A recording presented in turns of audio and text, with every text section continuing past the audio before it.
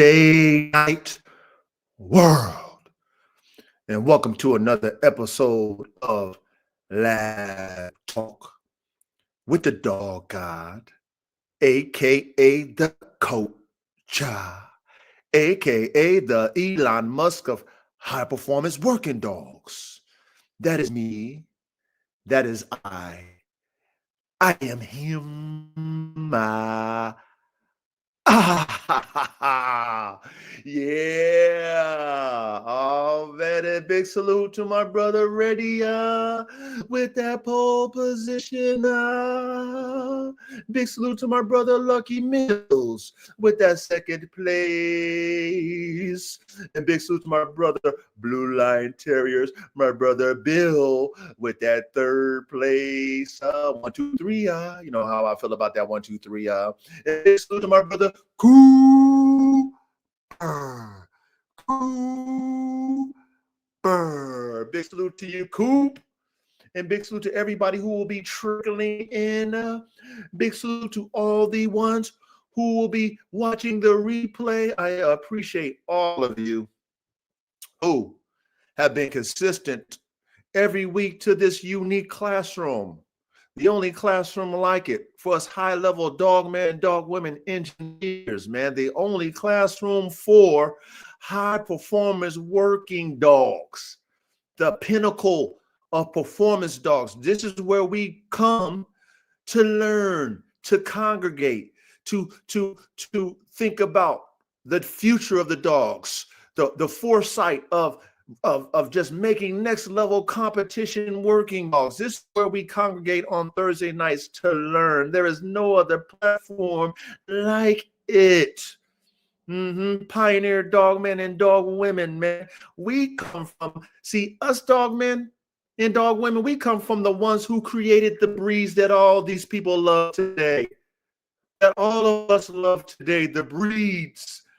We come from them who was thinking composite. I'm going to take this breed to that breed to that breed to this breed and make my own breed, make my own standard. We come from them. We don't come from them other ones who talk like they don't know where the breeds that they love come from. Of course they don't know. They don't think like that, right? They just love the finished product. They didn't have the foresight. They didn't have the vision. They didn't have the patience. They didn't have the resources. They didn't have the community. They didn't have the genetics that made these breeds that we all love today. But that's where we come from. We come from that essence. So big salute to all of you. That's right. Just want to make sure I give y'all salutes, y'all respects. Big salute to my brother Rogue Wolf Project. Much love and respect. Now, before we get to cooking, what we like to do, man, we like to get ready, get comfortable, like the curvy edge. Man, get your herbal sensations rolled up. If you got your backwood paper plane, you know what I mean? Swisher sweets, your bongs, your edibles, you like to drink it, you want to put lotion on, whatever you like to do when it comes to herbal sensation, get that bitch ready to go. If you like your hops, you like the Heineken, you like your light beers, Bud Light, Coors Lights, you like IPOs, whatever they call those, them special brewery type beers. You just like the taste of hops. You like it even stronger. You want the malt liquor. Get that bitch ready to go. Make sure that mug is cold if you want it in a cold mug.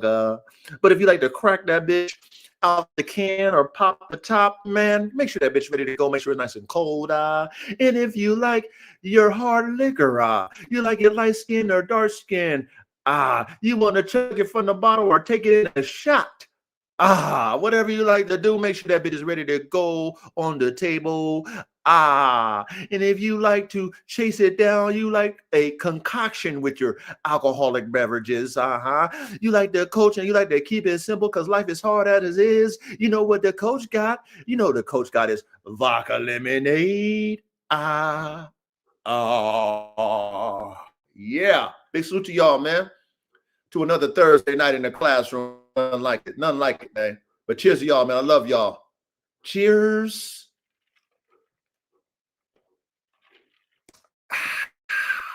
Oh, yeah. Let me take another one.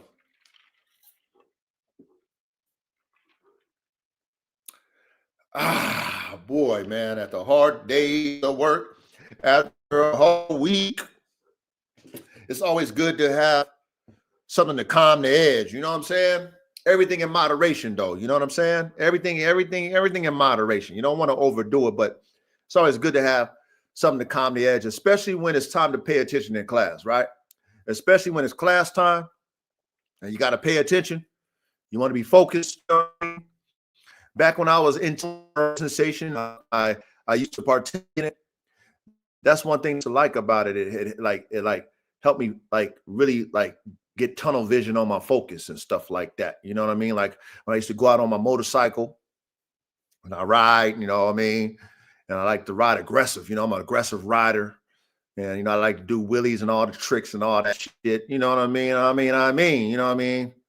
And when I be in a zone, man, I'll smoke me one of them things, one of them exotics, the high-end good shit. We used to call it the top flight. That's what we used to call it before it was designed.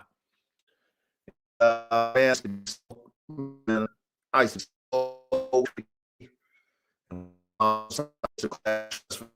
man, get out there, you know, and be out in the zone.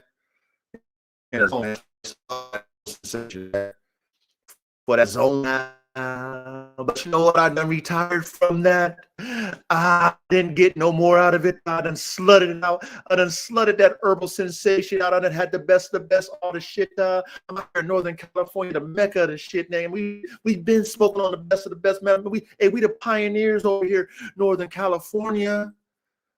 Mecca, the triangle, emerald triangle. The coach has always been a pioneer, nigga. Period.com and everything I've ever done. I've always been a pioneer. Always ground floor. So, you know, I retired. I let it go.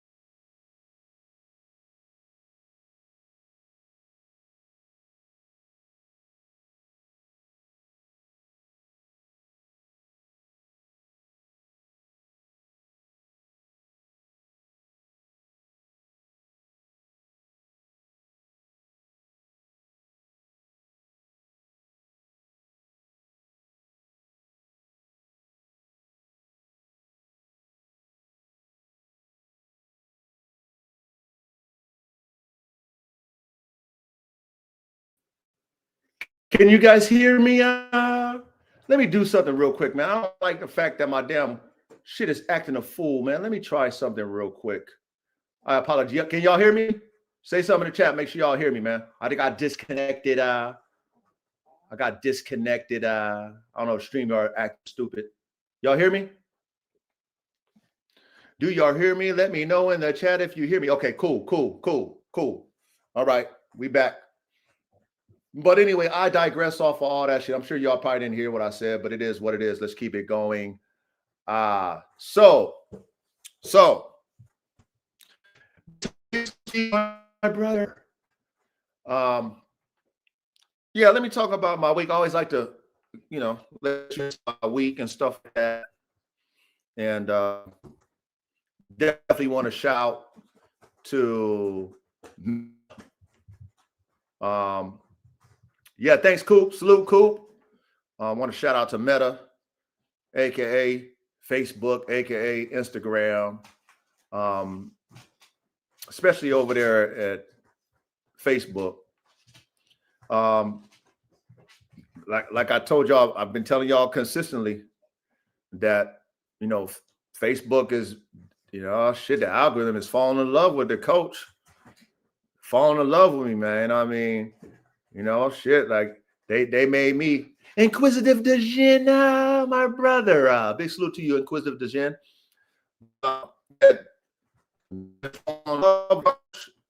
You know, like this week they, you know, I don't know what they changed, but they changed something because this is totally different. But anyway, this week they offered me to be a content creator.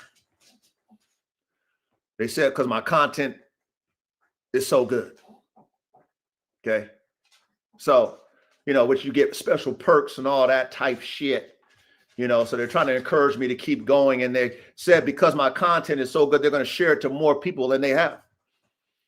They have, you know, like the momentum that I'm getting on Facebook is, you know, it's like, damn, you know, it's like, damn, like what happened this long time ago?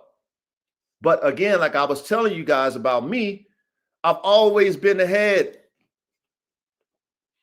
I've always been ahead because I'm an artist. I'm a free thinker. Okay.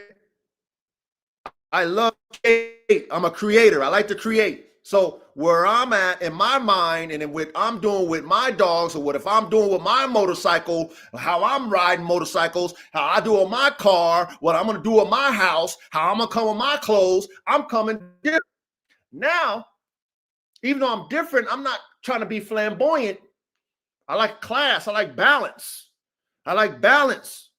I don't want shock value. I've never been a person that's going to shock you, but I'm going to make you pay attention.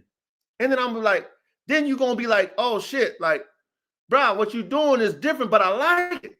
That's what you're going to be like when you fucking with the coach. When you will come across a person like me, bro, I like how you doing that. I ain't never really seen it done like that before, bro.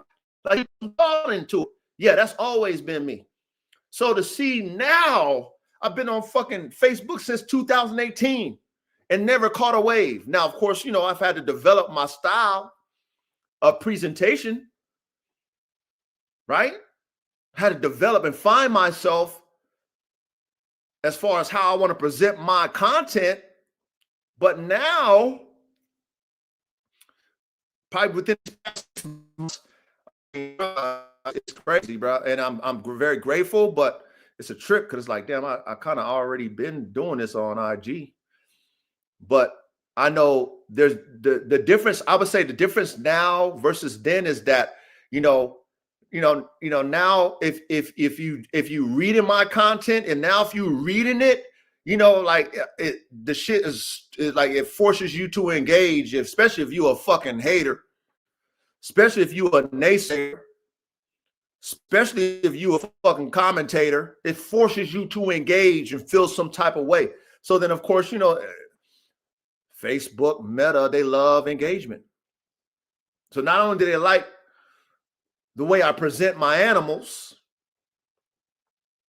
because, there's very few people that present their animals like I do, but the dialogue in the post, which AI scans all that, because when they talk about your statistics, they talk about, is there anything wrong with the things that you saying in your posts? Like when they breaking your shit down, your analytics, they break all that shit down. So they grade your content. And then, I've been getting, shit, top tier. Your content is great. I've been getting awards and all that shit. So they fucking gave me, they like, look, we're going to make you a creator. You can, you can accept this. We want you to be one of our creators. I'm like, damn it, man. That's dope. So I accept it, which I can get monetized. But anyway, you get a special badge called a creator badge. I just got a special thing that they classify to my page. It says creator, that they give to the ones that they want to give it to. So that was dope. You know what I'm saying? Like, okay, like, damn it, it's about time. You know what I mean? Like, it's about time. And of course, people gallery can help themselves to be in my shit. You know what I mean? The fans, they can't help to be in my shit, even though they don't want to admit that they fans, but they always in my comments. They can't help it. Because if you like dogs, you like a certain type of dog, my shit gonna be in your feed.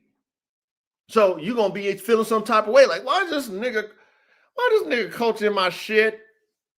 Well, sorry that your dogs ain't in my feed. But it's not my fault that Meta is promoting my shit and pushing it not only to you, but to everybody else. My menu,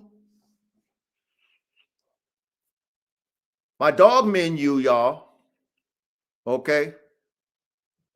My AK-47 Chopper Malinois menu, my AK-47 Chopper Kangol menu, my Blackhawk Malinois menu, my Blackhawk Kangol menu, my Formula One Bulldog with Buff Dogs Rocky, my favorite buff dog of all time, my favorite dog, okay?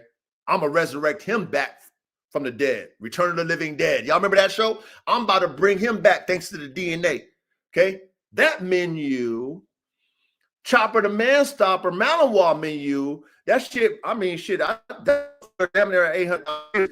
I mean, shit, if they give me 1 million views, I mean, shit. You know what I mean? That praise break when you was in church. Well, we gonna have a celebration. They give me 1 million views on my menu. No disrespect to all my brothers on here, but you know, you naysayers, spectators, and haters and commentators that be watching my shit. How many of y'all dogs? Wait, fuck the dogs. How many of your menus, your fucking future breedings that is yours, not nobody else's, not nobody else's bloodline copying? You piggybacking off of legendary bloodlines? No. How many of your future breedings that is yours, original sauce is getting 1 million views? How many? Show me. Show me. You hear that cracking in the coach's voice? That's called the passion of the Christ in my voice, because I really do this shit. I really got the stats, right? I really got the stats. It's not talking. It's not jabber-jawing like how it is now today on the internet. Everybody got their jabba, jabba, jabba, jabba, jabba, jabba, jaw. Y'all too young for that shit. That's a cartoon, jabba jaw. That's a cartoon. Y'all too young for that shit. Coach is a veteran, right? But no, I got the stats. Ooh, I hope I get 1 million just on that post alone. Just on a fucking picture of my menu. I hope I get it, so I can super duper flex on all you naysayers, haters, spectators, and commentators that be in your way, coach, because you ain't the coach. Because you ain't me. You're not originator. You're not a person that don't hate on other dog men. Don't talk about other dog men. Don't talk about other dog men's programs unless you got something good to say. You're not how the coach is, right? Huh? You're not the coach is willing to teach what he do, what he did, and what he does for free. You're not me. No, of course not. But you always got something to say about someone like me. You always at my games, whether you want to be in my comments or not. You're always at my motherfucking games, huh? Meta forces you to watch them, huh? Not the coach. I just press post. Meta push my shit. Shout out to Meta. It's not for no reason, because when you, and it don't apply and listen, pay attention. When you press send or post, barely anybody sees your shit. There's very few people that see your shit. But Meta got my menu about to hit 1 million views. Oh, please, Meta, can you get the coach to 1 million so I can super flex on these weak ass, garbage ass, talking ass, no dog having ass niggas? So I can flex with the numbers. Not with my personality, because, I can get on there and use a personality. I can get on there and act a fool. I can get on there and, use my charisma, my swag, and have people watching. I can stir controversy. I got the gift of gab. But no, that's not what the coach do. I come humble. I just come with the dogs. But there's always something to say about who got top tier dogs and when they don't. And when motherfuckers like the coach do his own thing and don't copy everybody else, they always got to have something to say about what I do. They really got something to say about AK, the double XL pit bull freak of nature. Let me say that again. Say it again, coach. The double XL pit bull freak of nature. Say it 3 times. You know how we feel about that number 3, coach. So you do it in these heads. You can root it in these naysayers and spectators' heads. These commentators. Double XL pit bull freak of nature. AK-47 Chopper, aka the Bone Crusher. They hate the fact. Even though they love the fact. Even though they love AK. Even though some of them wanted puppies off of AK. They want to talk reckless about the chopper. How can you talk reckless? Who you really are in your heart. You envious, you jealous, you a hater. How can you talk reckless about a dog like AK-47? You know you ain't never seen no motherfucking dog like him on the planet until you seen him in real life. Or you seen him on the goddamn internet. You know you ain't never seen one with the old school classic game pit bull phenotype. The long ass motherfucking muzzle. Nigga got a long ass Malinois muzzle. All them goddamn teeth in his mouth. They got so much, they got teeth in his mouth, big ass fucking cheeks and shit. They got the almond eyes and shit. They got the Tyrannosaurus Rex head, big ass goddamn dinosaur horse head. They got the muscle in the neck, the traps. They got all the shit. They got strong, dense ass bones. Nigga got the tuck. Nigga got a deep ass rib cage. They got nice sturdy ass rib angulations. Nigga got cold ass angulations. Nigga get tired this cold motherfucker. Breathes like a horse. When you know how, if you're on a horse with them big ass nostrils and you hear him go, you hear that air out of his fucking nostrils. Oh, okay, super intense, nigga, super intense. You couldn't look him in the eye. He'll intimidate your ass. He can jump up and down. Oh yeah, jump up and down. No hip dysplasia. Oh, no hip dysplasia. None of that. He can jump up and down 30, 40, 50 times in a row. 50 times in a row on your fucking naysaying ass. But he's 112 pounds lean. Oh, I know that makes you mad when you got a freak like that. Oh, and he comes from top tier parents. Oh, and he comes from top tier parents. Top tier parents. Okay. I like what Caveman said. Caveman. Sometimes you gotta let them know what time it is. Caveman. Sometimes you gotta speak on it. That's all I'm doing, Caveman. Come on, Caveman. You know, I'm so inviting. Everybody that knows the coach, y'all know I don't fucking piss on motherfuckers. You know I'm over there. You know what I'm saying? You know how I operate, y'all. Y'all know I'm inviting. Y'all know I listen. I don't flex on nobody, but you know, sometimes it's time. Sometimes I gotta get in my bag. When it comes to AK, I'm gonna get in my bag. Because the world of dogs, performance, I'm going to go here. The world of performance and high performance working dogmen,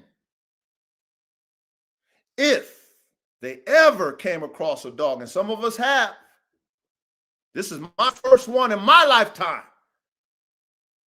that I can handle all my dogs. I can handle AK. I already told y'all this. I can handle all my dogs. I deal with all kind of dogs. I'm like Caesar Milan. I ain't scared of dogs. I done took bites, all the shit. But one thing about my dogs, I only took bites because I was trying to break up fights and my shit got in the middle of that shit. None of my dogs would ever, never, ever bite me for real. Because they know how, they know my spirit. I'm the dog god. They know that's daddy. But there's not a dog I've ever owned, ever seen that intimidated me. Other than double XL Pitbull, AK-47 chopper, freaking. Not because he's ever done nothing, because I've never given him a reason. But I know what he is capable of because I see his focus and I see him just like, man, like, bro, like, I mean, I've had dogs that like bones. Some of you guys have had dogs that like bones too. But I've never seen a dog that gotta have something in his mouth 24/7 damn near until he's sleeping. He just puts it out of his mouth. But he's always crunching bones. I mean, the nigga chews bones. Yeah, he chews bones like you chew gum. He's got a bite fetish. If I put that spring pole, don't let that spring pole. I mean, y'all seen him on that spring pole. That motherfucker would do backflips. That motherfucker would sacrifice his whole life to bite something. Like, he got a bite fetish. But what intimidates me the most about him is his intensity. In his eyes, he's serious. Like, he's serious. He's not playing. There's not a play in his bone. There's not a play in his spirit. He's serious about what he is. There's not a relaxed mode in AK. If you look at him, he's got his bone in his mouth and he's chattering. Have you guys ever seen Hellraiser? And Hellraiser, there's this character that's, it's old school horror movie shit. Hellraiser, man. There's a character that's always chattering his teeth. Weird shit. That's AK. You see him? He got something in his mouth, and then you hear the chat.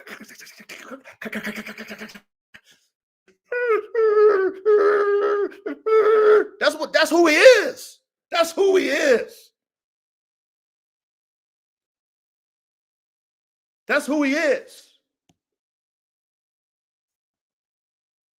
So when I speak about him, I don't give all my dogs, and I have a lot of good dogs. I don't give all my dogs the title I give AK. I just don't just put titles on dogs just because, oh, this is a marketing ploy. Because, see, some of you spectators and shit and commentators and naysayers, you might think that because none of your dogs would ever get any type of attention, whether negative or positive. Nobody will ever be in your comments, ever.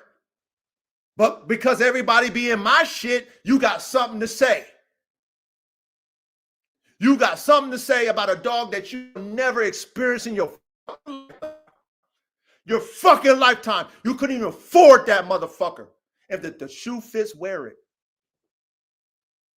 If you can't afford a top tier dog like AK, if you couldn't go overseas and risk getting burnt by a breeder you just met because you really wanted a dog, and he tells you a price and you didn't balk at it because you knew what you wanted in your genetic laboratory, you knew that you wanted your pit bull, my pit bull. I already have a pit bull program. I started since 2005. I have my own pit bull program. I wanted to make my pit bull program bigger, stronger, and faster. That's me, because I got my own line. I don't do what everybody else do. I don't do what y'all do. All my brothers in here, y'all know I'm talking in general. I know y'all ain't emotional about how I'm talking. Okay? But let the coach talk his shit out. Let the coach just talk his shit. Don't be in your feelings because I'm talking aggressive. I'm just talking with passion because I really live this shit. Blood, sweat, and tears. Blood, sweat, and dog shit. I sacrifice everything for this goddamn shit. All these spectators and commentators talking ain't did shit. Shut your ass up. Sit your ass back down in the fucking stands. Yeah, I'm on my shit.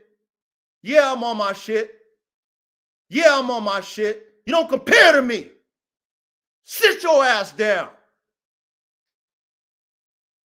You didn't go ahead and say because of your vision I want to make my line bigger, stronger, and faster. Salute to all the other lines of the past and all the OGs and all that shit. Because I'm a diplomat. I always show respect. I'm a diplomat on across the planet, so I always show respect. But at the same time, the OGs show me respect because they see me and them. They don't see you and them, or them and you. Excuse me. But they see them and me because I'm a pioneer. I'm a pioneer. They're like, oh, this motherfucker doing something different. So when I say that you couldn't afford it, AK, I'm not saying that you broke. I'm saying that your vision is not going to sacrifice. Your vision is not going to make you sacrifice the risk of going overseas. That's my first import I ever bought. First import. But because I wanted the DNA, I'm the only that was preaching DNA. Got DNA, we do. I'm the only one. I'm speaking. Come on, y'all. Hey, let Coach talk his shit now. Come on, y'all. We gonna get to the classroom. Let Coach talk his shit, man. Just let Coach talk. Come on, man. Just let Coach talk shit.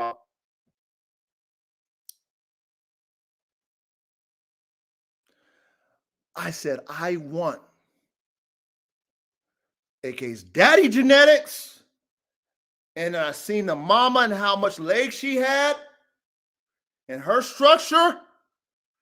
I said, I want the mama genetics. And because I believe and I know what crosses do, I'm like, ooh, if I cross those two with my shit, I should get a bigger version of what I already have, a better one. That was my vision coming in. That was my vision coming. I was looking for dog parts. I already had a superior pit bull. I wanted to make my superior pit bull that I've been working on since 2005. That I've done fucking a total of 2 outcrosses. AK would have been the 3rd outcross to my line. To my pit bull line. That's when I was in the pit bulls. I was like, that genetic combination between AK's dad and AK's mom, I want that. I didn't even know AK was going to come out. You know what the coach did? I put my fucking deposit down on a breeder that I don't even fucking know overseas. I took the risk. I rolled the dice. I took the dice. I rolled them. I could have got burnt. But how you motherfucking broke motherfuckers would have did that shit? And you know what? Like I said, if the shoe fits, wear it. Come on, man. Don't be sensitive, my brothers. Let the coach be the coach, man. I'm half Bill Belichick, half Tony Dungy. I'm half Bill Belichick. I'm half Tony Dungy. Let coach be the coach. Don't get in your feelings when you fucking with me. If you don't qualify to buy a goddamn Ferrari Bugatti, sit your fucking ass down. Coach could buy a Ferrari and a Bugatti. We're talking about in dogs now. We're talking about dogs now. I can't afford a Bugatti right now. I can't even afford a Ferrari. I'm not going to front. But when it came to dogs, I could. So I'm about to digress. You know, y'all want me? I got to tell y'all about my week. I got to tell you about my week. That's what I do before we get in the classroom. So I roll the dice. I roll it. Oh, how much? With shipping, I want this much, but with shipping, it's going to cost this much. What's the total you're going to give me? It's estimated between this price and that price. Okay, how much? What's the deposit? It's going to be this. Okay, cool. I'll send it right now. I want first pick female. Up. They're all sold out. All the females sold out. Damn. Because I already got studs. I want the female. You know what I'm saying? Coach, I'm not a rookie to breed. I've been doing this motherfucking shit. I wanted the female. But because I wanted the DNA that bad, I'll take what I can get. What's available? Second pick male is available. 4th pick male is available, and 5th pick male is available. Okay, well, shit, I need second pick because I want to be able to pick. Okay, so I had to call an audible. Because I wanted the DNA. Got DNA? We do. Got DNA? I do. Right? That's what I wanted. I wanted AK's genetics in my lab before I knew AK. So then, boom, I lock in. Boom, second pick male. I don't care. I just want to do that. Fuck it. I got females. I kept the whole litter. How many times does coach tell you, motherfucker? Respectfully. Let talk. Hey, let coach talk aggressive now. Not personal. Take my motherfucker personal. To keep your whole litters. How many times do coach tell y'all to keep your whole litters? Well, I did, so I know I have females. I know I have males and females. So getting a male, it was going to play out. It was going to play out for me either way because I just wanted the DNA. I got 3 females to take AK too. So I get a chance to pick AK. I didn't know what AK was going to be. I just trusted the breeder. Simon, shout out to Simon. I trusted when I sent my money overseas. When I paid in full and he had to wait 4 months because, you know, that's the import rules. They got to be 4 months old. Now it's 6 months. Before it had to be 4 months overseas to America. I had to pay in full, trusting that he don't burn me. I had to pay for the shipping, all that shit. 12 bands. 12,000. How many of you would have done that for what you believe, what you wanted to add to your program? Because you wanted to be different than everybody else. Because you're artists. You already got your own line. You saw a bigger vision. Your vision was bigger than everybody else. I want to make mine bigger, stronger, faster. Bigger, stronger, faster. Bigger, that's me. That's me. I'm an artist. I wanted a larger pit bull phenotype, genotype. I'm not going to get that from you game dog breeders. Y'all niggas inbreed too much. Y'all motherfuckers line breed too much. Y'all motherfuckers breed off of pedigree too much. I'm performance-based. I specialize in fucking conditioning and training my dogs. I got a whole facility. How many of you motherfuckers got a whole goddamn training facility on your property? I can do wall climb. You got a wall climb on your property? I can do weight pool. You got a weight pool track on your property? I got hills. I live on the mountain trails, all that shit. I got mountain lions, bears, all kind of shit on my property. Do you? I got a ATV that's a 1,000. It's 1,000. It's an Outlander. It's one of them top tier ATVs. That's what coach do. Coach is top tier ass nigga. Top tier dogs, top tier ATV. I can hop on my ATV on my mountain and I can go at the bottom of my fucking property, which is a fucking mountain. I got a creek, running creek, seasonal creek. Is beautiful. It's beautiful. Life on the hill, what a thrill. Y'all remember? Come on, I done showed y'all shit. Man, I'm show and tell. And then I take my dogs and I can run them up my hill, which helps with wind, what helps with muscle, what helps with conditioning, gives us that nice working muscle. Then I got the fucking tires and I got the professional weight harnesses. Then I make sure my dogs build their strength that way. You know what I'm saying? Then I do the agility shit, you know what I'm saying, with the flirt pole. And I got the spring pole to build the back legs and the shoulders and the neck. And I got all the shit. All the shit I got.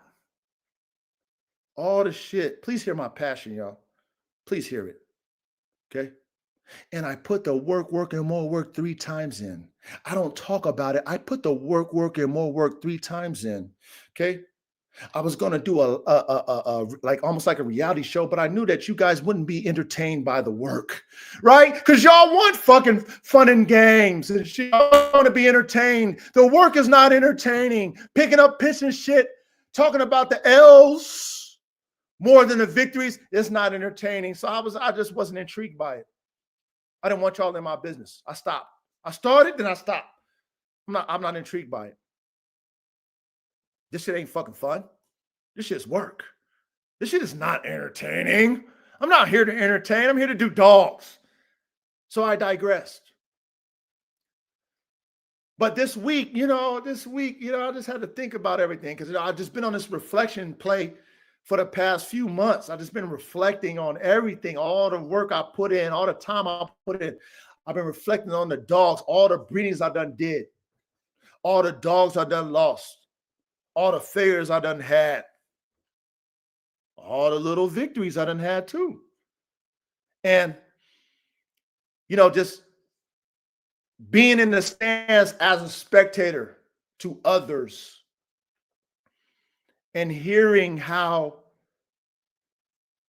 just innuendos, you want to call it, sneak dissing, you want to call it, just hearing that shit is like, bro, you better put some fucking respect on my motherfucking name. You better put some respect on my dogs. You know why you better put some? Because there's nothing that you can do dog-wise that can compare. Until you can do something that I'm doing dog-wise, until you can have a dog in your program that can fuck with AK dog-wise, please sit back down in the stands where you belong. You're not in my league. And it's unfortunate that I got to talk like this, you guys, right now, because that's not me. But how many times I got to show you? How many times I got to show you with dogs that's how I got my popularity, off of dogs. Dogs, D-O-G-S, plural. I got multiple dogs, not one, not two, not three, multiple dogs that get, people know about them. The world know about them. I have multiple lines of my own dogs that I created all over the United States and in multiple countries. I got an AK dog in Panama.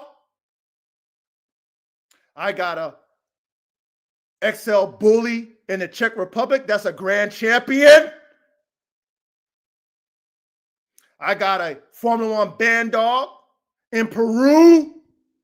I got dogs all over the United States.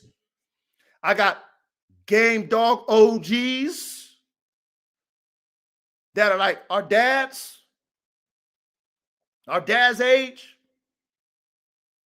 that have bought my dogs, have saluted me for doing what I did because they thought like me.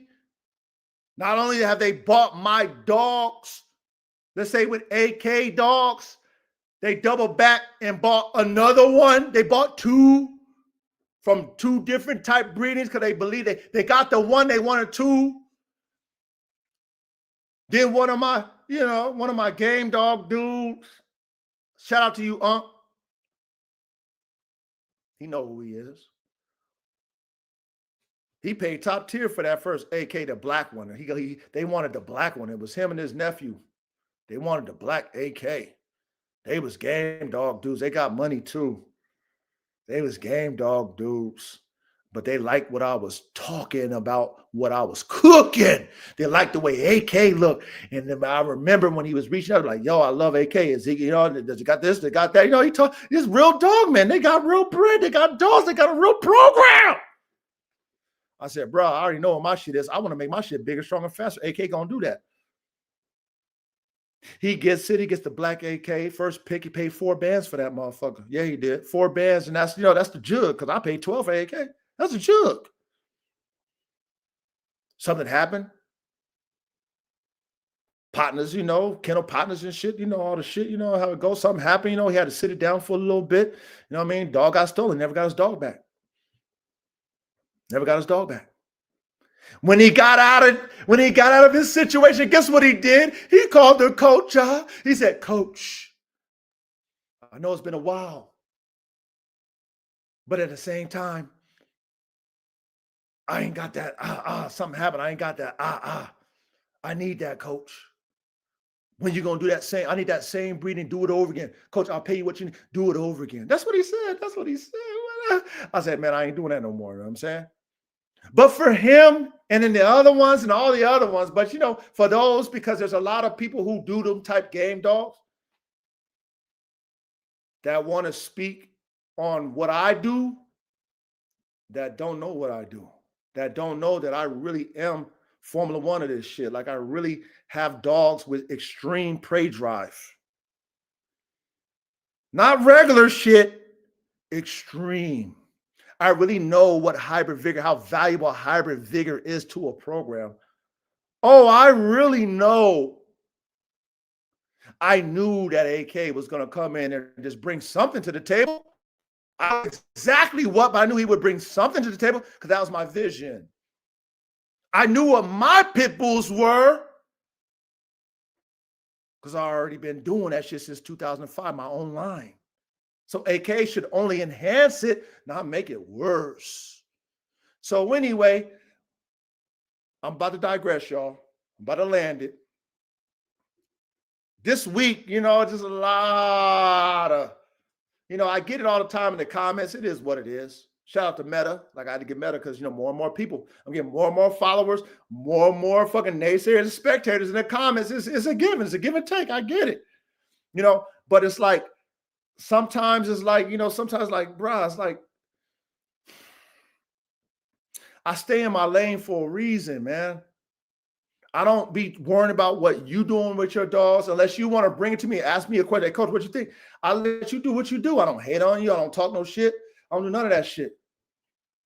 But when motherfuckers want to, when motherfuckers want to think that they can talk down on me, think they can talk down on my dogs and my program, man, you better think fucking 3 times. Think 3 times. Have some emotional intelligence. Digress from that emotion. You're not in my league. None of you motherfuckers who's at that level, you want to talk down on another dog man, want to worry about what another dog man do, what he say, what he teaches, what he calls his dogs. You're not on my level. Stay in your lane. I ain't fucking with y'all. I ain't saying nothing about y'all. I ain't saying nothing about your dogs. I'm not saying nothing about you. Man, just come on, man. Stop. Y'all fucking feminine as hell. Y'all worried about another man? I got a wife. I got a household. I got dogs. That's who I worry about. I got a son. I ain't worried about y'all. Why the fuck y'all worry about me? Why the fuck y'all trying to take content off of me? Why? Why you worry about what the fuck I call my dogs? If I want to call my dog double XL pit bull, freak of nature, one of a kind, what does it mean to you? You will never own one. You will never see one unless you get it from me. You will never see one in your lifetime unless you see AK-47 Chopper. So if you will never, why are you worried about it? My dog ain't biting nobody. My dog lives on an estate on 6.5 acres. My dog can roam and do all the shit. He got a train. My dog got all the luxuries and shit. My dog ain't never gonna get out and just bite somebody. People who have my dog's DNA know what my shit do. Know AK-47 Chopper DNA do. They know the phenotype is going to be what it is. They know the drive is going to be what it is. They know this already, but you will never know. So being that you will never know, don't worry about me or my dogs. Stop with that bitch ass feminine shit. Stay in your own yard. Stay in your lane. You don't compare to me or my program. You don't know how to make dogs. You don't have your own fucking line of dogs. You don't know how to make multiple line of dogs. You don't have predecessors. I have dogs that will be possibly fucking better than their daddy. I got Black Hawk. That's man, he's a future superstar. He might surpass AK.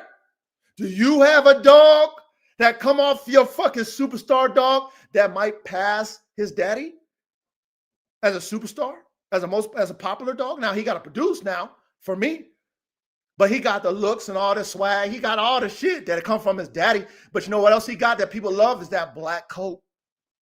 Oh, they love that black AK. They love that black version of AK. Do you have a dog off of your, first of all, do you even have a dog on AK's level? Probably not. But then do you have a dog that your dog of AK status produced that could surpass him?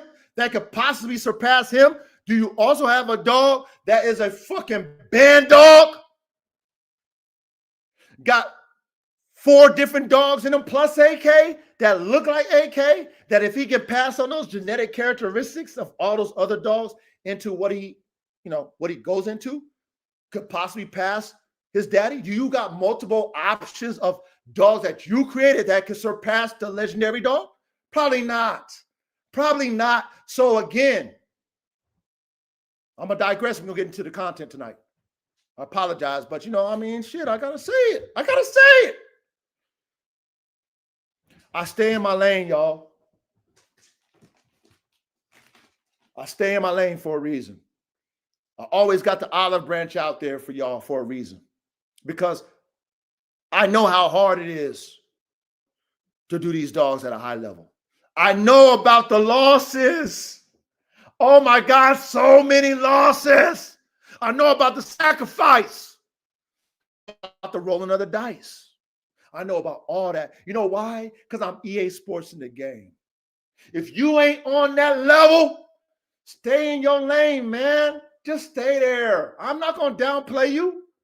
I'm not going to knock what you do. I'm not going to say nothing about you. But when y'all be over there sneak dissing, being your emotions about me, worrying about what I call my dogs, come on, man. Be a man. Stay out my fucking business. You don't like what I do? Don't watch the show. Don't come to my games. You don't like what I call my dogs? Don't watch my content. You see my content because Meta shows it to you? Scroll past it. I don't like Coach because, he get more fucking momentum than me. I don't like Coach because I represent this and he represents that. And, I think he's giving my dogs, he's giving the breed a bad name. But at the same time, his dogs is not even like my dogs. No shit. I don't got that old school shit. You got the old school shit, respect to you. Respect to you. Whoever got the old school dogs, when it comes to pit bulls, respect to y'all. Y'all representing them old school lines. Y'all giving them old school dog men who created those lines, they respect. Do that. But I'm not you. I got my own line. Lines. Lines. You will never experience it. Why are you talking about it? Why, you know what I'm saying? Like, why would you even be in your feelings about what I call my dogs? It shouldn't bother you. You should be like, Coach can call his shit whatever he want. It don't affect me. Matter of fact, you know what I mean? I like what he doing. You know what I'm saying? I'm trying to do that with my shit. Maybe you not, though. That's the thing. Because you're not doing what I'm doing, then you got some feelings about what I'm doing. Why? Why? Why is men in other men business for? Why is men acting like bitches? That's what bitches do. They be in other female bitch. That's a female. What the girl got? What she wearing? I don't like what she wearing. That's feminine. I don't buy that feminine ass emotional shit. I don't buy it. I wasn't raised that way. I was raised with men. If we feel some type of way, we talk about it. And it better make sense when we talk about it, because if it don't make sense, then we're going to tell you that it don't make fucking sense. You need some emotional intelligence. That's what we're going to tell you when it don't make sense. But it's all feely and shit because you feel and I feel. Oh, I feel and I feel and I feel. Because the fuck about your feelings when you're a man. Does it make sense? If it makes sense, let's break it down. Let's figure it out. Okay, yeah, that makes sense. Okay, let's fix it. Let's fix it. Because we don't want to be in our feelings, right? Because men don't, we gotta have emotional intelligence, men. Men, we gotta have emotional intelligence. So we gotta figure it out. We're not gonna be playing the violin. Oh, well, I still feel. Go over there, go sit at the bitch table. Nigga, we gotta keep moving. We gotta keep on moving. This feeling shit gonna get us fucking, we ain't getting nowhere with this feeling shit. We gotta keep moving, figure it out, move forward. Move forward.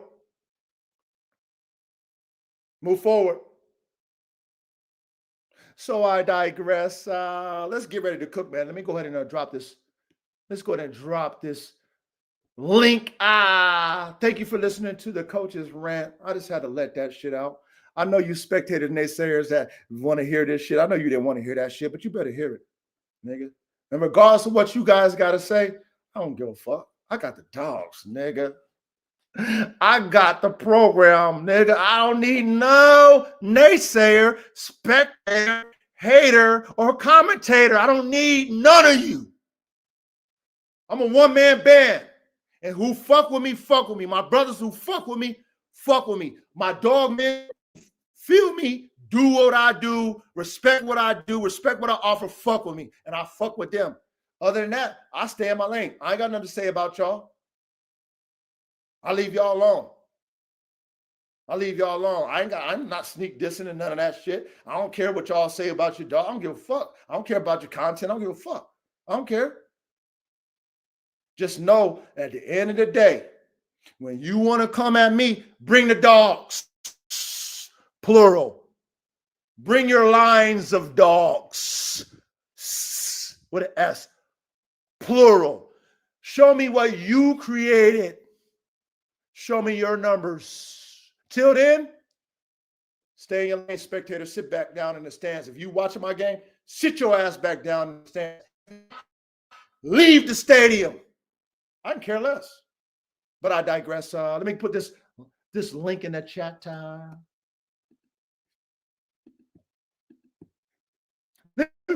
Fucking chat. That's the passion. Hey, that's that passion, man. What you heard out of the coach, huh? You heard that passion out the coach. Woo, you heard that passion. You heard that passion. Hey, ready, they left, man. We had like fucking 20 motherfuckers in here. You already know how they left. They didn't want to hear that real shit time. That's fine. It is what it is. It is what it is, man.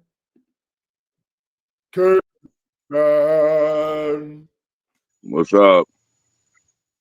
Hey, man. Fucking shitty signal. That's what's up. What you mean by that? Was that towards me? I know I was flexing hard. Fuck yeah, it was. I mean, K-Man, I had to, K-Man. No, I get it. Yeah, that wasn't a dig. I was just talking shit. Salute. Salute, ready. I know you wasn't, K-Man. That's why I had to explain to you, like, K-Man, you know, like I don't. You shouldn't have. You should have just laughed it off. Hell no. Hell no. That's a better response than a defense. Hell no. Shit. Whatever. Nah, ain't no laughing, bro. It's getting out of hand, bro. It's just getting out of hand. You know what I mean? It's just getting out of hand. Like the game is fucked up. Makes me wish I would have watched that show so I knew some context to what was said.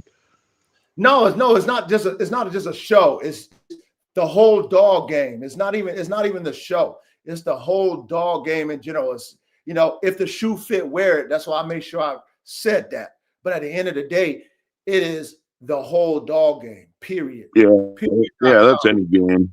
Yeah, that's any game. You got egos involved, and yeah, but where's your ego at when you ain't got no fucking dogs? Or your dogs ain't nobody fucking checking on your dogs, nobody checking on your program, nobody checking on shit.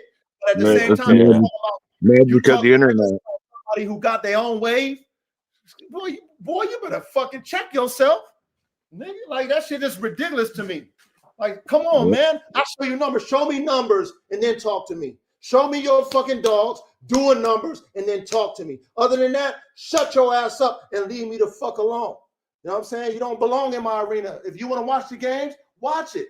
You know what I'm saying? But if you want to commentate, you want to talk like you an expert with no experience, yeah, right. Nobody believes you. Stop it.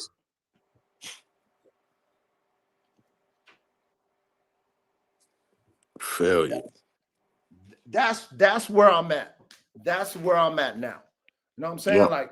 Like you know, enough's enough. Enough's enough. Okay? Enough's enough. My expertise And what I talk about is based off my experience. I'm not talking just theory. We teach theory and then we show reality through example. We teach theory and we show reality through example. Motherfuckers is teaching theory with no examples. Yeah, I'd like to say something else to those people. We got enough fucking enemies. We don't need any in the trade. Those people don't belong in our arena. Just stay in your lane. That's what I'm saying. Like, stay in your lane. The reason why I talk about the pit bull community is because I came in breeding pit bulls. I have my own line of pit bulls, mine. So I had a vision. Then when I found out that there's no room for growth, I gracefully bowed out. That's why I speak about the community, because I actually have my own line of pit bulls. Okay. Right. So I have an authority to speak because I can represent my line of pit bulls. Okay. So there it is. But I digressed out of it. But I'm still a fan of the pit bull because that's all of our majority of our first love is the pit bull. Yep. So that was my first dog as an adult. Say it again, K-Man. That was my first dog as an adult.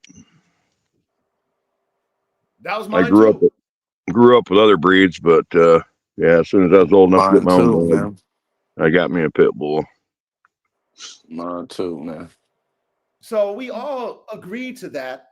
So, you know what I'm saying? So when I speak about how I feel about the community and, you know, what I would love to see with that, or, you know, because I watch content from all different breeds and I watch, you know, content from a lot of the, you know, different pit bull type guys who have content, you know what I'm saying? It's like, I still have love for the breed now because I that was where I started. You know what I'm saying? Like I'm proud of what I produce. But I know I can't grow with it. And I already told you and how I be teaching you guys, we're trying to advance. Shit is never good enough over here. If I do a breeding this year, if I do something similar to that type of breeding, it's got to be better. It can't be the same. That's why they're angry, because you're making better stock. Yeah. That's why they're angry. And they got the inbred shit. And my narrative is not their narrative. You know what I'm saying? Like, my narrative is not their narrative. My technique is not their technique. You know what I'm saying? So because my narrative is not yours and my technique as a breeder is not yours, then what I'm doing is wrong, because you ain't never had a bigger, stronger, faster fucking dog in your line. You know, you don't believe it. There's no such thing, because you ain't never bought a dog from overseas, because them boys don't breed like us overseas. See, we understand why the top tier level fucking working dogs come from overseas. Yeah, they got that shit over there. Hey, check this out. Remember when we learned about the Malinois or the Dutch Shepherd, and we learned about the KMPV lines and how they was crossing and all that shit and all that stuff back in the day, like because they were competing? Yeah. And also how we understand that, you know, the OGs in the game dog world was crossing, and they might have crossed a hound or whatever else because they was competing. Yep. Okay, so we know this, but because I'm teaching it, because I don't have nothing to hide, because I'm doing these type of things, then, you know, oh, they don't believe it. Or because I go overseas and give me some top tier DNA based off of how two dogs was bred, and homeboys tell me, hey, it's this much money if you want the DNA, and I buy it. So I'm now because I buy all their hard work, whatever he spent for his dogs and the people behind those dogs, all their hard work, I paid for the DNA. That saved me so much time for me to have to produce it myself. Right. But because they don't have no foresight in their program, they would have never done that. They would just keep inbreeding, line breeding on the same old shit and thinking that they're going to get better. That's them. That's fine. If that's what you think, I'm not knocking you. But when I come through with something bigger, stronger, and faster, with maximum prey drive, the highest level of pain tolerance, beautiful structure, muscle on top of muscle, all this shit, then you're going to hate. I mean, it is what it is. I know you mad because you didn't think of it. I did.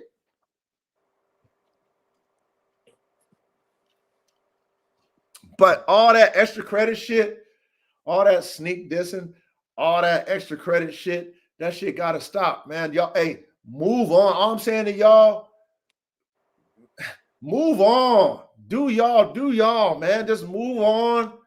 It is what it is. Y'all not gonna stop anything that I'm doing.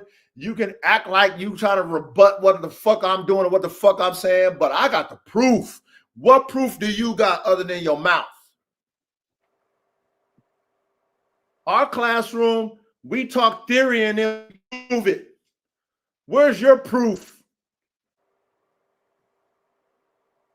That's why I had to say something, K, man.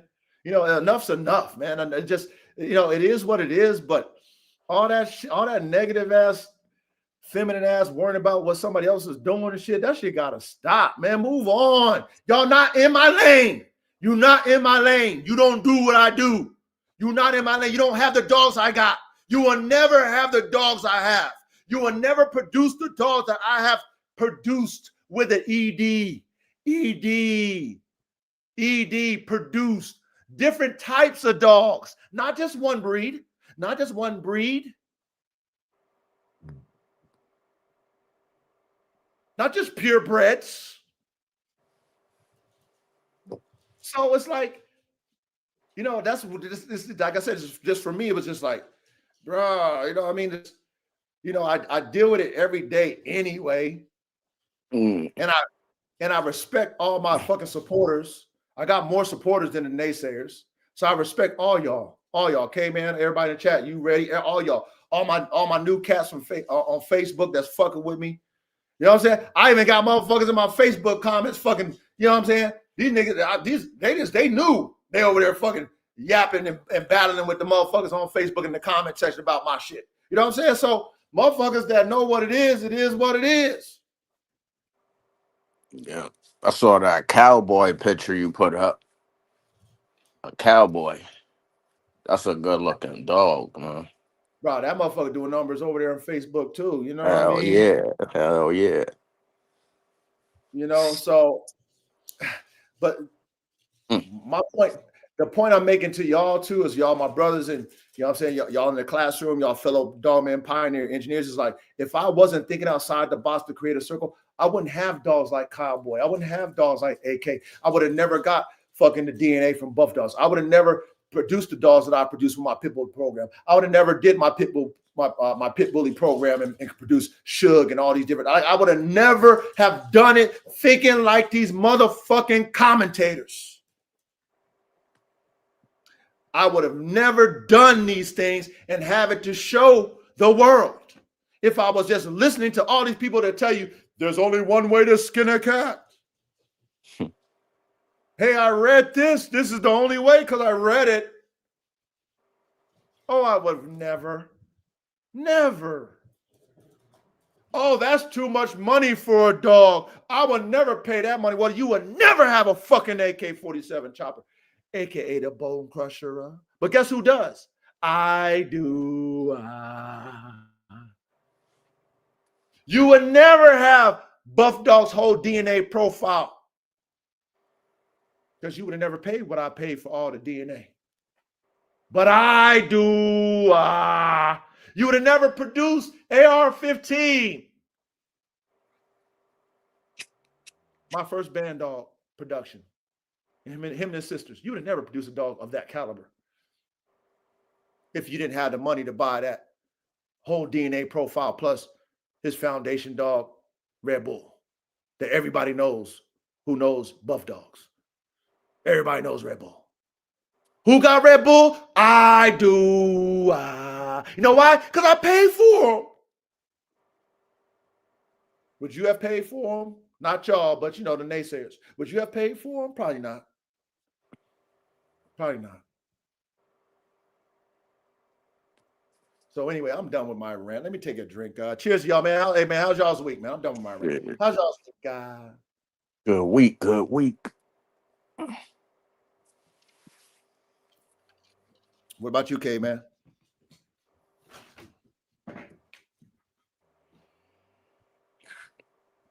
Oh, fucking Mike don't want to turn back on. Just is what it is this week.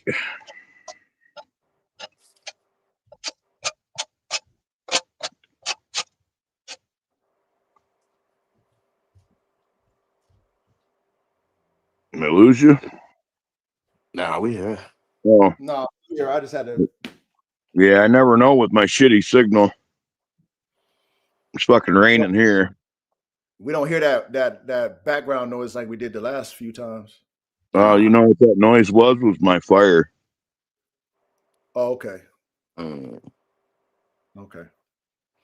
So anyway, hopefully you guys, I know you guys don't. All you guys been fucking with me. You already know I speak with that level of passion and stuff like that. But you know, sometimes I gotta show the world the mirror, man. You know, it's the mirror. The mirror always melts the wicked witch, man.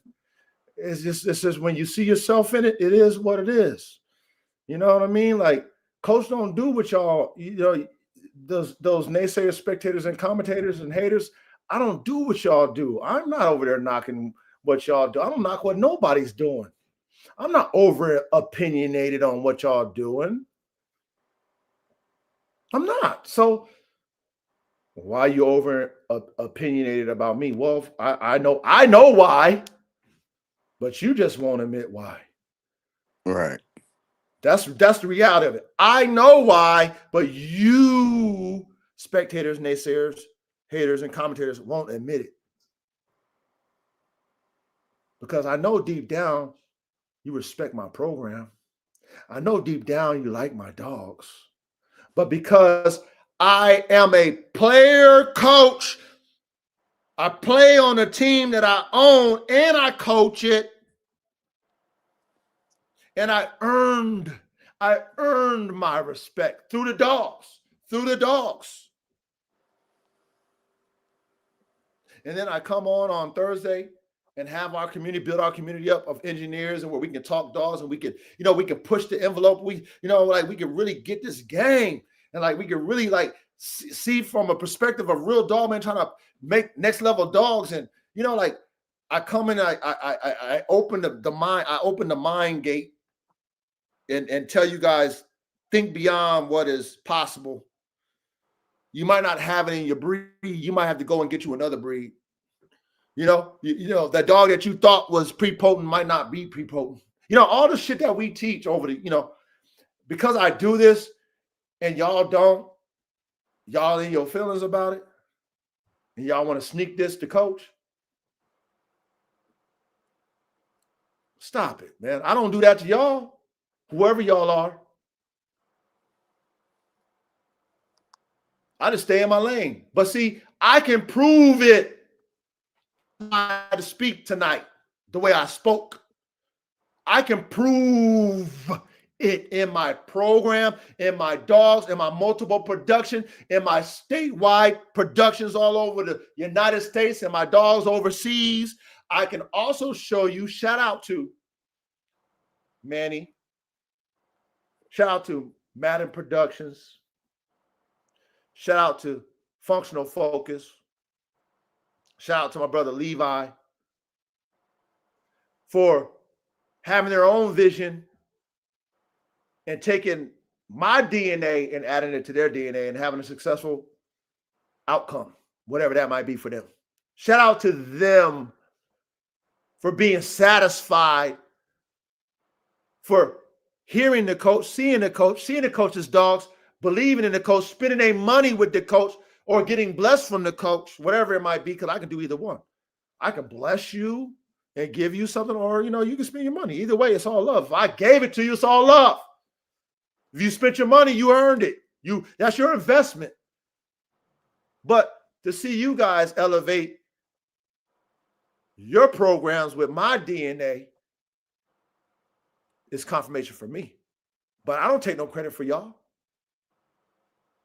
I let y'all take the credit. I always boost y'all up. See, that's what I do. If one of AK's grandkids or AR-15's grandkids is more popular than AR-15, I'm not going to go over there to my brother Eli or excuse me, Levi or whoever. Be like, Man, oh shit, man. Oh, Levi getting too big for his britches. Oh, that dog came from me. You know, I'm not gonna do all that, man. He earned it. Because I know what type of work it's gonna take. So if he was putting that work and that dog turned, I'm gonna give him a salutes. Because his success is my success. Even though I might not be in the forefront, I'm okay with not being in the forefront. Some people want to be in the front so bad. You follow me, Ready? Yep.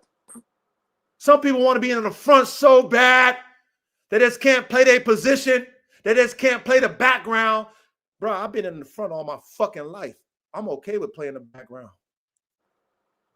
I'm okay with being in support.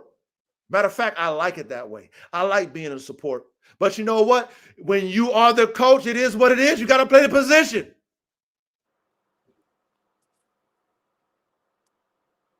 When you always the tip of the spear, you got to come back and tell your fucking troops what you found.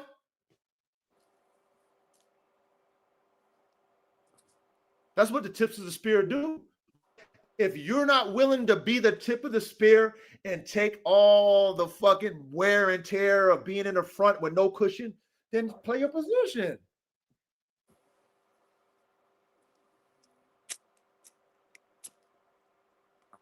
Play your position. I digress. Let's cook, y'all. Let's cook, man. Let's cook tonight. So, topic I'm going to put in the banner.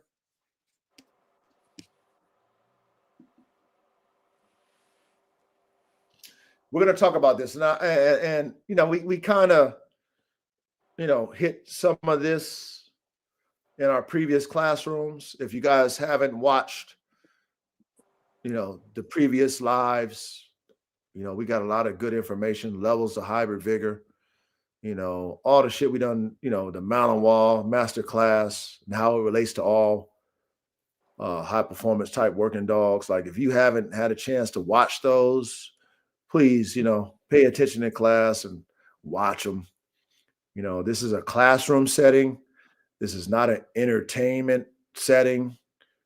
So you will have to pay attention. If you're not willing to pay attention, then you should probably leave. It's just this is not for you.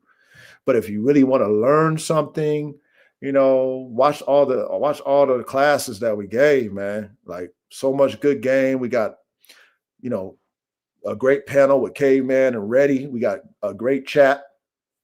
Just please, you know, come here to learn, man. Come here with an open mind. And then not only that, try what we're talking about. If you have the DNA and the time and you have the yard to do some of these things, try it for yourself before you knock it, okay? So tonight we're going to talk about pure and prepotent, the term, okay? Pure and prepotent. Do they mean the same, or is it more important, or is one more important than the other when breeding? Okay. So we like I said, we kind of talked about these terms, but I'll be more in detail about it. But before I start, I mean, how do you feel about this subject matter before we start? You know, Ray K, man. I mean, Pure is inbred, line bred, and prepotent is any dog or composite dog that can show itself in any breed when it's bred to it. It's gonna make its its babies is gonna look just like the father, the okay, prepotent one, that makes sense. Or in the mother. any dog. Yes. Yes. Way B, big salute to your family.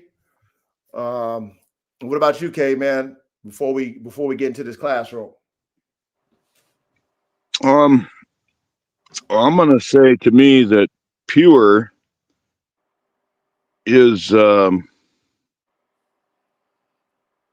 like should be the same as, well, not necessarily prepotency, because you could be pure, but you could be breeding to something that has more dominant traits. But to me, pure is when you pour it out, that's all that's in there. You know what I mean? Like you're guaranteed of all the ingredients. That's what you're gonna get in Yeah. return. Hmm. But there's the flip side of that. If your dog's pure, but you breed it to something else that has more dominant genes, even though it might not be prepotent bred with other things, the dominant genes cancel out.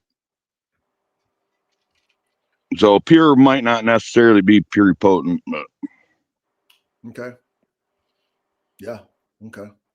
Well, we're going to bring our assistant coach in, Miss Chat GPT, to help us out with the outline. And if anybody's been paying attention in class, AI is always paying attention in class. So I had to ask her this question. And I wanted us to, go through the outline and just have a clearer understanding of this. And, the real reason why I wanted us to understand this is because there's people who don't necessarily do what we do or haven't made a breed, haven't crossed dogs, haven't done anything of the sort. And they will tell you that pure is the only way to go. And scatterbred is horrible. And pure is better than scatterbred. They say all these things, and you get the best dogs from pure versus scatterbred. All these theories you hear. So because I do all of the above, right? I'm an engineer. I actually put my theories in practice, and I've bred purebred, which would be same breed. I would say a purebred would be of something of the same breed and can, show its fucking genetic characteristics as the breed type. And then I've bred scatterbred or composite bred dogs. And, a lot of times when you hear pure, they try to blend it with what prepotency is. And so I want us to really break this down because a lot of people don't understand this stuff. And that's why we top tier dogman engineers. That's why I'm the Elon Musk of this, right? Because see, when the old timers was making rockets that would just blow up and waste, Elon Musk was like, hey, let's figure out how to recycle them and make them land back. Oh no, that's impossible. Oh no. You know how the old timers that never done it before talk? Right. Or the people who don't do shit talk. Don't even know they ain't never even been in the old timer shoes, but they commentate and they talk. So you got the commentators who talk and they never did nothing. Then you got the old timers who stuck in their ways because they mind don't go that far. They old, right? They old. They're not young minded. Their mind is not progressive. They already retired and shit. Oh, that's simple. We couldn't do it. But then the Elon Musk come in there and fucking make a fucking rocket land. Now what you say, right? So that's where we gonna break this shit down because I hear this a lot when it comes to dogs. Purebred, like it's the best shit. And let's see if it's the best shit. Let's see if it translates when it comes to breeding as the best shit. Okay, so let's do that. So let's go ahead and put on the screen. And Go ahead. also they don't understand the hybrid vigor either. I mean, how many classes have we done on the fucking hybrid vigor? God damn. I mean, That's but true. they don't pay attention to our class. So I mean, shit, Nah. we done broke down hybrid vigor so much. I mean, damn. It's like they can't believe it. Like it's fake. Well, a lot of them have never experienced hybrid vigor, right? They don't even know what What to that look means. for. Oh, Yeah. yeah, they don't even know what that means in their dogs. Like they don't even fucking know. They heard the term but they've never had a real stat list on all their dogs. And that's like even with the pedigree play, right? I used to be a pedigree guy. until I got into the American Bull. Y'all heard me tell the story until I got into the American Bullies and started breeding American Bullies and seeing that shit was fucking a fraud. I wasn't getting what they were saying I was supposed to be getting based off pedigree. But when I was breeding my pit bulls, even though I had pedigrees, I wasn't breeding off pedigree. I was breeding off of genetic characteristics. And then based off the genetic characteristics or the traits, I was breeding traits to traits. And I was getting, you know, somewhat better. Some was the same, some wasn't. You know what I mean? So the theories is what people get lost in, y'all. Yeah. The theories, not the reality, though. But I don't want us to get ahead of ourselves because this class is going to be epic, like all of our class. And, you know, we're going to learn something tonight, like we always do. And I hope some of you guys who might like hopping in might be the first timers, maybe not. Hopefully you guys stick around. Hopefully you guys take notes and pay attention in class because you will learn something tonight. All right. So let me go ahead and share my screen.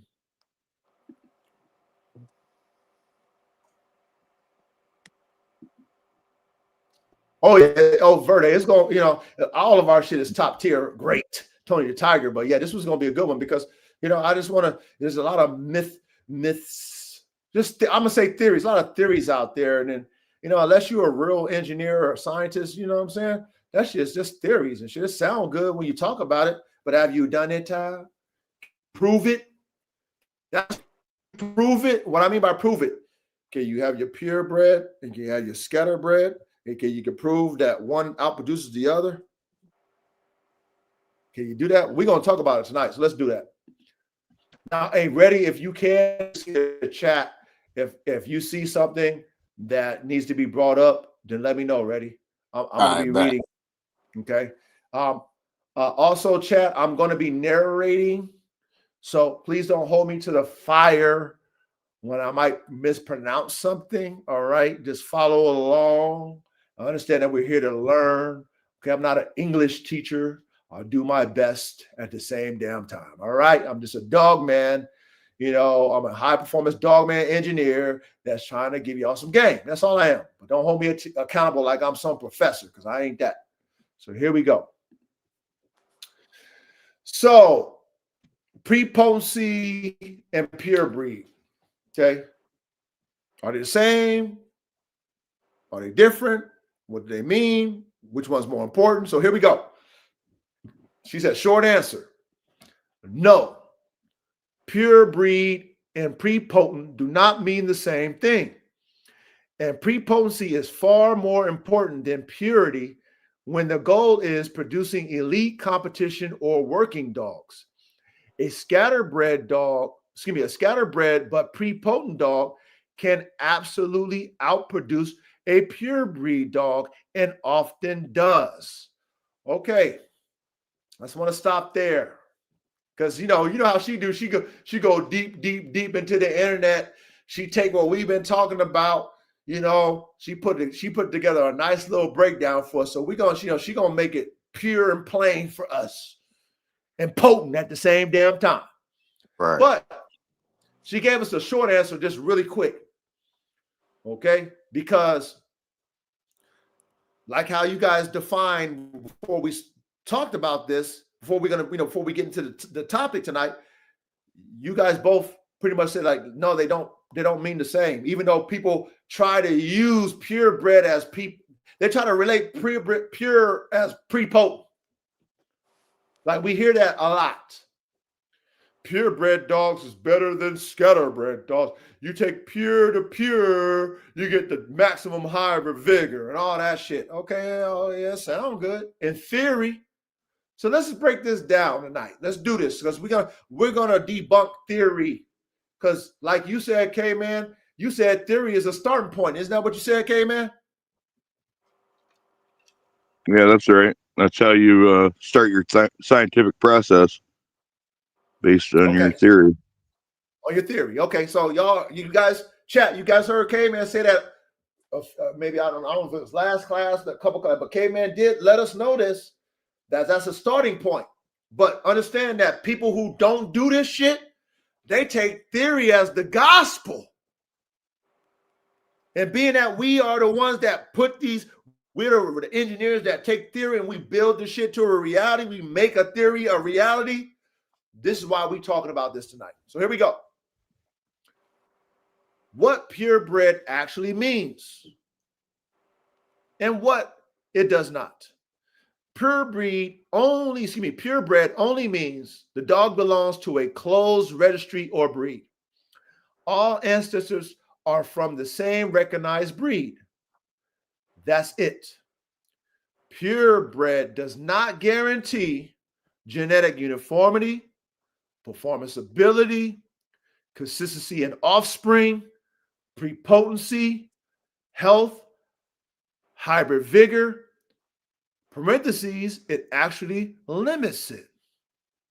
A purebred dog can be highly inbred, poorly bred, genetically unstable, a weak producer. Purebred status is a paperwork definition, not a genetic quality stamp. Uh-oh. I'm gonna stop right there. What y'all gotta say about that? What step one? What y'all gotta say about one?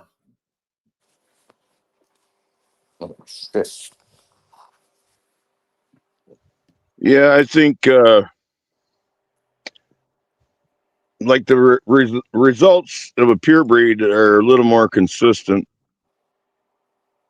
until you breed it with something that's more dominant. But yeah, I would agree with Okay, man, what we're only talking about breeding.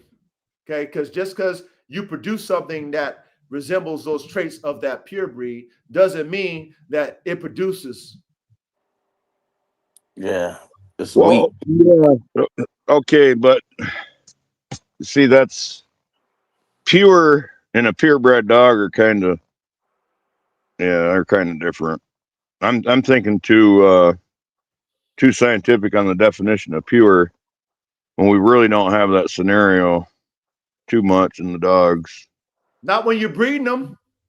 But I mean, it does and can work, pure breeding. Not Okay, everybody does it wrong. I'm not. Okay, we're getting ahead of ourselves now. We're getting ahead of ourselves. We just Yeah. had step one, okay? Yeah, I don't want anybody to think that I would speak against pure breeding. That's not Breeding what in we're doing now. unhealthy traits We're not speaking back against and purebred. forth with pure. I want you guys to all understand we're not speaking against it, but see, people confuse pure with prepotency because Well, in a lot of the dogs they call purebred or they register them as the same breed. They're not pure No. anyway, and they're not properly done. And like you said, they're inbred. You know, people don't do the work; they just double down on genetics because it's like a default. You know, you don't have to do any thinking. yeah. But I would also like to say that without purebred breeders, we can't do what we do. Like if we want a true F1, we need 2 pure breeders to supply our genetics. So even though we'll produce better dogs, most likely, it is necessary. The theory is necessary. Okay, the theory is necessary. Now, like I said, we're getting ahead of ourselves because she's gonna break. Yeah, we do. Okay. Well, see, I didn't get to read the notes, so I don't know when to stop and wait. Okay, man, speak how you speak. It's all good. Just speak how you speak. Speak what's on your mind. Ready YouTube chat you guys as well. But listen, this is a whole class, so we're just at 1. So I just want us to elaborate on 1, and then she's gonna go to 2 and 3 and et cetera and et cetera. So she's gonna give us the 360 degrees perspective.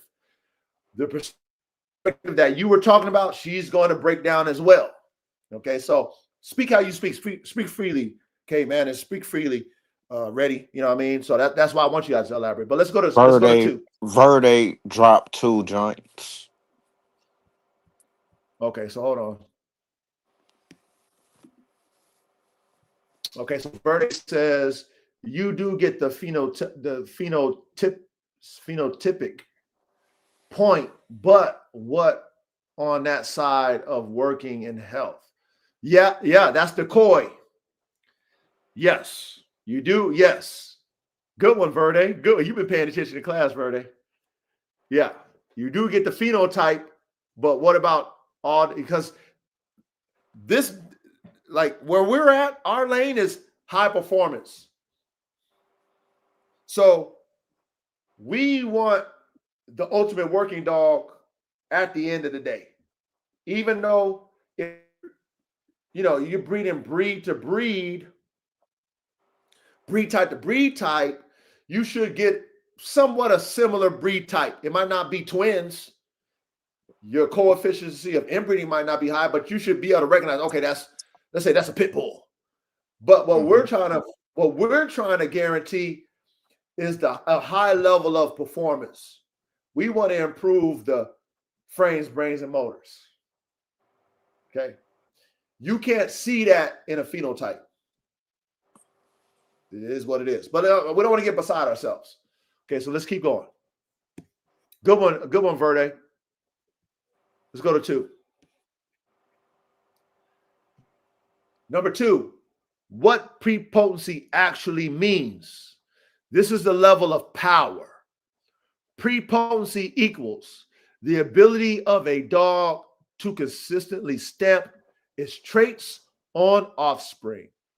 A prepotent dog reproduces type, structure, drives, and performance reliability, produces similar offspring across different mates, has high homozygosity for key traits, even if overall genetics are mixed. Prepotency comes from line breeding, selective inbreeding, strong genetic fixations of traits, performance-based selection over generations. Prepotency is about genetic control, not breed purity. Now, what do you guys get off of that? Number 2, what prepotency actually means. Anything you guys can add? Basically, a dog that genetically copies itself to anything it breeds with. Period. Yeah, period. What about you, King? Healthy genetics. No, I'm good there. He pretty much explained it. Yeah. Okay. So yeah. So what you said already is dead on. Okay. What Coach ChatGPT, Miss Coach ChatGPT said, broke it down for us, dead on. That's prepotency. Okay. So we just understand, she's breaking it down now. Please pay attention in class. Right? A lot of you naysayers, spectators, and commentators want to come in my class. Don't pay attention. You want to come in to have a rebuttal. You want to come in to negate what I'm teaching when you don't have no dogs to show that what I'm teaching is not right. That's the cold part about it, right? I have the dogs to show you that I'm right, but you can't show me a dog. You can't show me your program. Ain't that something? But let's keep it going. Let's keep it going. I can show you the dogs to prove this, but you can't show me yours. Let's keep it going. Purebred versus prepotent. Which matters more for competition dogs? Because see, again, when I say stay in your fucking lane, if you're not breeding competition dogs or high performance working dogs, you should not say nothing when it comes to what we're talking about. You're not that level of engineer. If you only bred one type of competition dog, and the only thing you know is your type of competition dog, but we got all kind of different models than you. Don't speak on our scientific findings. Speak on yours. I'm not downplaying, or we're not downplaying what you've done with your type dogs. That's what you've done. You got accomplishments. Respect. But because we have different models and you can't comprehend Please don't speak on ours and negate what we doing. Just respect it. Respect it, because I can show you the dogs. You want to come and see? You want to see what a freaking nature look like? You want to see him produce himself? You can see. You want to see a dog with extreme drive? You can see. But because you ain't never did it, don't negate what we doing. We on a whole different lane. We doing a whole different thing. We progressing shit. There's a difference. So hit number 3. Here we go. Pure breed versus prepotent. Which matters more for competition dogs? Prepotency wins every time. Scenario, likely outcome. These are these are the sections. Scenario and likely outcome. Scenario for purebred that's not prepotent. Okay. Now she's letting us know just because you're a pure breed doesn't mean that you're prepotent. Facts. Understand that? Okay, man. I know. Ready? Y'all understand that? Facts. Facts. Yep. Yeah, Okay. and that's the one thing I wanted to interject is if you have a purebred breeding program, what you're describing in prepotency, that should be your goal. It's absolutely achievable in pure breeding. It is. But that should be your goal. If you're not achieving this in pure breeding, you know what I mean, you haven't achieved your level yet. Yeah, most people think purebred is just if I inbreed line breed, it's just guaranteeing me purebred and it's guaranteeing me prepotent. They think that dumb shit. Well, most people don't have enough population in a line to do it properly. It's the problem. Correct, caveman. Correct. Y'all better pay attention to caveman. Y'all don't keep whole litters. Y'all throw them out. You call them out before you fucking test them in the brood pen. You throw them out. You think your top tier performers are going to be your fucking top tier producers, but that is not always the case. Let's keep it going. Likely outcome of a purebred but not prepotent is inconsistent litters. Okay, that makes sense. Scenario, purebred and prepotent. Okay, now that's the best case scenario, like what K-Man's talking about. Okay, like what you guys want to think all purebred is going to be prepotent, which is not true. Likely outcome, strong producer. Okay, because that's why we're doing it. That's why we're doing selective breeding and all the shit like K-Man's talking about, so that we can get those traits to compound and express themselves in the offspring. That's why we do it. We should have a strong producer if that's the case. Scenario, scatterbred but not prepotent. There are scatterbred dogs that don't produce what they are. Yes, that is true, right? Often, wait, hold on. I fucked up. Scatterbred but prepotent. I skipped it. Thank you, Reddy. Scatterbred but prepotent. Often a superior producer. Scatterbred and not prepotent, roll of the dice. Roll of the dice. The best producers in history were valued for prepotency, not purity. Does that make sense? I'm gonna use the restroom real quick. Just elaborate on that. Y'all elaborate on that, because she broke some shit down. Elaborate on that while I use the restroom. Yeah, man. What you was gonna say? Well, it's kind of hard to break it down when it's basic and somebody already said it. Nah, yeah. But I thought, hold up. There's some purebreds that are prepotent. Yep. But there's still line bred and inbred. Yeah. Well, pretty much here's the thing, any dog that's a so-called purebred, they're all line bred. They all trace back, to the same ancestors. So it's all loose line breeding. Mm-hmm. But you can get prepotency without inbreeding or line breeding in a scatterbred or a purebred dog. Right. It's just like, for instance, if you're a coon hunter, competition coon hunter, what the Walker breed has done is they bred for dogs that are really hard, fast, choppy treeing dogs.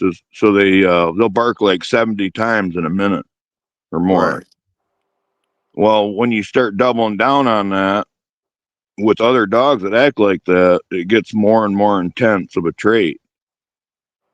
And that's prepotent that your dogs are going to be a hard tree. They call it hard treeing dog. Freeing dogs. Yeah, I heard that. Right. Okay, but now, like what we was talking about last week, how doubling down on that stuff actually ruins the dogs. Uh-huh. What problem in that breed is what you call a slick tree. This dog is genetically programmed to run up to trees and bark really fast and intense. And they'll do that to empty trees. Once you start, you start breeding them too hard like that, there doesn't even have to be game up the tree. That's wild. Yeah. And there's probably, like a coon was probably in there, a squirrel or something was in that tree hours ago. Yeah, they still smelled it. Yeah, but a good hound knows that the coon's not in that tree. Yeah. But these dogs, they just want a tree so hard. And then it's the same with the running dogs. You take the same breed of dogs and that are bred to run coyotes, and they'll run right past a live animal in a tree because they want to run back. They don't Right. want to stop. Yeah. They don't want to stop and bark up a tree. They want to find some scent to chase down. Shit. So that's where Can you prepotent get can be bad. can you get all of those type of dogs in one litter? Yeah. Yeah. If you scatterbred them, or if you crossbred them, So but that's caveman, probably your idea. Yeah. yes. So caveman, you know, in your recipe as an engineer, depending on what you're trying to achieve, a scatterbred dog might be more advantageous to your line than just the same type purebred dog going into it. You know what I'm saying? Like what you're saying is, It's done all the time to me. Yeah. Yeah. It's done all the time with the hunting dogs. They mix terriers and bulldogs, different types of hounds, some maybe even a blue heeler or something. Something that's more trainable and something that's really feisty and likes to chase squirrels and shit. Yeah, breed that into your hound. People be like, "Oh, why do you want to do that? Those dogs ain't even nothing like each other." Right? That's the whole point. Word. that's the whole point. That's the whole point. Please pay attention in class, you guys. You got from the mic, Cayman on the mic, you got coach on the mic. Come on, y'all better fucking pay attention in class, man. A lot of people teaching theory, but you talking, man. K-Man got a lot of experience, man. Coach got a lot of experience, man. Fucking Reddy knows more breed fucking knowledge than fucking probably me and K-Man put together. So please pay attention in class. All right, so let's keep going, man. Good job, fellas. Man, salute to y'all, man. Let's keep it going. All right, number 4. Can a scatterbred dog outproduce a purebred dog? Okay, all right. Okay, for those of you guys in the back who don't really qualify for being in our class, but you like learn something, please pay attention to this one. Can a scatterbred dog outproduce a purebred dog? Absolutely. And this happens consistently in high performance breeding. But see, a lot of people don't. Man, shout out to Miss Coach Chat GBT. We are in our own lane. We don't want the same. Right. We want better. So when she says absolutely, and this happens consistently in high performance breeding, well, that's how we breed. You might not breed for better dog. You want the same shit. We don't want the same. We want better. Here we go. A scatterbred dog can be heterozygous overall. Did I say that right? Ready? Heterozygote. Yeah. I said it right. Yeah. Okay. All right. Yet homozygous at key performance low key. Is that what it is? Low key, LOCI. Yeah. Low Loci. side, both Low Loci. sides. That's the location on the chromosome. Okay, so it's loci Yeah, or Loci. low. Yeah. no, it's loci. Okay, Loci. loci. Trust me. Okay. You know a little bit about genetics. Okay, cool. That's why I asked you guys. I want y'all to correct me if I'm wrong. Okay, so yet homozygous at key performance loci. Mhm. Dominant fixed working traits. If that dog is prepotent, it can produce more consistent workers, outproduce clean, purebred dogs, become the foundation of new lines. Many legendary producers started as outcrosses, type breakers, genetic composites. They weren't valued because they were pure. They were valued because they produced winners. All right. So, what can you elaborate about that? You want me to read it again or you guys got it? Shit, I Yeah, I got. kind of drifted off there for a second. All right, here, let me do it again. Number 4, excuse me. Can a scatterbred dog outproduce a purebred dog? Question mark. She tells us absolutely. And this happens consistently in high performance breeding. A scatterbred dog can be heterozygous overall, yet homozygous at key performance Loci. carrying, right? Loci, yes, right? Carrying dominant fixed working traits. Okay. That's the key right there. Dominant and fixed working traits. Now, watch this. If that dog is prepotent, it can produce more consistent workers, outproduce clean, purebred dogs, become the foundation of a new line. She also says many legendary producers started as outcrosses, type breakers, and genetic composites.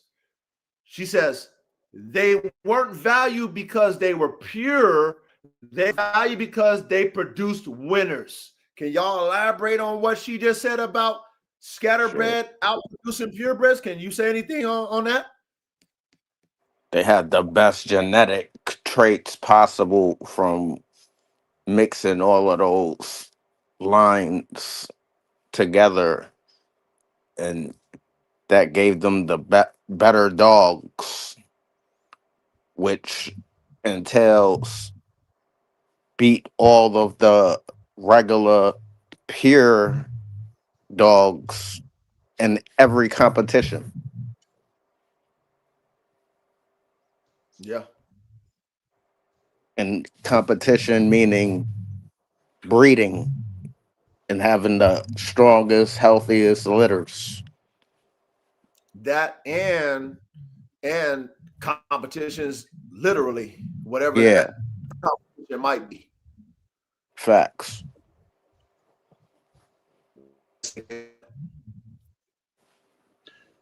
Yeah, I mean that's all about breeding practices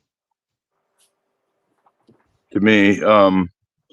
Like when you get a prepotent scatterbred dog, to me that dog has been a form of purebred.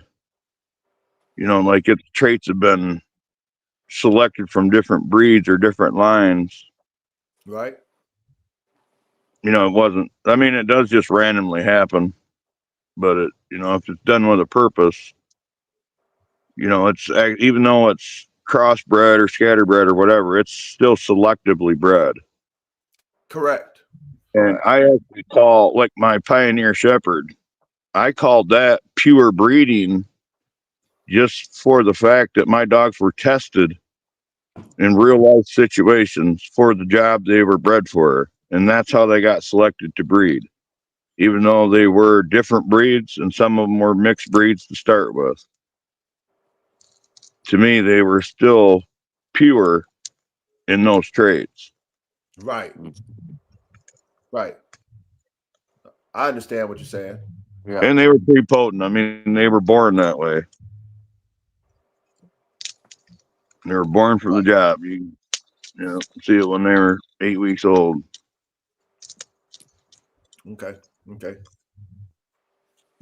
So understand that a scatterbred dog can outproduce a purebred dog. I just want just when you hear people speak down about a scatterbred dog and how a purebred dog is always better than a scatterbred dog, then we have like we have to put them in place because just because a scatterbred dog is scatterbred, just because a purebred is a purebred, doesn't mean it's prepotent.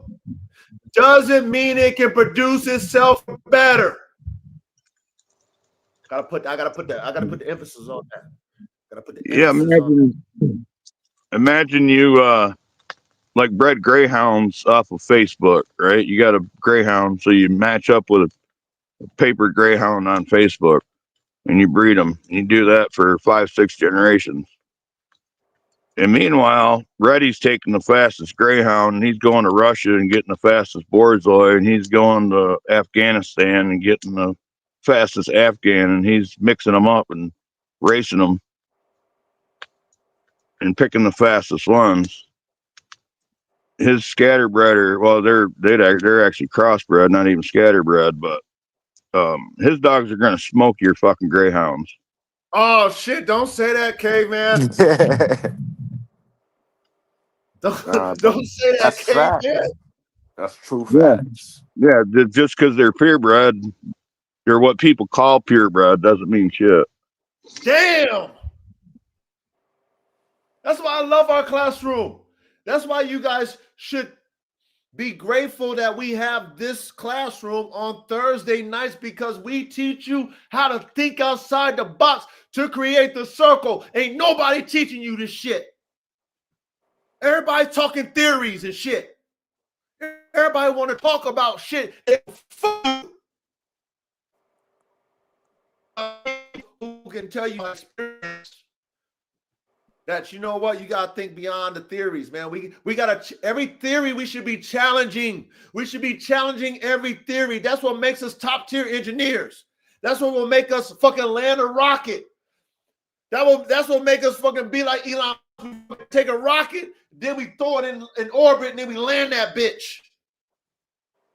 When our ancestors couldn't do it. Well, at least the ones way before did all kind of shit before Elon. You know what I'm saying? But you know what I'm saying? You know what I'm talking about. The naysayers, the gatekeepers after them, once the technology was lost, right? When Elon came and we tapped into his DNA, which came from his forefathers who've been doing shit way before us. We gonna land this bitch. All the gatekeepers are like, hell no, fuck, that's not the theory. That shit will never land. Oh, shit. Elon lands that motherfucker. That's where we at. But I digress. Let's keep it going, man. Salute, K-Man. Salute, ready. Salute, chatter. Let's keep it going, man. Let's keep it going. Number 5. Why people confuse purebred with prepotent. Here we go. Because line-bred dogs are often both. Registries emphasize purity. Casual breeders equate pure with better. Oh, I like that one. All right. I love that one, Miss Chat GPT, Coach Chat GPT. Casual breeders equate pure with better because they're not professionals, they're not pros, they ain't never done it before. They're casual. They got a little fucking breed that they do. They've done probably maybe 2 or 3 breedings. They don't performance dogs, they're dogs, they hold breed. They're casual. But genetically, A dog can be 100% pure breed or purebred and genetically chaotic. Oh, they don't believe that though.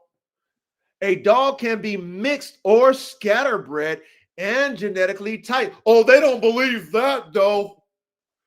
Pedigree appearance does not equate genetic control. Uh-oh. Should I read it again or do you guys got it? Y'all, can y'all elaborate or should I go again on number 5? I'm good. Okay, Yeah, I'm good. so can y'all elaborate? What y'all get off of that? Why people confuse purebred with prepotent? Because with the line breeding stock, they all when they breed to the same breed of a different family, they still see that same breed, but and they think that's prepotent because they keep seeing that same type Right, over and over. right. Yep, right. I agree with you on that. They don't Come on, David. Go ahead, yeah. Ready? Keep going. Go ahead. But the dogs that the litters aren't consistent. Sometimes they show themselves, but they're still not consistent because we don't know what's in those dogs to begin with. They're Especially not, when it's performance. yeah, A lot of times, because it's line bred, inbred, you're locking in traits because of what they see visually, because their program is not heavily based off of performance. They think because they look very similar, then that dog is prepotent. It's kind of like how the show dog people are. If the yeah, they dog look looks good. similar to the dad or the mom who was a show winner, then that's prepotent to them. But for us, because it's competition based, which is a harder fucking gauge to measure, They're not going to we complete don't the give a task. fuck what they look like, even though we do. It's like secondary, right? But the ugly one who outperforms the pretty one wins and you know what I'm saying? The Yep. ugly greyhound that outperforms the pretty one is who we lift up. So to get that genetic genotype, which is harder, is more of a flex than all my whole litter looks alike. Or they got these certain colors to come out. That means it's better. Yeah. Yes. Or all the colors are blue or brindle or purple. And yeah, reproduce purple. You know, one track. What about you, K man? What can you add to this, K man?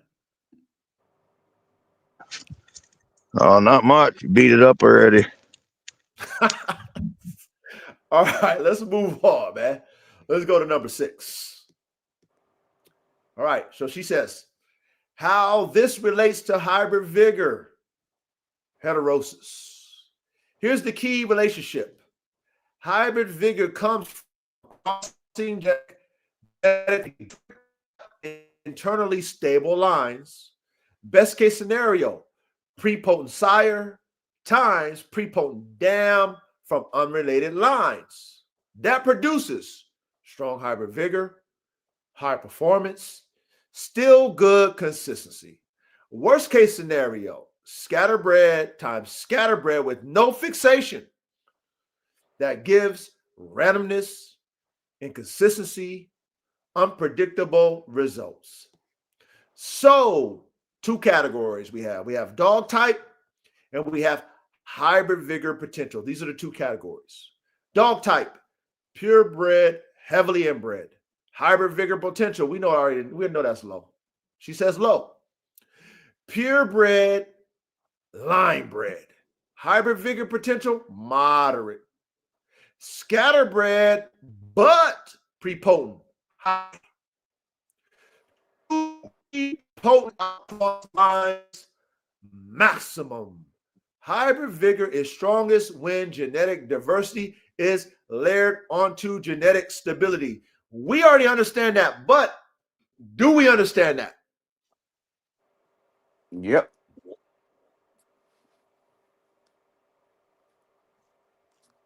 K-Man, we good, K-Man?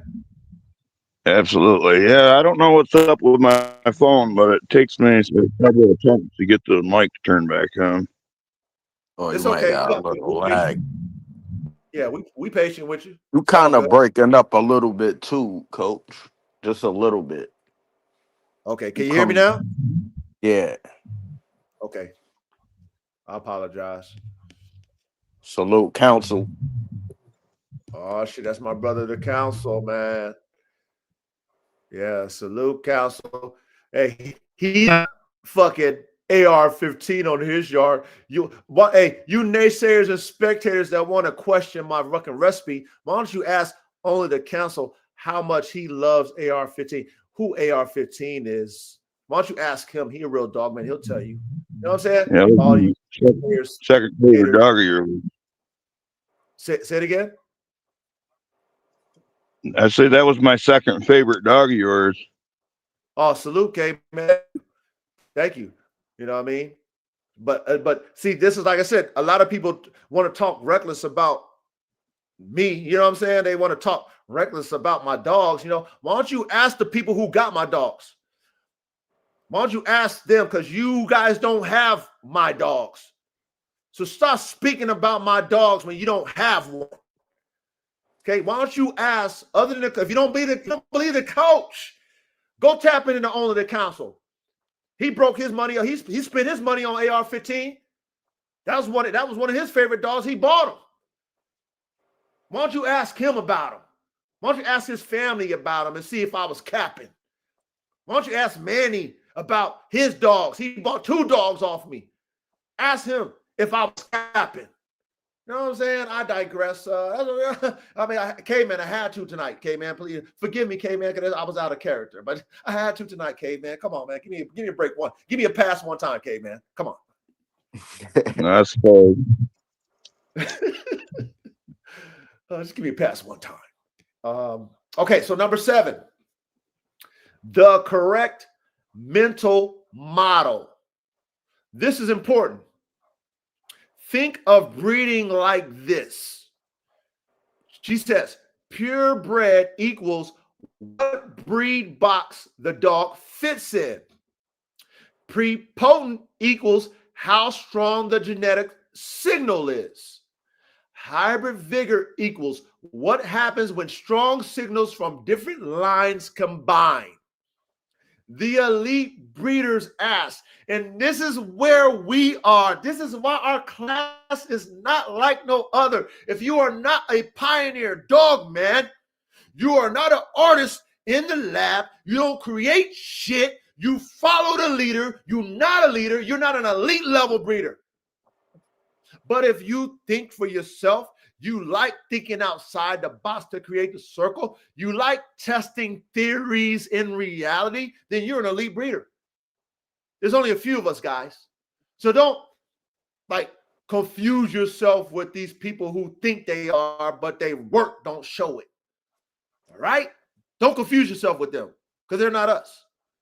And again, we don't talk bad about them either. We just telling them, stay in your lane. Don't speak about our tactics and our theories and our actions because you don't do it. You ain't got the work. You can't show me your work. What we talk about, but we can. I know I can. Here we go. The elite breeders ask, what does this dog produce? She put it in capital letters. Produce.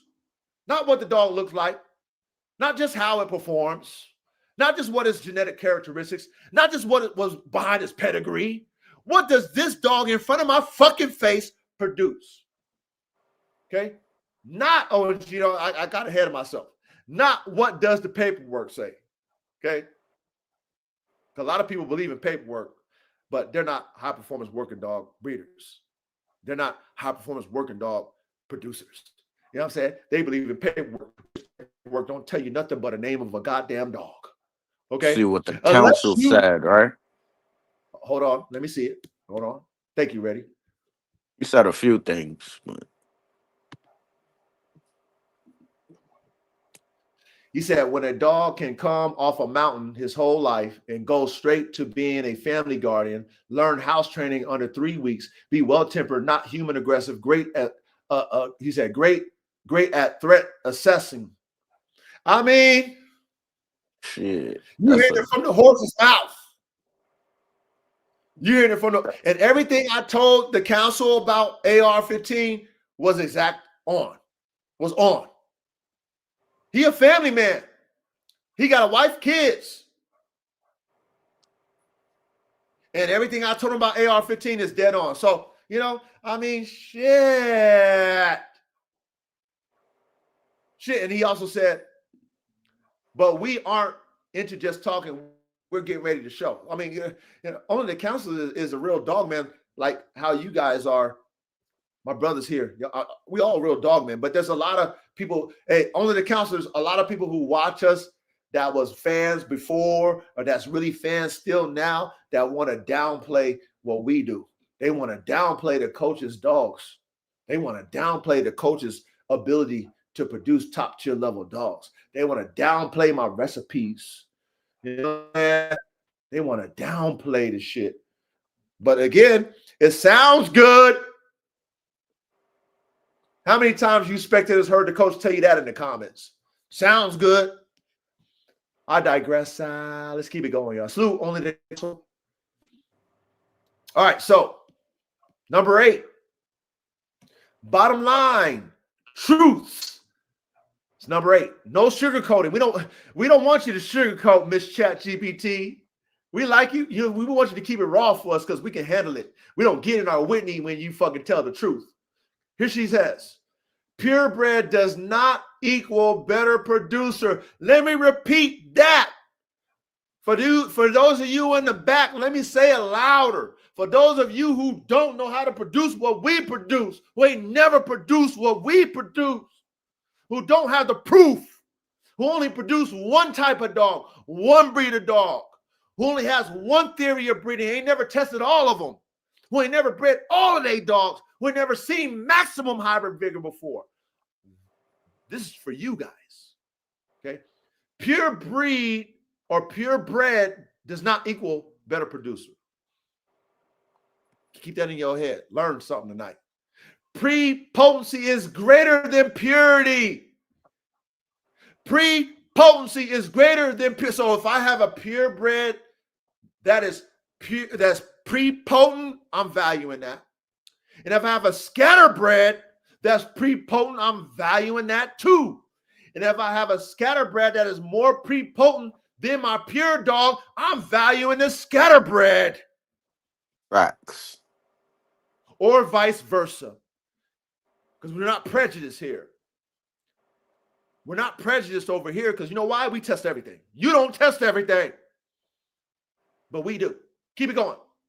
Scatterbred dogs can be elite producers. A scatterbred dog can be an elite producer. Hybrid vigor requires diversity plus stability. The best competition dogs come from planned genetic contrast, not registry worship. Let me speak that again. Facts. For those of you who dick ride pedigrees, who think you can have a formula off of a pedigree when you don't even know the stats of the dog.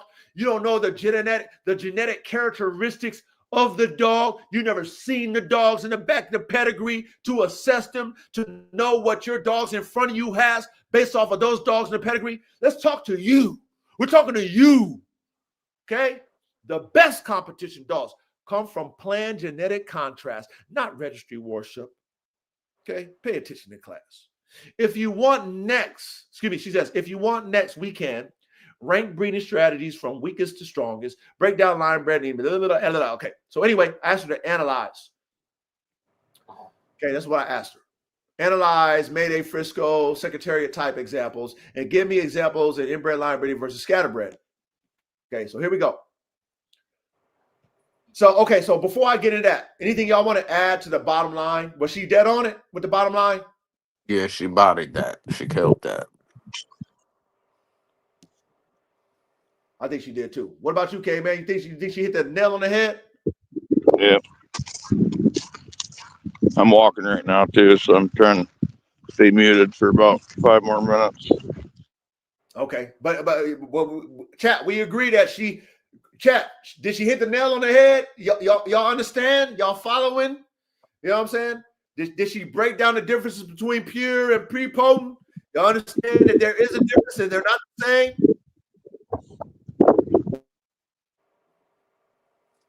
Come on, chat. I need a response before we carry on. Okay, cool. Verde Bulls, cool. I just want to make sure y'all paying attention in class. Because there's no class like it. There's no class like it, man. You know what I'm saying? Fuck these theories and shit. Theories is just a starting point, man. We scientists, man. We engineers, man. We test all theories. We test it all. We just Gotta don't talk. test it all. It sounds good when you talk about it. When it come out your mouth, it sounds good. Did you do it? Oh, you ain't never did it? Shut your ass up. Sit down. Shut up. I don't want to hear it. You ain't never did it? Oh, you only done it once and you failed? Oh, that's too bad.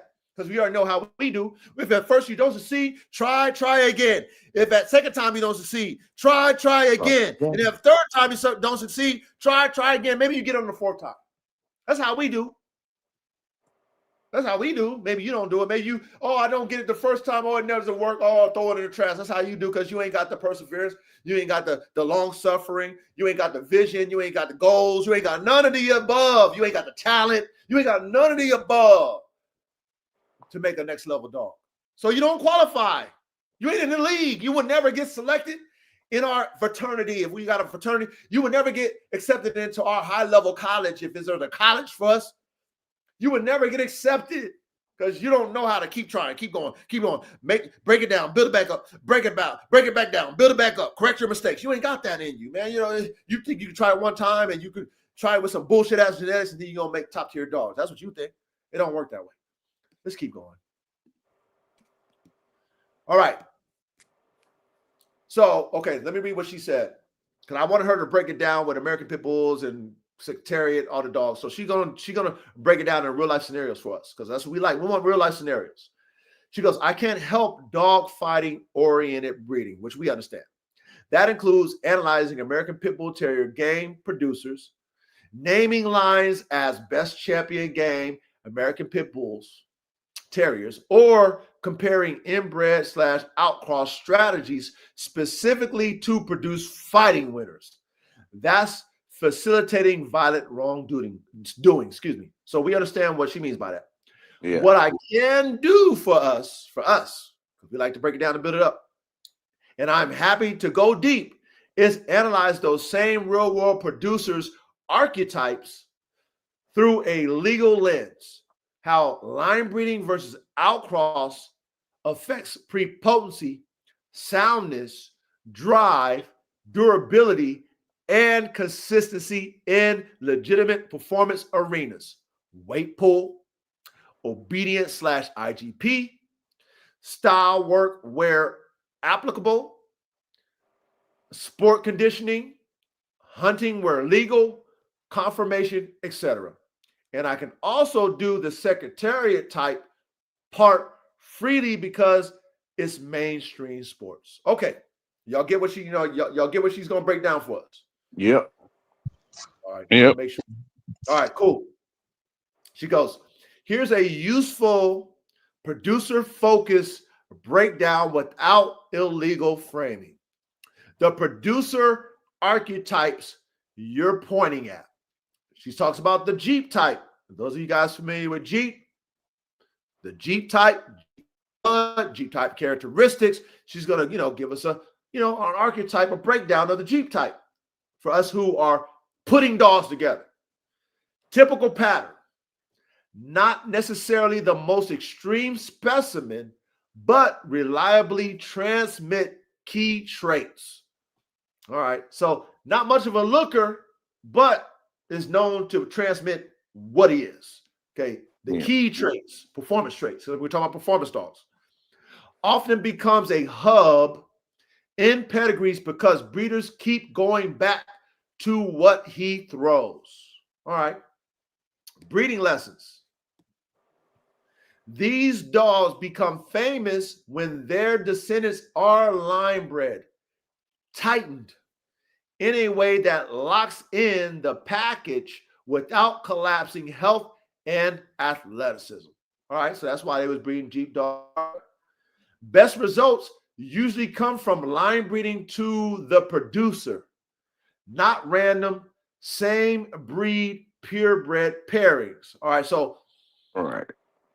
what she's saying in a sense is that the Jeep line of dogs produce better when they're line bred back into Jeep, which is the producer, or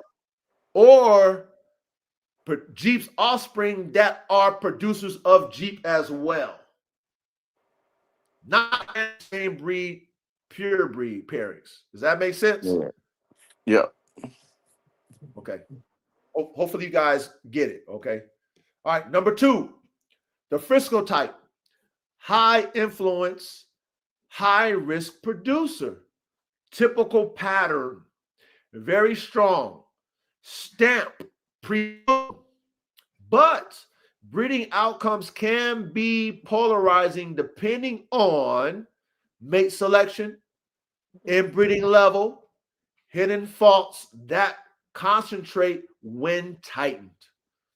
Breeding lesson: tightening a big impact sire can create explosive consistency or amplify structure / temperament / health issues.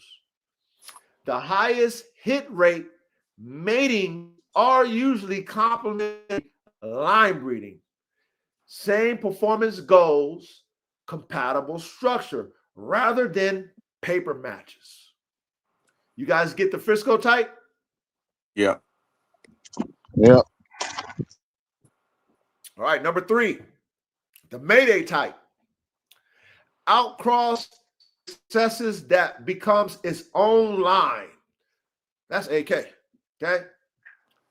Typical pattern starts as a cross of established families and outcross between proven lines. Then the best offsprings are selected hard.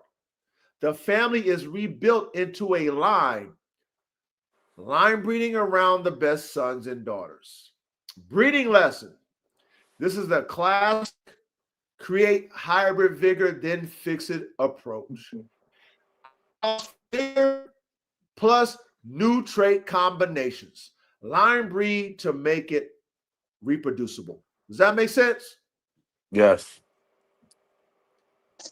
Yeah. Okay. Now, people will tell you that because Mayday was scatterbred dog, a purebred is better than Mayday when it comes to producing. Hey, on So, that Mayday topic, I never did go look at it, but it seems to me like on that Mayday, aren't like 3 of those lines like all really the same? she broke down 4 lines, 4 separate Yeah, I lines. know, but I think ain't it like the Eli Bolio Tombstone? They're all like I don't really know. the same line. I really don't know. I really don't know about I don't really know about those dogs, honestly. I'm Yeah, just I going off. don't know. I've heard. I I've haven't heard. been in history for years. Yeah, I've heard people I who do forgot know all about them that. say that it's like 4 different lines, or what I'm saying. Yeah. So I've heard Yeah, it's that. Yeah. all of those lines combined to make the Mayday. Say what now? It's all of those lines combined to make the Mayday dog. Yeah, I agree. But what I'm saying is I think the Eli Bolio Tombstone, I think it is the 3 that are really they're the same line. Mm. But how are they the same line when you got? I don't know. Yeah. That's beyond my pay grade. You know what I'm saying? I can't go there. So Yeah, I ain't had pit bulls in 15 years, so yeah, I forgot it all is. that shit. But that just it like rung a bell when we were talking about it. Yeah, I don't know, but it's not. He's not a tight. You know, you know, we because he comes from different families, we're not going to say he's pure because he's not a heavily Yeah. line bred. I'm Okay. about guarantee his pedigree's a lie anyway. A lot of them game pit bull pedigrees are a lie. We know that. You know, what I mean, shout out to the Cap brothers. You know what I'm saying? They know who they are. Yeah, I don't see no Tosa Inu line anywhere in the pedigree. Oh, don't say that, K man. Leave it alone. Don't say that, K man. Leave it alone. Let's keep going, man. Let's keep going. All right. So, number 4, the Secretariat type example. Safe to discuss. Secretariat is a great comparison because thoroughbred breeding is an example, is an extreme case of a closed population. All thoroughbreds are related. Let me just make sure. I already taught this class. We already stamped this again, but those of you who might not have been paying attention, again, all thoroughbreds are related. Do you see that? Hey man, Yep. ready? Facts. Chat. Please. All thoroughbreds are related. So K-Man would call that loose line breeding. So let's keep heavy use of line breeding / inbreeding. That's thoroughbreds. Okay. And massive selection pressure on performance. Key points. Even in a closed breed, you can still get outcross-like effects when you make less related subfamilies. That's what I was trying to explain to you guys. But it's not the same as a true outcross between populations. This is what I taught about thoroughbred horses, how it's different than how we breed dogs because they have a controlled gene pool and we don't. So their outcrosses is not the same as ours. They're still related, but they have to say, okay, if they're not related in the 4th and the 5th, then we call that an outcross. That's how I consider their outcrosses, not how we do in dogs. So that's how Secretariat had a high level of hybrid vigor when it comes to thoroughbred race horses. Okay. How we breed dogs. Let's keep it going. Example of inbred line versus scatterbred cross-built lines. Conceptual, real-world accurate patterns. Inbred / tightly line-bred programs tend to produce pros, high prepotency, consistent type, predictable strengths, uniform litters when the line is healthy. Cons: lower hybrid vigor, greater risk of concentrating faults, fertility / immune / durability can slide if selection isn't ruthless. When they win legally, when the line is already and keep culling hard and maintaining coy intelligently. Now that's a big one right there. Coy intelligently, because a lot of people don't do coy intelligently. Coefficient of inbreeding. That's what that means by the way.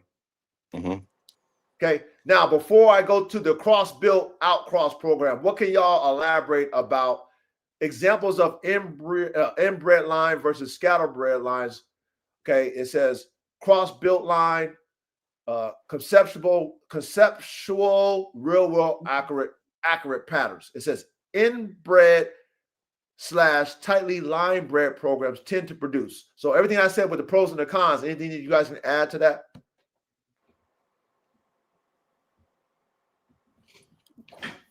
That she might have missed. Not really. That's okay. I'd be repeating myself. Same thing. Okay. All right, let's No, keep you going. have to do it. All right, let's keep going then.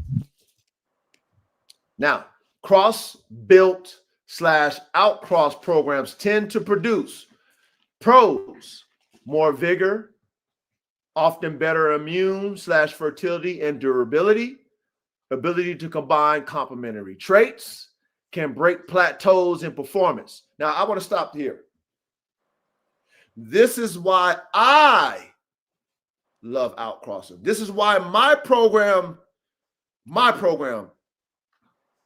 is based off of Formula One racing.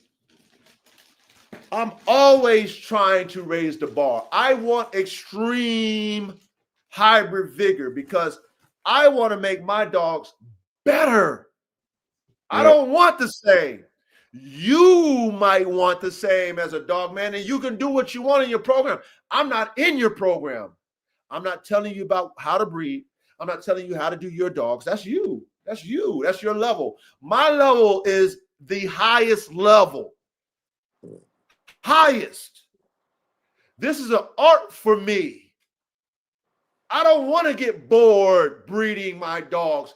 I have to push my program. You don't, which is fine. So I'm trying to break plateaus to achieve the highest level of performance each and every time I do a breeding. That's why I like outcrosses. That's why I like different DNA in my laboratory. I don't like to bottleneck myself in my program. I respect the purebred dog because I have those too, but I want to make better than them. You might not want to. That's fine. But don't knock what we do because we raise the bar and you don't. Facts. Don't knock what we do. Don't lie with your theories. Don't say that our scatterbred dogs is mongrels. The fuck you talking about? If we were in a different day and time, I guarantee you we wouldn't be talking about it. Then what would you say? You wouldn't be saying that shit, I guarantee it. I digress. Cons. Less predictable, especially the F1s, okay? Which we know why we're making F1s. Your F1 is the foundation. We're not expecting predictability out of F1s. We know better. We're scientists. We know that F1 is the fucking, it's the root. It's the root. We're trying to grow off the F1. We're trying to build off the F1. We don't have high expectations off the F1, but I guarantee that the F1 is the best performer. I guarantee you that, though. I digress. Cons, you may get wide variations. Some freaks, some does. Hey, I accept that because I like freaks. Yeah. I want freaks. So I expect the fact that if God gives me out of a litter one freak and all duds, I'm happy. I'm happy. You might not be because you might want them all to look the same. You might think that God's going to give you fucking 50% freaks. You know, you think unrealistic. I don't, because I've done it before. I know it don't play. I know it's a genetic lottery. Because you don't do it, you don't know no better. So you would never do it. Requires a second phase. Second phase? What do you mean?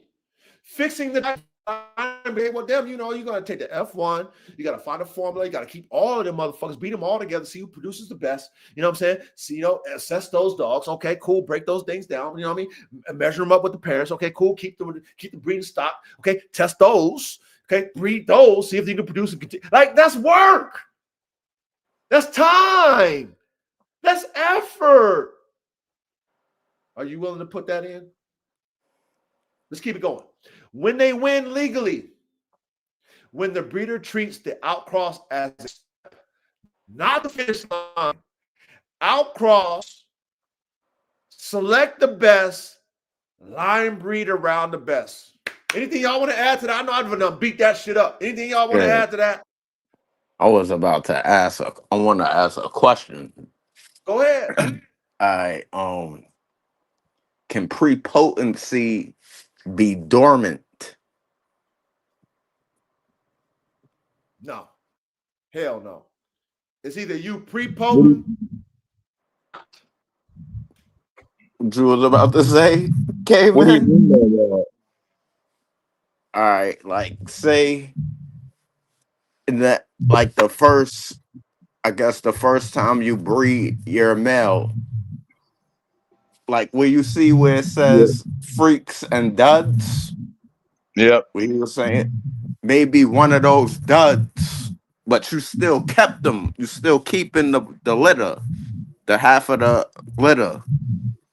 So maybe that dud didn't become the spring rooster yet. You know what I'm saying? Off that first litter, it didn't it didn't hit. Nothing hit until I guess this that second time. Yeah, that Then I kind of everything wondered. after that is on the money. Bop, bop, bop, bop, bop. Yeah, that's not prepotency though, but that is what happens when you breed F1s. That's you're describing an F2 generation, and then when you breed those and get your F3 is when you should be back to consistency like the F1, Ah, and that's when you should get more prepotency too. Yeah, because when you got to double down, when you breed the F1s, you go in four different directions. So you got to take that one direction you want and breed it back to whatever that carries the same, whether it's brother or sister or back to the recurring parent or to another breed that's got the traits. mm. Nah, that makes sense. It's the same with anything. You get the odd numbers are consistent and the even numbers are scrambled up until you get, fourth, fifth, or seventh generation. Depends on what you're using to start with. Right. Okay, I get what you're saying, but what she means is by performance. She's not talking about prepotency right here. When she says you get one freak and the rest is duds, she's talking about performance. She's not necessarily All talking right. about prepotency, All right. right? Yeah, but it Because pretty much is the same. It's the same principle with what she's saying is gonna happen, and it depends on litter size. It's gonna be more like two super good ones and two that went in a different direction, and two went in a different direction than that, and two other ones went in a different direction than that. A litter of 8 pups. correct. Mm. Yeah, correct. Correct. Yes.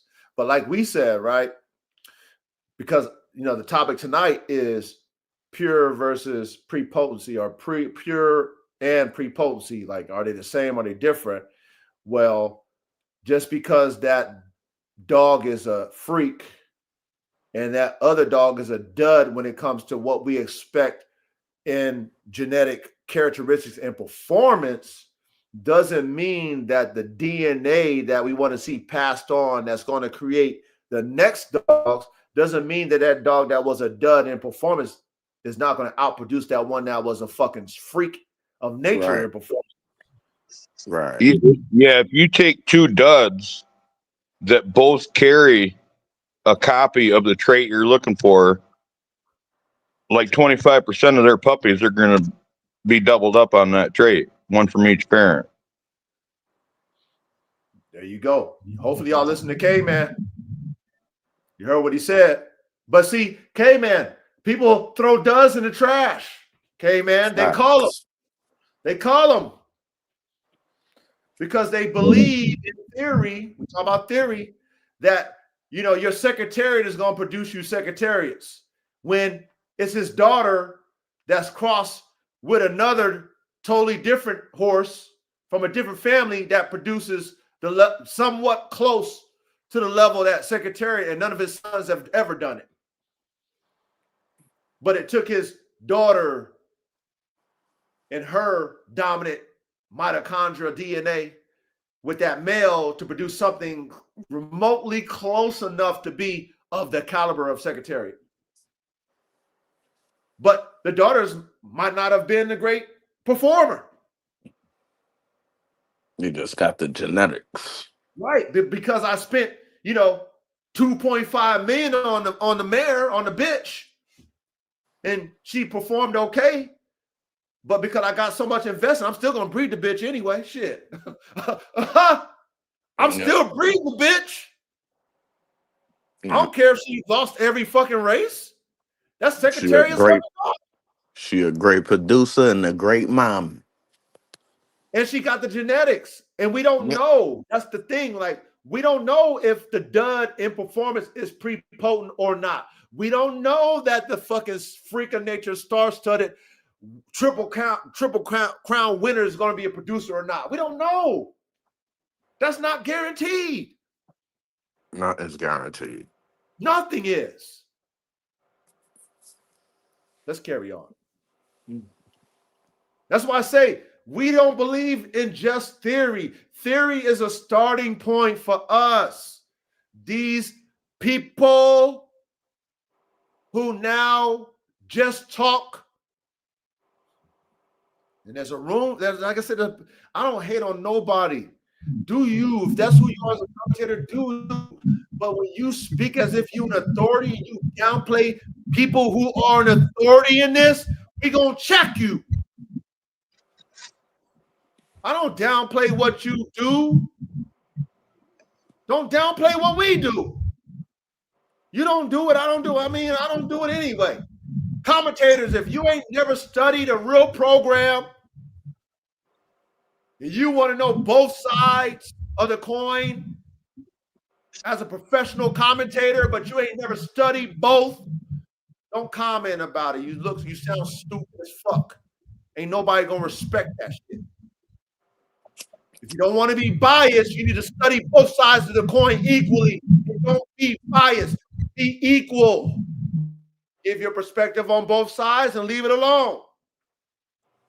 But don't downplay shit you don't fucking know about. Stay in your fucking lane. Let's keep it going.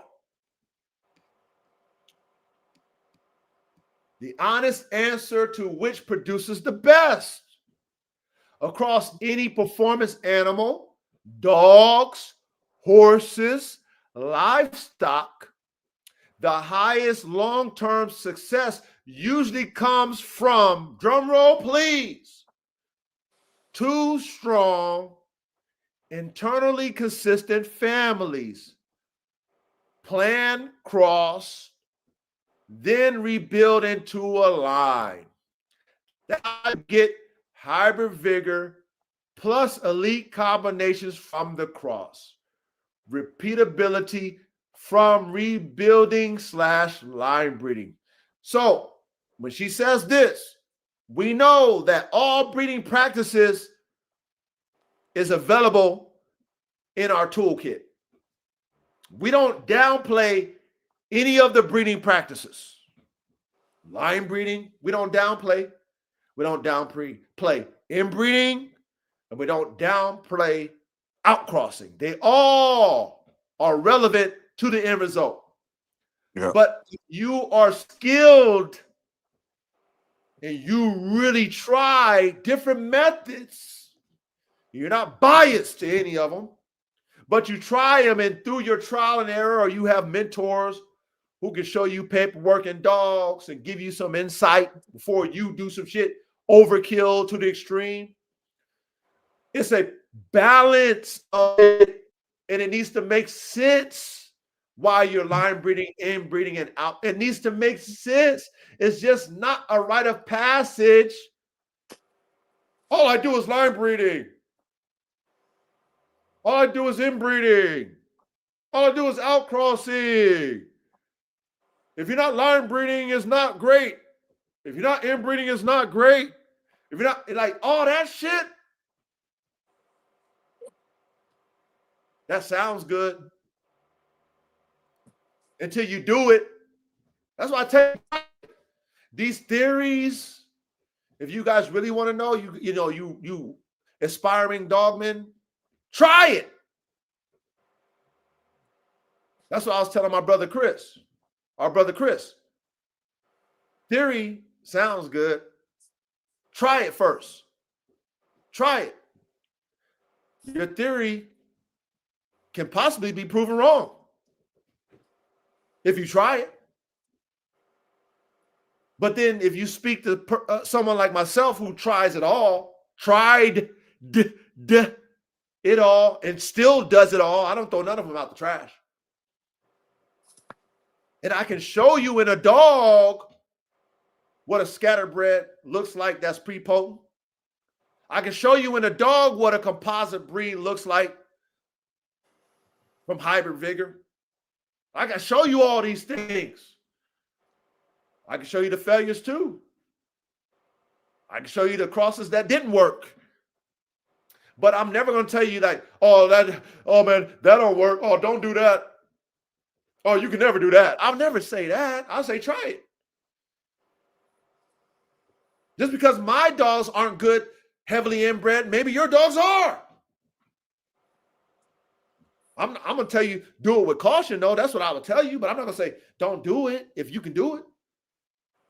Oh, coach, that would never work. So I don't want us in this classroom to think like that, because guess what? Reddy, you might do something 4 times line bred or 4 times inbred because you got that room in your fucking genetic pool. Your shit ain't fucking bottlenecking yet. Right. You can push the limit. You have a reason why you did it. And the outcome is showing like, okay, well, damn it, now you push it to the limit, but bruh, you know what I mean? And we can say to ourselves, like, no, I can't push it no more. I think I solidified it enough. Like, we got a method to our madness.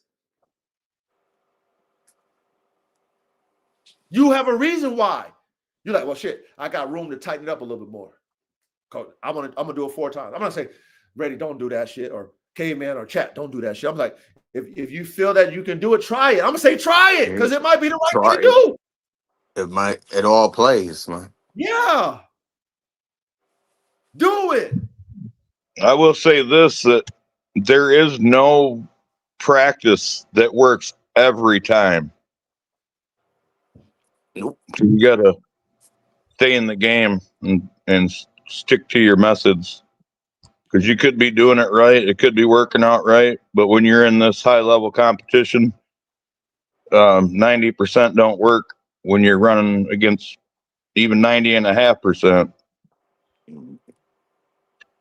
Yeah, you have to try everything when you're dealing with competition, because your theory might not, even though in the dog that you see, right? Even though in your yard and your program, you might have achieved a level that is higher than your standard, your dogs, right? You might have created something that was higher, but then in competition, somebody could be 10 steps ahead of you in competition.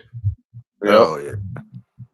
So that means you got to scrap your shit, even though you raised your bar a notch higher than what it was in previous generations. If your competitor is 10 steps ahead of you, you have to go back to the lab. If not, forfeit, get the fuck out the game. You don't belong in the league. You don't belong in the league.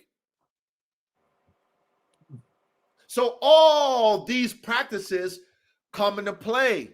Like you said, Caveman, like we understand, Reddy, like we understand, Chat. Nothing is guaranteed. It's all a lottery. It's all trying everything, and even if it doesn't work, you try it again. And if you try a different version of it, or maybe those families don't click, maybe those bloodlines don't click. That happens too. Yeah, and you got to understand that.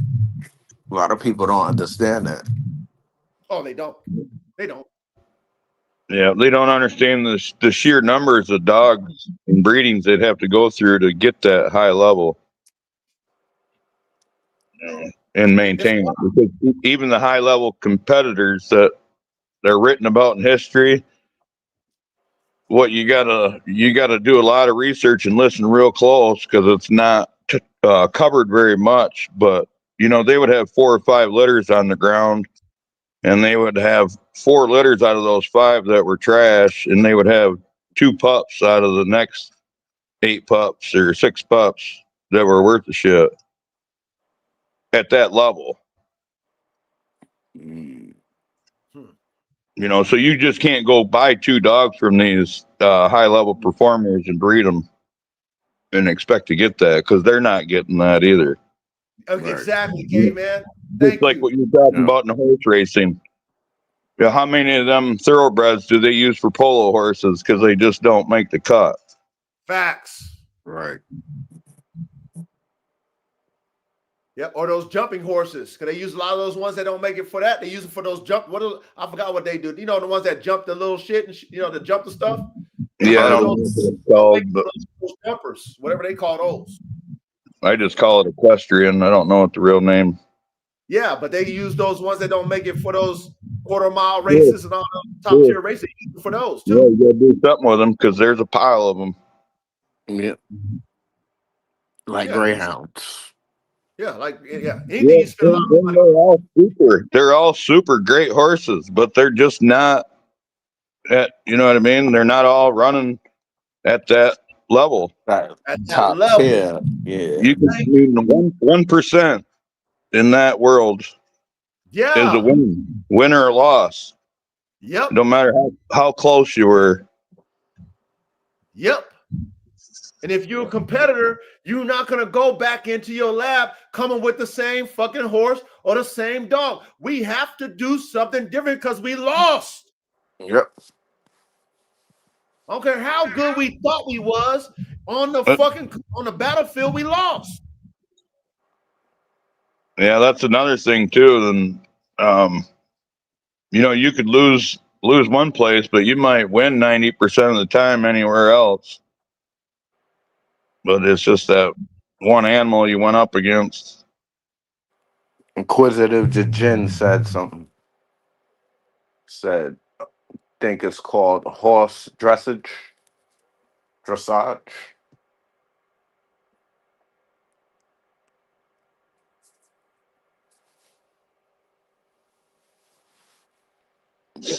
Yeah, I wouldn't know. I don't have the mental capacity to sit and watch that stuff.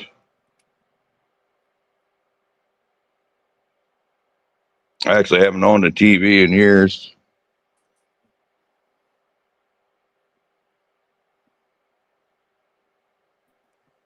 Can y'all hear me? Can you guys hear me? Yep. Okay, my bad. All right, hold on.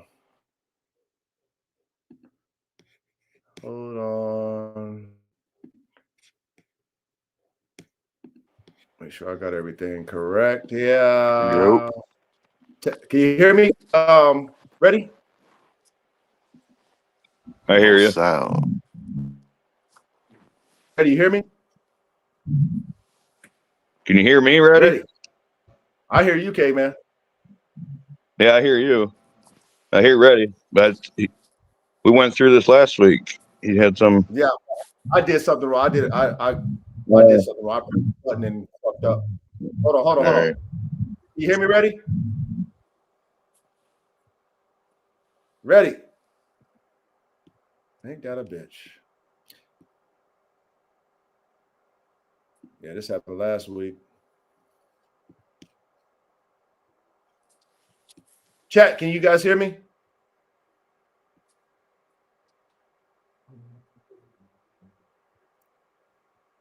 Give me a yes or no if you hear me, chat.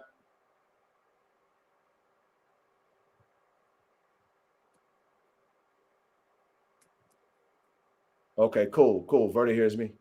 Man, hey, Ready, if you hear me, go in and out. Let me see. Hold on. Let me remove him and then put him back. Hold on. Ready, can you hear me?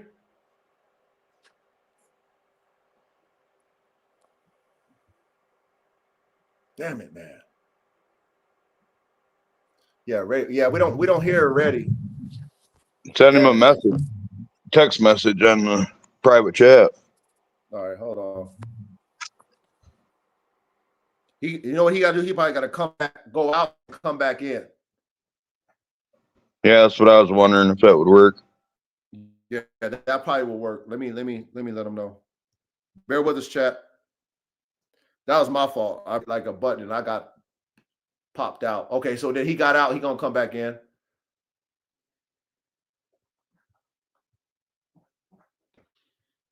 I'm gonna tell him.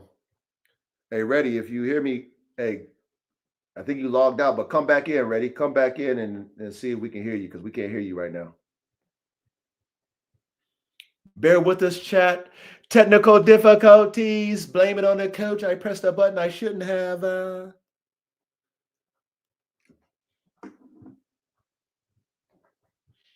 Okay, cool. So here, hey, give Reddy a chance to come back in, and then we'll continue. Hey, hopefully you guys enjoying this class, man, tonight. We're giving you a lot of game. A lot of game we giving y'all, man. So watch this. You hear us? Yep. I just Okay, had cool. to quit out of everything and come back in. Okay, so if that happens again, y'all, like Reddy, if you get it where you can't hear us, anybody, everybody, if you can't hear, just go out and come back in. Yeah. Okay, cool. All right, I apologize. All right, so let me go ahead and boost this screen up here for us.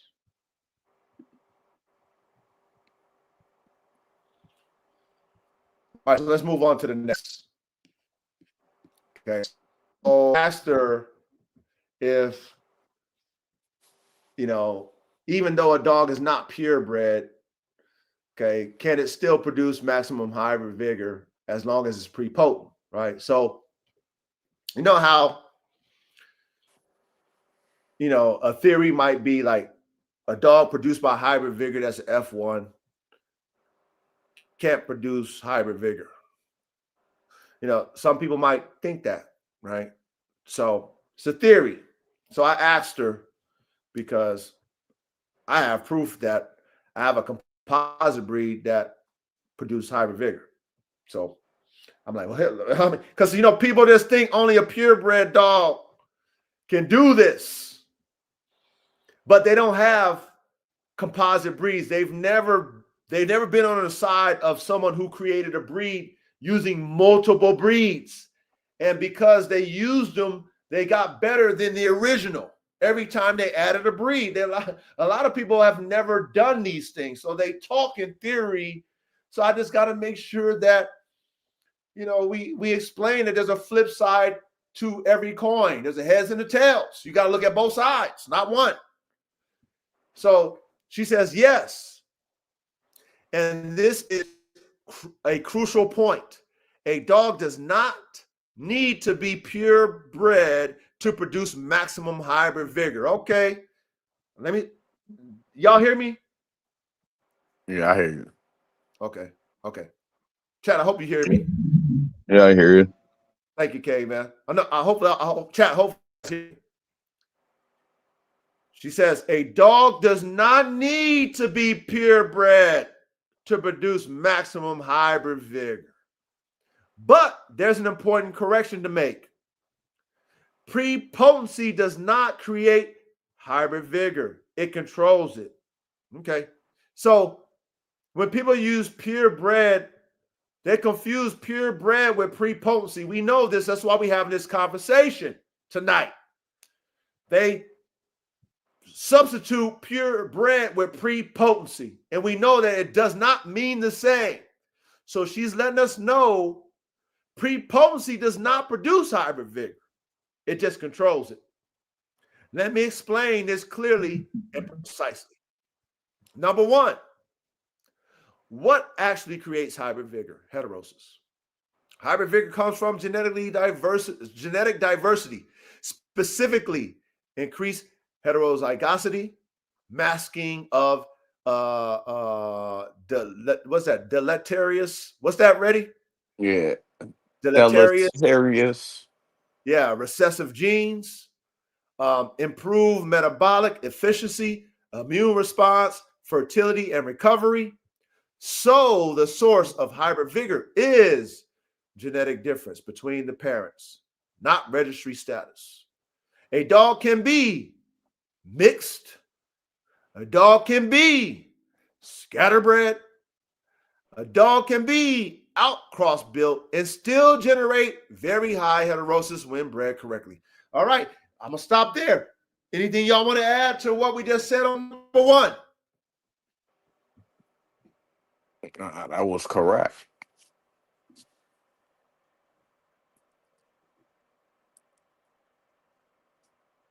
Oh, K-Man. Oh, man, we missing K-Man. K-Man fell off. K-Man, if you can come back on.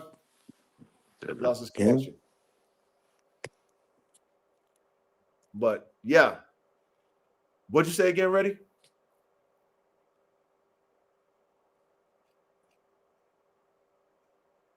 You hear me? Oh, shit. We lost Reddy, too. Can y'all hear me, chat?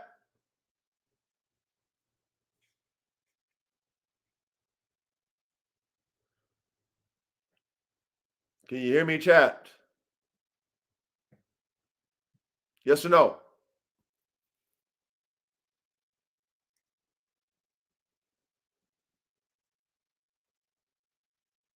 Okay. Can you hear me, chat? Okay, cool. We lost Reddy. We lost Caveman. Okay, so hopefully they'll hop on pretty soon. We apologize for the technical difficulties. Ready? Are you back, Reddy? Yep. All right, cool. I don't know where Caveman is. We lost Caveman. You had to restart again. Yeah, I don't know what I said, man. Stream. Here's It is Verde. Verde over there. Can you hear us, Verde? Was good, coach. Was good. Ready? Popping Salute, in. Verde. Okay. Hopefully K-Man will hop in. We'll continue and carry on as follows. So Reddy, you understand, okay, what actually creates hybrid vigor and the breakdown that she gave us about mixed dogs, scattered dogs, outcross build dogs. It can still generate a high level of heterosis when bred correctly. You understand that? Yep. What about you, Verde? You understand that? Yes, sir. Yes, sir. Okay, cool. So I just want us to understand. Line. You know, because people will tell you that you can't do it. People will tell you that you only can do it with purebred dogs. People will say that shit, but I just want us to understand that that's not always true. Okay, that's not always true. And if you don't believe me, I can show you the dogs. I can show you the dogs. Can you show me that it's not true? I can show you that it is true. And then shout out to Miss ChatGPT, our assistant head coach. She gave us the wave and said that it can. So let's keep on going.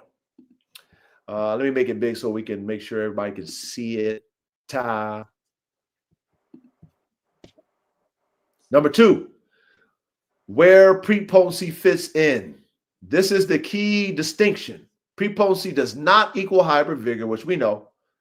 Prepotency means the dog reliably passes on its traits. Its genetic signal is strong and consistent. So what prepotency does is prevent the litter from becoming random, shape how the hybrid vigor expresses itself. Think of it like this. Hybrid vigor equals raw energy. Prepotency steering wheel. Without prepotency, you still get hybrid vigor, but results are scattered and inconsistent. With prepotency, you get vigor plus repeatable performance traits. Does that make sense? Yes. Yes. All right. So I want to make sure we comprehend and we have all of this. Okay. Sometimes it can get lost in translation and you can get confused. And I don't want us to get confused or lost in translation. You follow me? That. All right, let's keep it going. Number 3, can a non-purebred dog produce maximum hybrid vigor? Now, this is where that purebred versus scatterbred theory comes in, and only a purebred produces a high level of hybrid vigor. This is where that comes in, right? She says yes, if two conditions are met. Condition one, the dog is genetically distant from the mate.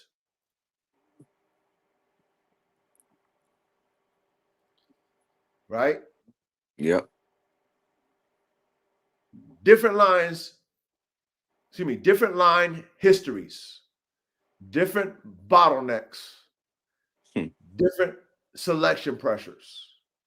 This increases heterozygosity, which we understand that. Different is the key. Different is the key. Different is the key, y'all. Condition two, the dog is internally stable or prepotent. Prepotent doesn't mean pure, y'all. Okay. Even if mixed, it has fixed traits. Key performance genes are homozygous. It produces N type across mates. When both conditions exist, hybrid vigor can be maximized. Offspring are vigorous and usable. Many of the strongest producers in animal breeding history started as crosses, not purebreds. Well, we know this. Right. But some will tell you that crosses are trash. Have you ever heard that before already? Yeah. At least in value. But I've always heard growing up that crosses or mixed breeds are the healthiest dogs ever, but just not in value. Mm.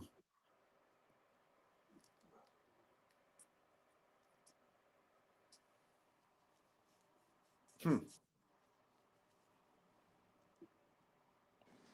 It kind of goes back to say when they say better, like they love to throw the word better around, but what do they mean by better in a way?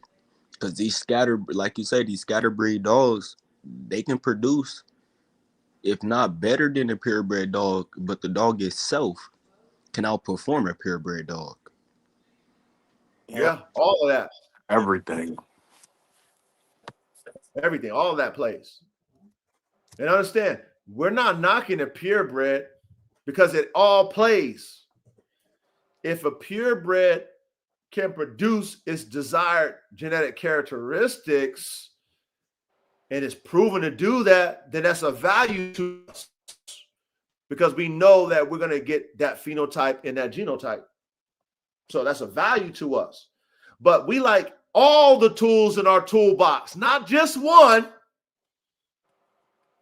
So if I got a scatterbred dog that's giving me more genetic characteristics than that one type of purebred, then I'm using all of them. And I'm not throwing none of them out when it comes to my tools. I'm not downplaying the pure and I'm not downplaying the scatter. You know what I'm saying? Yep. Okay. Let's keep going.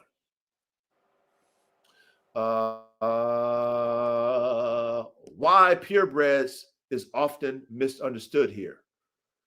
People assume, this is the key word. People assume purebred equals uniform. Uniform equals prepotent. Therefore, purebred equals best for breeding. That's false logic. Hell yeah. Reality. Many pure breeds are genetically narrow and unstable. Many cross-built animals are genetically balanced and strong. Purebred status can help if the line is well managed, if selection has fixed the traits, but it is not required. You guys get that about the purebred? Why it's Yep. misunderstood? Yep.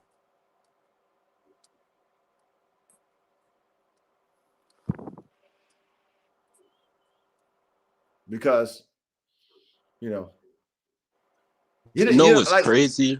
When you say unstable, I never thought about that.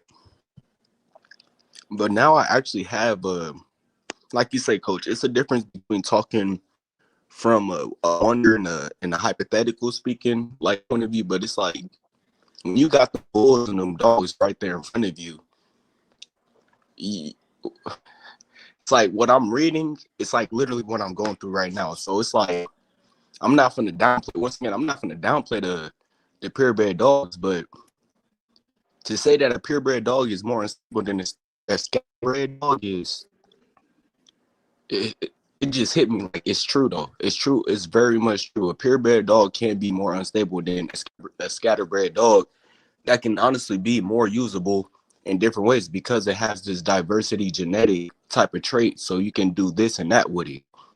That's I feel like I like a bred. The scatterbred they got more range and more freedom to work. And you got more trials and errors going into it, but at the same time, you know what you're gonna get compared to the purebred dog. Factory. That's facts. That's exactly it. You have more range, right? You have more.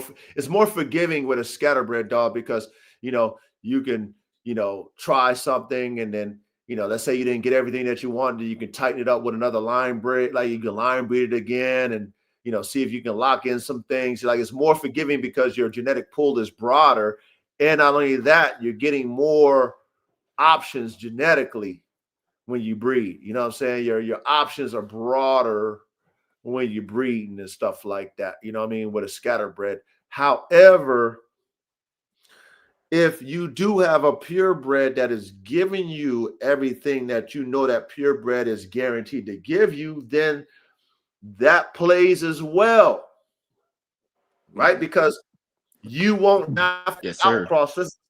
This is an example I'm gonna give y'all about a top tier purebred dog. Let's say I'm at a point where I got everything I want in that line, but I'm looking to outcross to get more. I have a producer that guarantees, and I bred that producer to multiple different females to prove to me in the offspring that that producer replicates itself. So I'm confident in that pure producer is consistent, it's good.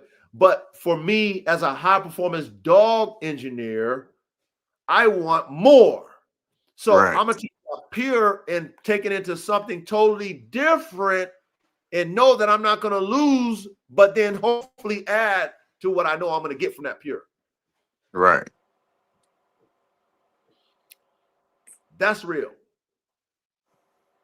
Most people don't think like that.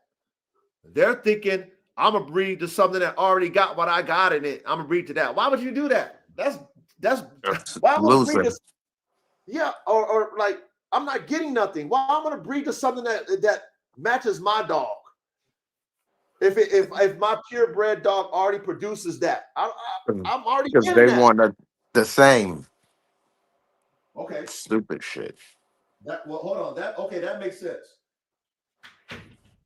Hold on. That makes sense. Okay, so if you are a breeder and you're outcrossing to get the same, right? Because you're happy with what you got, and you just want to revitalize the blood with something different, but you want it to be the same. Okay, if that's your rhyme or reason, I don't fault you for that. If that's your reason. But I just do that like once or twice, and then I'm gonna bring in a whole new breed to clean my shit. Yeah, because that's like what Coach was saying last week about going past that. No, actually, that was you, Reed, talking about past the threshold. Once you pass that threshold, your blood begins to crumble, and you get like it's true. You get dogs. I seen it. I had it. I had a husky that was past the threshold. I have a bully that's past the threshold, and then I have an F1, and then I have F2s. It's like, yeah, okay, so this purebred line shit, once again, and that's what I'm saying, like, they really throw that word around, better. We need a question, like, what do y'all mean by better? Right. I could go take, once again, that's like last 2 weeks ago, if I go take this Siberian Husky to a Dutch Shepherd, we know what we. But if we do it, they're gonna try to downplay. Oh, it's not a purebred. Bread is better. Why? I want to know why. What is the fact behind purebreds are better? Because we got the facts on higher vigor, and then once again, some people don't even want to. It's crazy that Reed was just saying that because I was just in the live 2 days ago with a pit bull breeder, and it was crazy to hear a pit bull breeder say this. He did not believe in higher vigor. I was like, whoa, like you feel me, Reed? Yep. I can't even argue. Like, what do I say?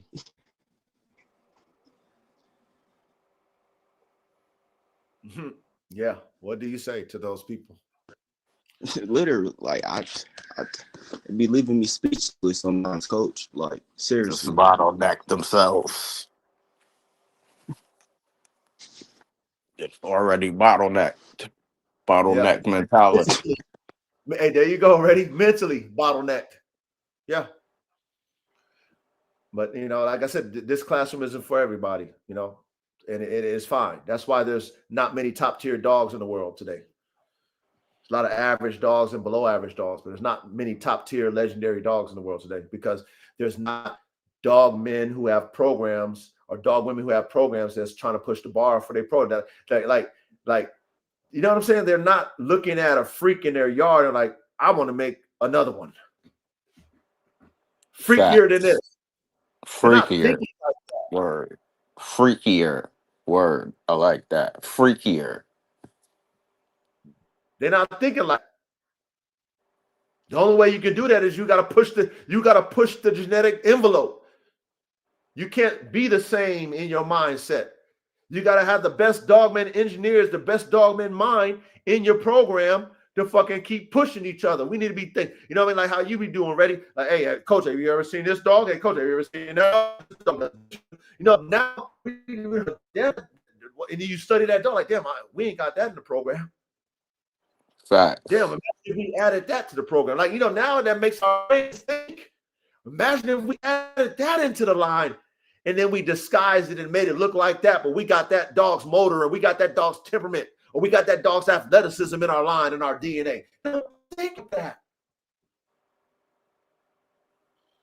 But it's fine. It's, that's what you're going to learn, Verde, because you're a young dog man. A lot of you guys are young dog men. You're going to learn that a lot of these guys don't think like that. It's fine.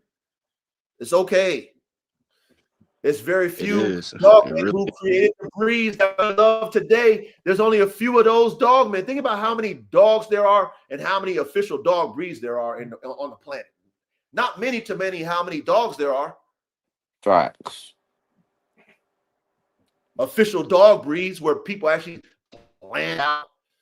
It was a group effort, solidified it, worked out the kinks and says, this is a breed. Not many of them. I mean, there's many, but compared to the dogs around the world, not many.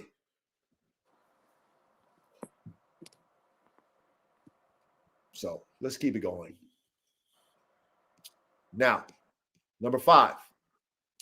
When non-purebred dogs outperform purebreds. This usually happens when the purebred line is over inbred. Hidden defects are concentrated. Vigor, fertility, recovery, or durability have declined. A prepotent, cross-built dog brings vigor back, introduces fresh combinations, still passes traits consistently. That's why breeders talk about revitalizing a line, breaking a plateau. Does that make sense on number 5? Yep. I heard of that a lot. People with some of their pit bull lines revitalizing. We're revitalizing this line. We're bringing back. We want to have some of that old school. Oh, uh-huh. Okay. That's what you should be talking about. And the reason why you talk about it, especially when you're a competitor, if you breed the same way, your lines are going to break down because you've done it and you've seen it. The people who I was like, told that. she broke this down on level 3 for the level 3 vigor, bringing Yep. similar ancestry dogs to each other 5 to 7 generations to click it back up.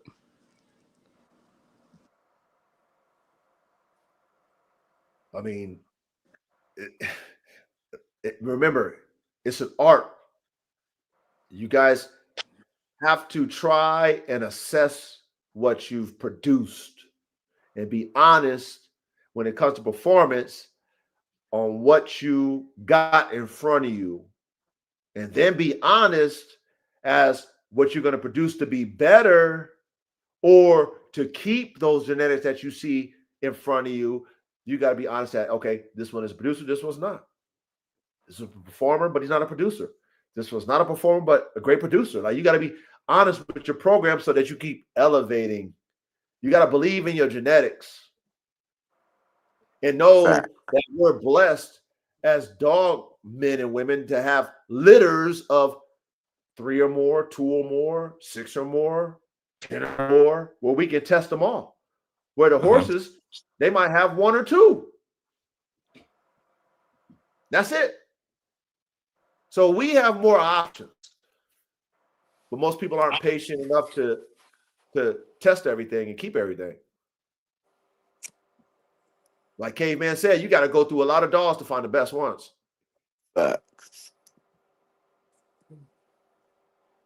Number 6, the strongest real-world breeding model, any species. This goes for any species now.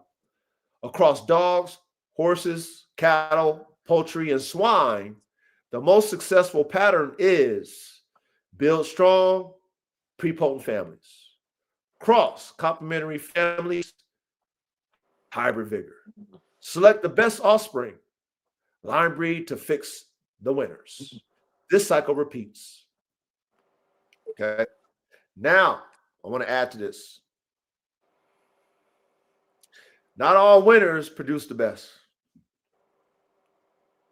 So you might have to line breed the best producers to produce the best offspring, not just the winners. Yep. So we need to add that in there as well. Okay, add that in there as well. We're engineers. We test everything now. It's not just theories. We don't assume Losers count too. Right. We don't assume that the winners are going to be the best producers. We don't assume that. It's a lottery. We got a lot invested in our programs. We testing everything. We're not throwing everything in the trash until we test it in all capacities, all facets of our program. There are the performers in our program, and there's the producers in our program. All of it plays in our program. All of it. They all carry the genetics. There we go. We all deal, and we only deal with top tier genetics. Whether you got the spirit in you to be a fucking Michael Jordan or not, you still come from Michael Jordan's genetics. Number 7, bottom line truth, no sugarcoating. Purebred does not equal hybrid vigor. Prepotent does not equal hybrid vigor. Genetic diversity creates vigor. Prepotency makes vigor useful. A non-purebred dog can absolutely produce maximum hybrid vigor. In many cases, it's the best tool available. Okay? That's the bottom line truth. No sugarcoating. Purebred does not equal hybrid vigor. Prepotent does not equal hybrid vigor. Genetic diversity creates vigor. That means different genetics create vigor. Okay? That's what that means for vigor, hybrid vigor. Prepotency makes vigor useful. That means we can understand what we're going to get out of that vigor when we assess the production, when those parents are prepotent enough to know that we're going to get what those parents are, and we can assess that those children are better than that, which shows us that hybrid vigor took place. Does that make sense, y'all? Yep. Yes, sir. Okay, good. You know what I mean? We gotta make sense because there's people who don't pay attention and they don't get it. But as long as we get it, when you hear that stuff that you heard on that live Verde and you hear stuff that we be hearing, it sounds like Charlie Brown when we hear it. I don't know if you ever watched Yeah. Charlie Brown. That's how it Yeah. sounds to us. What did you say? Oh man, we don't understand that shit. Stop it. What'd you say again? Oh yeah, we don't understand that shit. Now, I asked her to show how to identify prepotency without relying on pedigree. Okay, so I asked her. This is a great question because elite breeders don't guess prepotency from paper. They observe it. Pedigree can hint, but prepotency is proven, not assumed. Below is a field-tested practical framework for identifying prepotency without relying on pedigree at all. Rule number one. The number one rule: prepotency is revealed through offspring, not the dog itself. You cannot see prepotency by looking at one dog. You identify it by asking, does this dog reproduce itself? Regardless of the mate. Everything else is secondary. Now, this is very important to y'all. Very important to me. You have to test prepotency. And how you assess it is when you take that dog that you assume in the beginning to be prepotent and you breed them to multiple different bitches. Does that make sense, y'all? Yep. Yes, sir. Breeding it to one bitch is not enough. It's not enough for a real valid assessment of prepotency. You have to breed them to multiple different bitches of the same breed. And like I've done with AK, breed them to a composite breed or a different breed. I bred AK to bitches that were 4 different breeds. And he produced himself. So anything, okay, let's carry on. Everything else is secondary. Number 2, do the multiple mate test.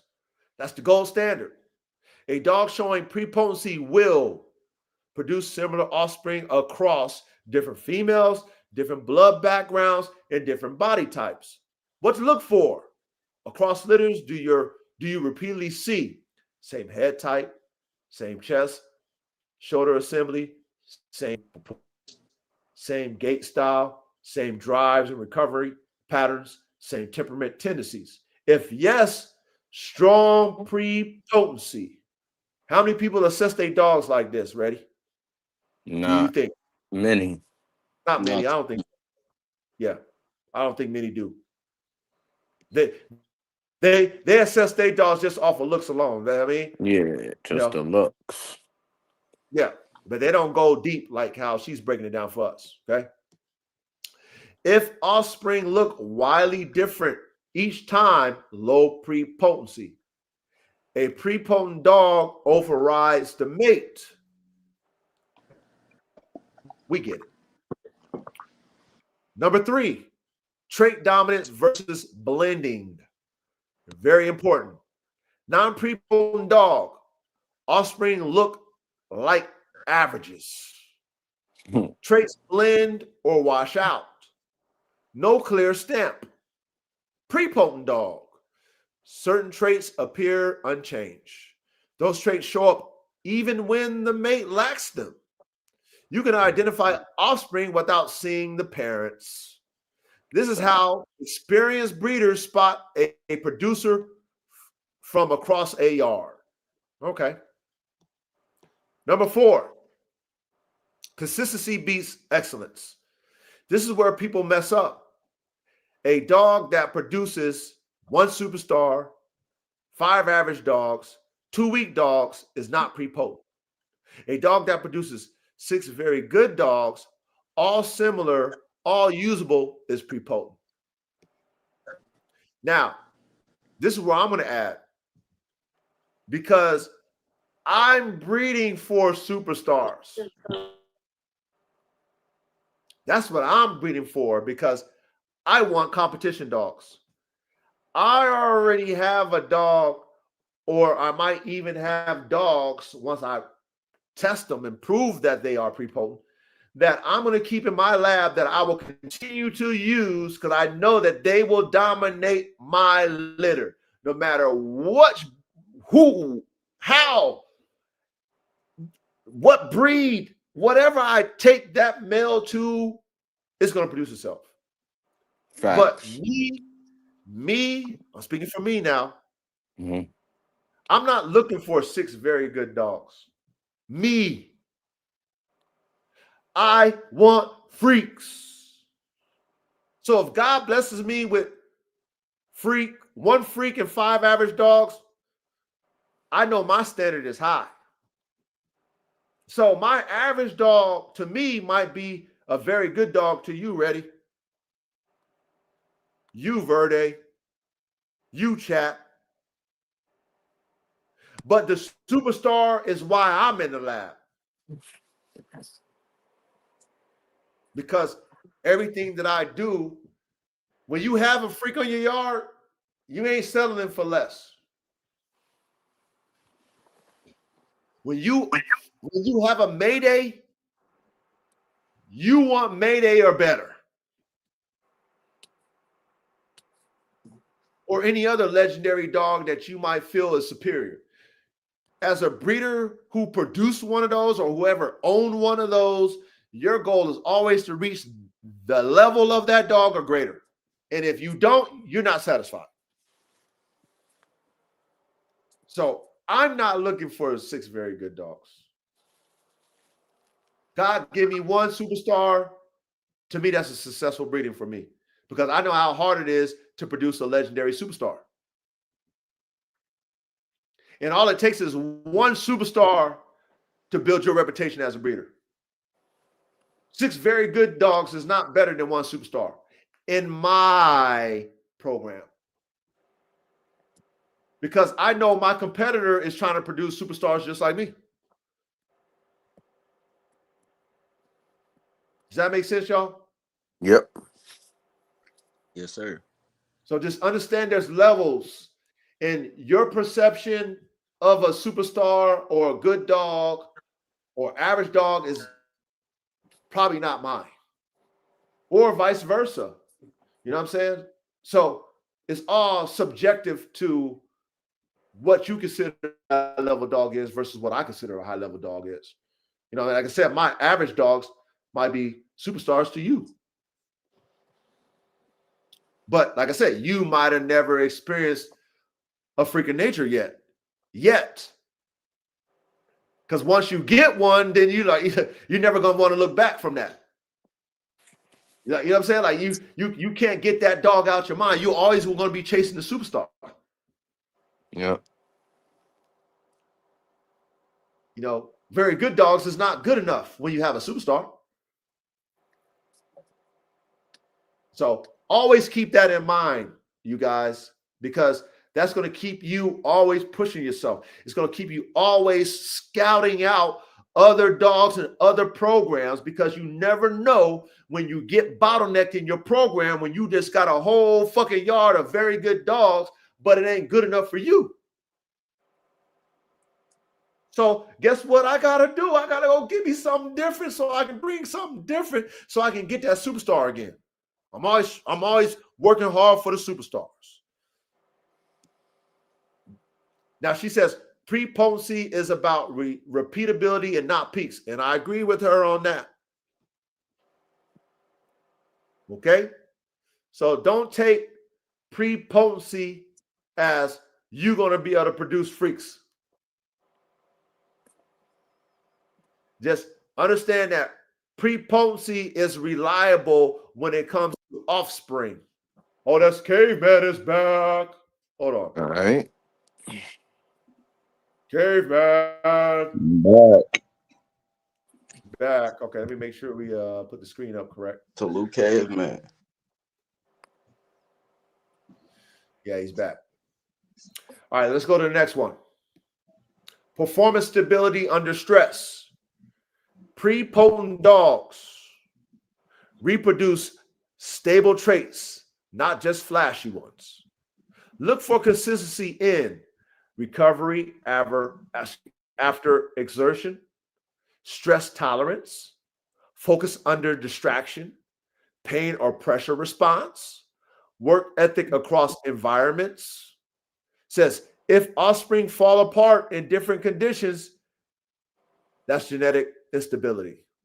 You got, does that make sense what you're saying about performance stability under stress? Yep. And prepotent dogs reproduce stable traits, not just flashy ones. Yep.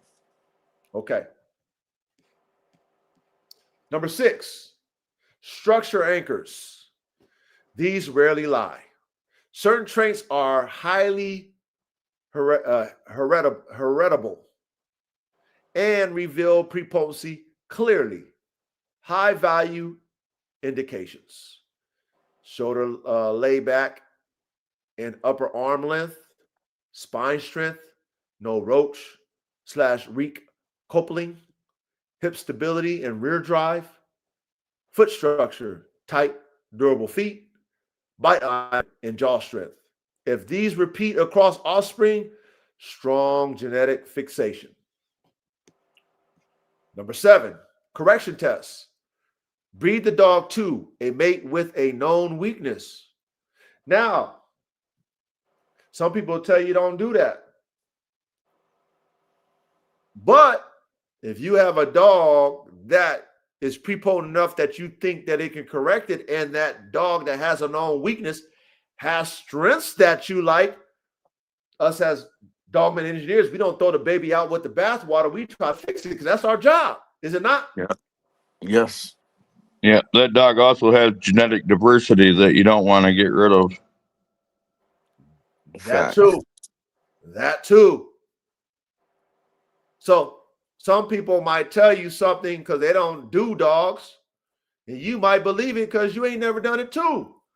But we're telling you, don't throw the baby out with the bathwater, because there's pluses to every minus, and there's minuses to every plus. And if you are good at what you do, and you are patient, and you're willing to, if at first you don't succeed, if at second time you don't succeed, if at third time you don't succeed, try again until you get it right, then you might get the best of both worlds. Right. You might correct the genetic weakness because that dog that's prepotent is known to correct it. And you've tried it and you've seen it, and you say, you know what, let me see if I can correct this wrong, but add to what this wrong is right. Let's carry on. If the offspring still show the original dog's strengths, do not replicate the mate's faults. That's prepotency.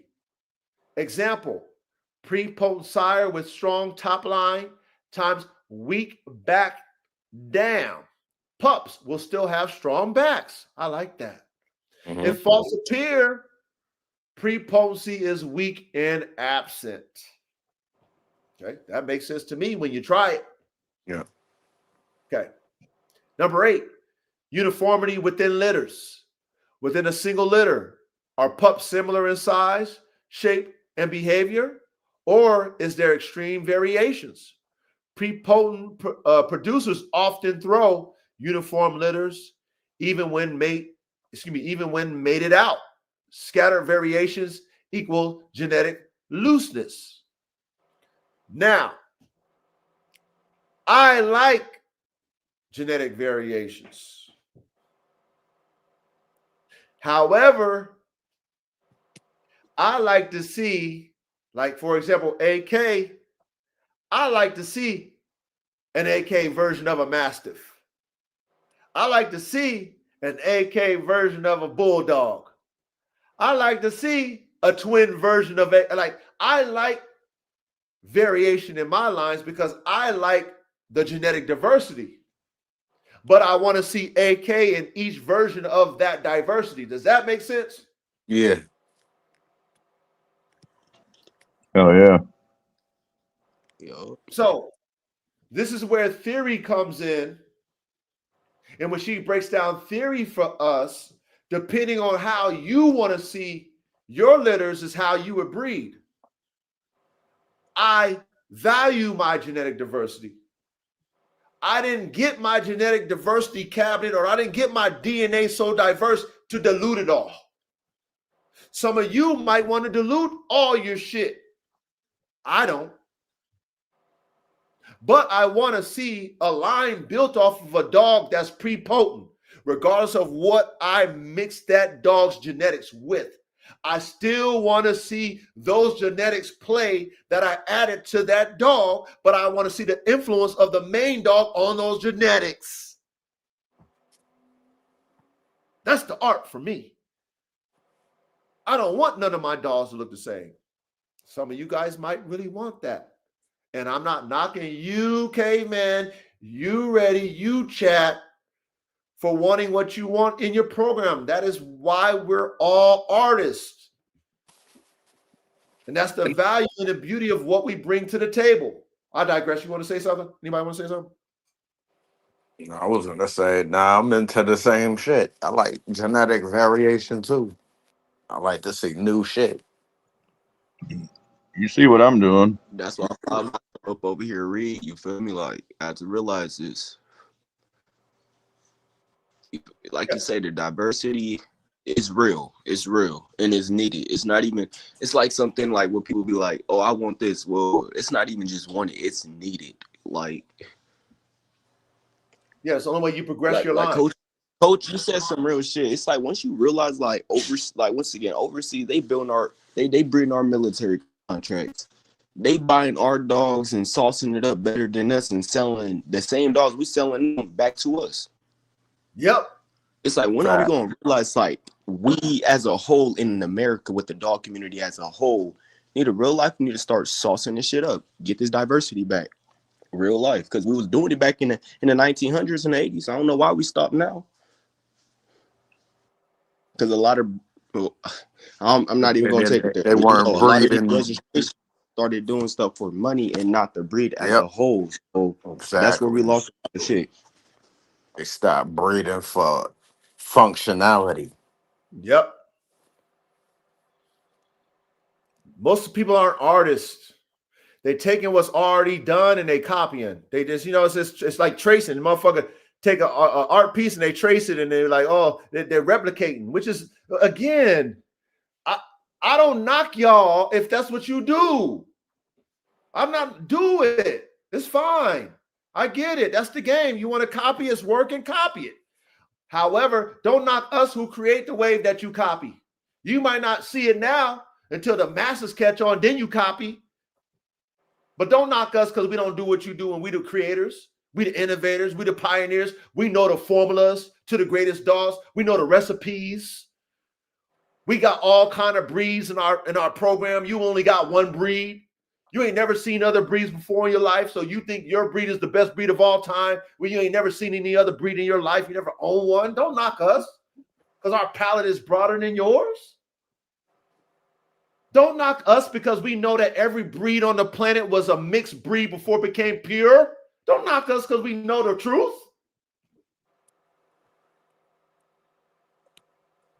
Don't disrespect us because you call every mixed breed a mongrel because you don't know no fucking better. Don't knock us because we know how to strategically mix breeds and we use top tier breeds. We got top tier dogs with prepotent genetics and you don't. Don't knock us because we know how to mix and selective breed. We got shit that you wish you had. Don't knock us. Don't disrespect us. We're not disrespecting the purebred dog breeders. If you do it right, we're going to salute you. If you got a trash purebred dog, it is what it is. You should know it. Don't be kennel blind. It is what it is. But if we got a scatterbred or mixed bred, composite bred, whatever bred, F2, F1 that is superior, and it is what it is, then salute it. Don't shoot it. And even if you don't, we don't give a fuck anyway. Stay in your lane. Let's go to number 9. Age progression consistencies. Watch offspring at 8 weeks, 6 months, 12 to 18 months. Prepotent lines mature predictably, don't radically change type, don't come apart with age. Unstable genetics often look great young and fall apart later. That's true. Mhm. That's very true. Yeah. Number 10, the third generation clue. Advanced but powerful. When offspring of the dog also produce similar offspring, you've identified true genetic fixation. This is how foundation sires / dames are recognized after the fact. Okay, you guys get that, right? When the offspring produce a variant of the originator. Yep. So when you see AK or I see AK in the second generation, and I see AK even in his third, regardless of how it's bred, ooh, that sauce is heavy pre-potent. Heavy. Number 11, what prepotency is not?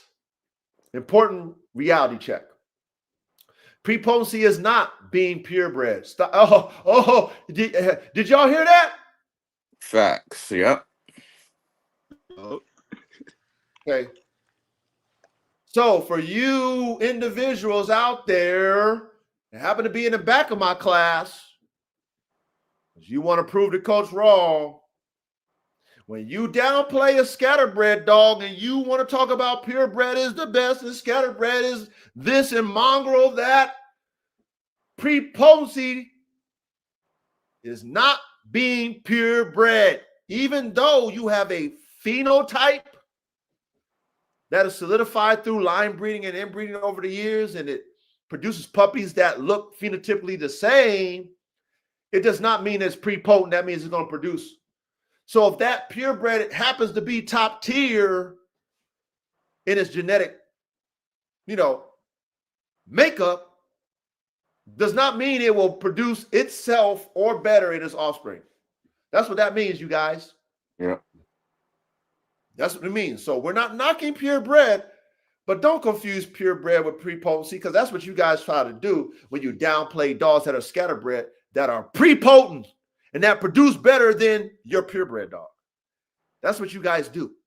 And we have to check you and let you know that even though you speaking in theory, it's not always true. And even though you think something, we can show you in a dog that what you think is not true. Or dogs, plural. That we say, hey, this dog is a composite breed. Look at his offspring. Look at how look. Do you see it? Do you see it? What is that theory right or wrong? What you talking about?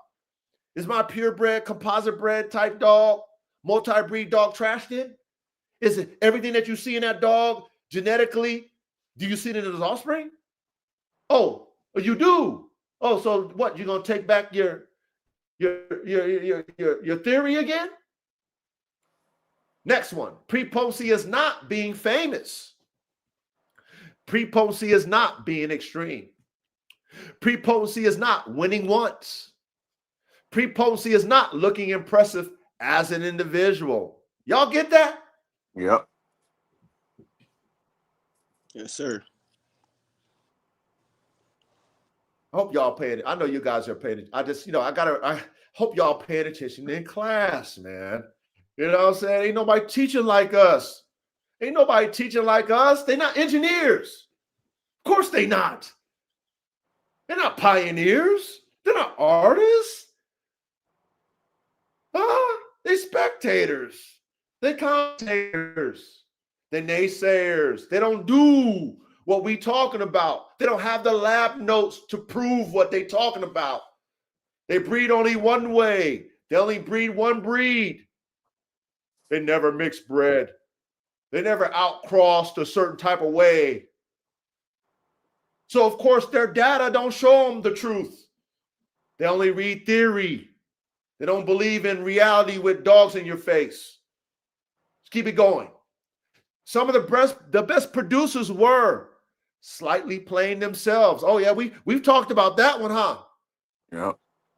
slightly playing themselves were some of the best producers, not dominant performers. Oh, we talked about that. Yeah. Oh, we talked about that. Shout out to the Malinois. All dogs that have top tier genetics behind them that didn't have the spirit of a Michael Jordan, right? Of Secretariat, of a Mayday. They didn't have the spirit, but they had the DNA, right? And see, that's a whole nother play, right? When you have a dog with great DNA, but you don't know how to nurture the spirit, because the spirit is not the DNA. The spirit is like a blank slate, and it has potential based off of the genetics. The mind is a blank canvas. It has potential because of the DNA, but it still starts out blank. So the right dog man, think of it. That's why I love the breakdown of horse racing compared to competitive dog breeding. The horse racing, thoroughbred breeding. You know, why do you think they hire and fire trainers? Why do you think in the NFL, the NBA, they hire and fire coaches? Why? You got to evolve. Watch this. Because the development of the player, the development of the animal relies on the skill set of the leader or the coach or the trainer. All right. There's very few basketball players that are like Kobe Bryant and Michael Jordan, LeBron James, the ones that are self-motivated, but with that extra push, you just take them to legendary status. There's very few of those. Like I said, those are the 1%ers. Most elite players need that coach to develop them. And then when you have a team that you're competing against others and all the players are top tier and you don't win, guess what you do? You really throw out the players. You fire the what? Coach. Coach. That's what they do. They fire the coach. So a lot of dog men are horrible coaches, horrible trainers to top tier dogs with top tier genetics. That's why a lot of them dogs don't perform at the highest level, because you don't know how to develop a dog's mind or its spirit. You expect the dog mentally to be plug and play. You expect the dog's spirit to just automatically be top tier. Some dogs are slower than that. Some dogs need that development. Mm-hmm. And that's the sad reality about it too. And coach stay hitting them great topics. You know that once again, we're not gonna downplay the purebred community, but that they try to downplay themselves. You feel me? Oh, you see a purebred dog that's jumping up a tree and latching onto a spring pole and a bite pillow. Just because that dog doing it doesn't mean its offspring finna do it. And it's crazy. Going back to the Malinois, when you have these dogs that is so diverse, just because that diverse dog don't want to bite, if you breed that diverse dog the right way, you might have a whole offspring that want to bite like fucking crazy. So it's like you got to really know what you're getting into and why you're getting into it. And like what Coach say, why are you outcrossing and line breeding and bringing in and taking out genetics in the first place? What is the reason of and what the purpose of? And I hope you're taking notes. So when you do get to that next offspring, you can sit back and go, oh, this coming from the sire or this coming from the Dan. And this Dan is what's pulling from this sire of the granddad or the uncle. You feel what I'm saying? So it's just like take your notes for real, and collect your dogs too. Shout out to Coach, seriously, because I'm tired of people downplaying situations and topics that should be getting talked about and that will really push us to the next level. But envy and jealousy is going to hold us back the most. So once again, when Coach is talking, when somebody talking like this, don't take it as they're trying to school you. Just sit back and learn and take notes. Seriously. Yeah. And like I tell y'all, man, I am the coach, motherfucker. It's like, yeah, we all got personalities and yeah, we all men, right? But there's positions that we play. And like I said, I'm a perfect blend between Coach Dungy's coaching style and Bill, and not Bill Better, excuse me, not Bill Better, but Bill Parcells. That's me. But because of my credentials and what I do, other men of level like mine respect my authority to speak the way I speak, because yeah, coach is talking from experience. He's not trying to belittle us. He's not trying to act like he know more than us. No, he's talking from his real experience. So of course he's going to talk that way. He shows us why. He shows it. So other men who's in the field who play in the game, they're like, man, coach is really that nigga. He really run them routes. He really won them championships. He really made them dogs. He's really pushing the envelope. He's really fucking failed. He's really been down that road. He's really seeking to be the best. He really does push himself. He really is honest about the play. So yeah, when he comes at me with some constructive criticism, or he comes at me aggressive, I'm not taking it personal. He wants me to be my best too.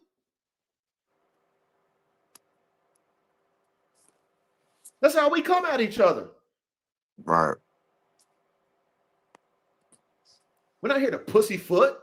I'm not here to be like, okay, well, all right, well, yeah, okay, well, if that's what you want to do, okay. Nah, if we on the squad, bro, I'm pushing you. Is that the best you can? I'm gonna say, Ready, is that the best you can do, Ready? Nope. You're gonna be like, nah, coach, I could have did better. Yep.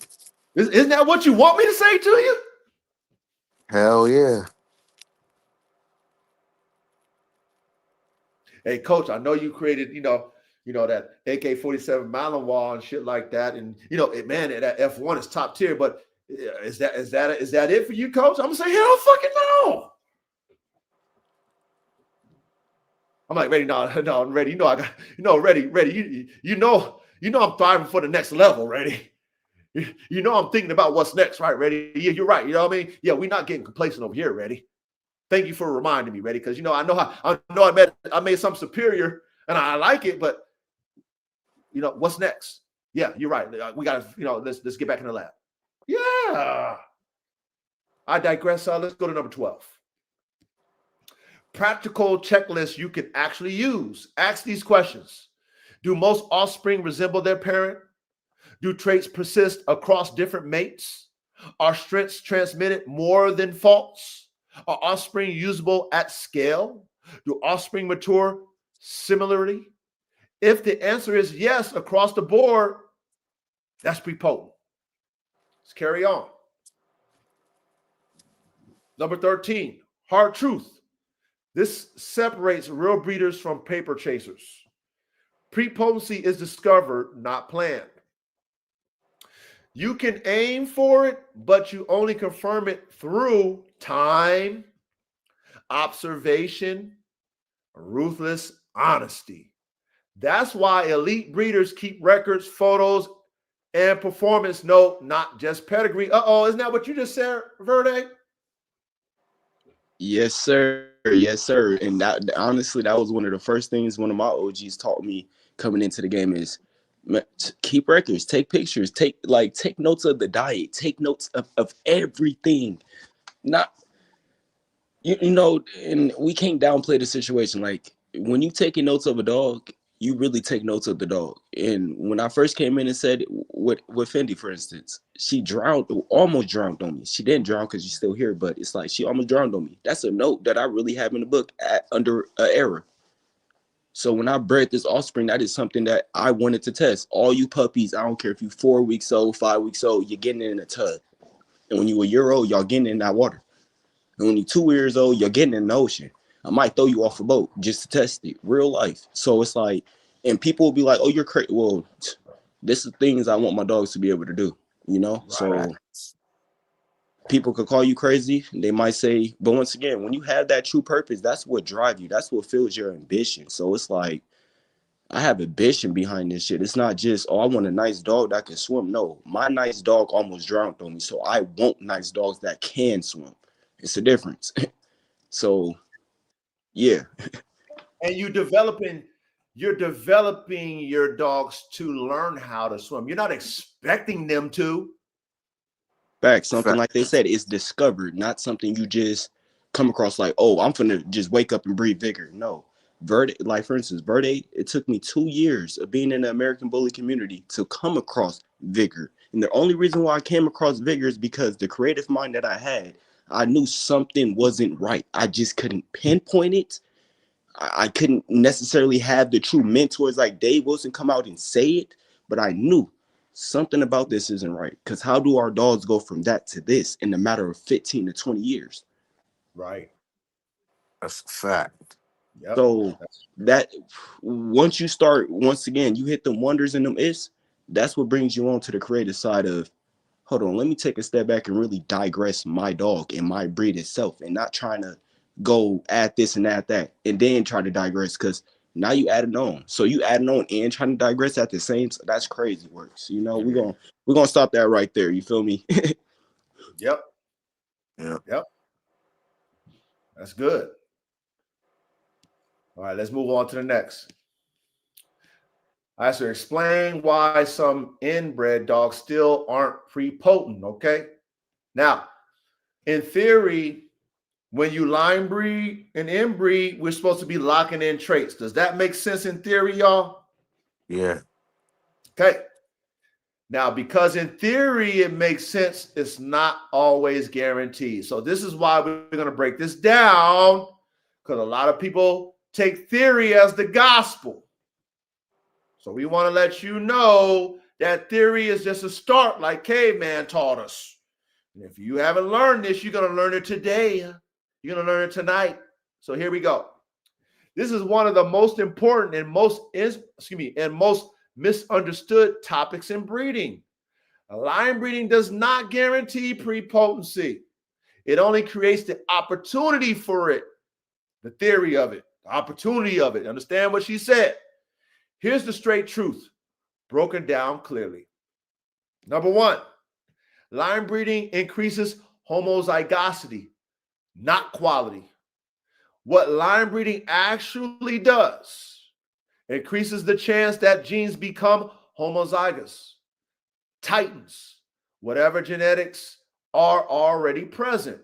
What it does not do, decide which traits get fixed.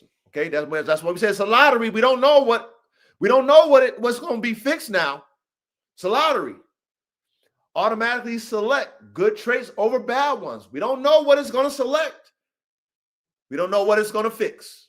So if a line contains multiple competing trait sets, has hidden faults, was built on average producers, line breeding will lock in confusion, not clarity.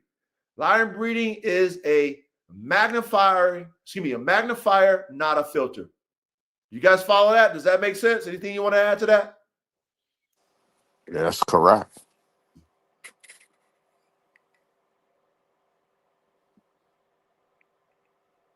Okay, man, you good on this one? Caveman ain't in here no more. He in the chat. He in the Okay. chat. Yeah, okay, man. He said he gonna charge up his phone and hop back up and show a diagram at the end. Okay. I didn't see that. I'm over here reading the dialogue. Okay, but you guys follow that because, line breeding, that's how, that's how you get, there's a lot of theory out here. Line breeding, your best dogs come from line breed, all that shit. Theory.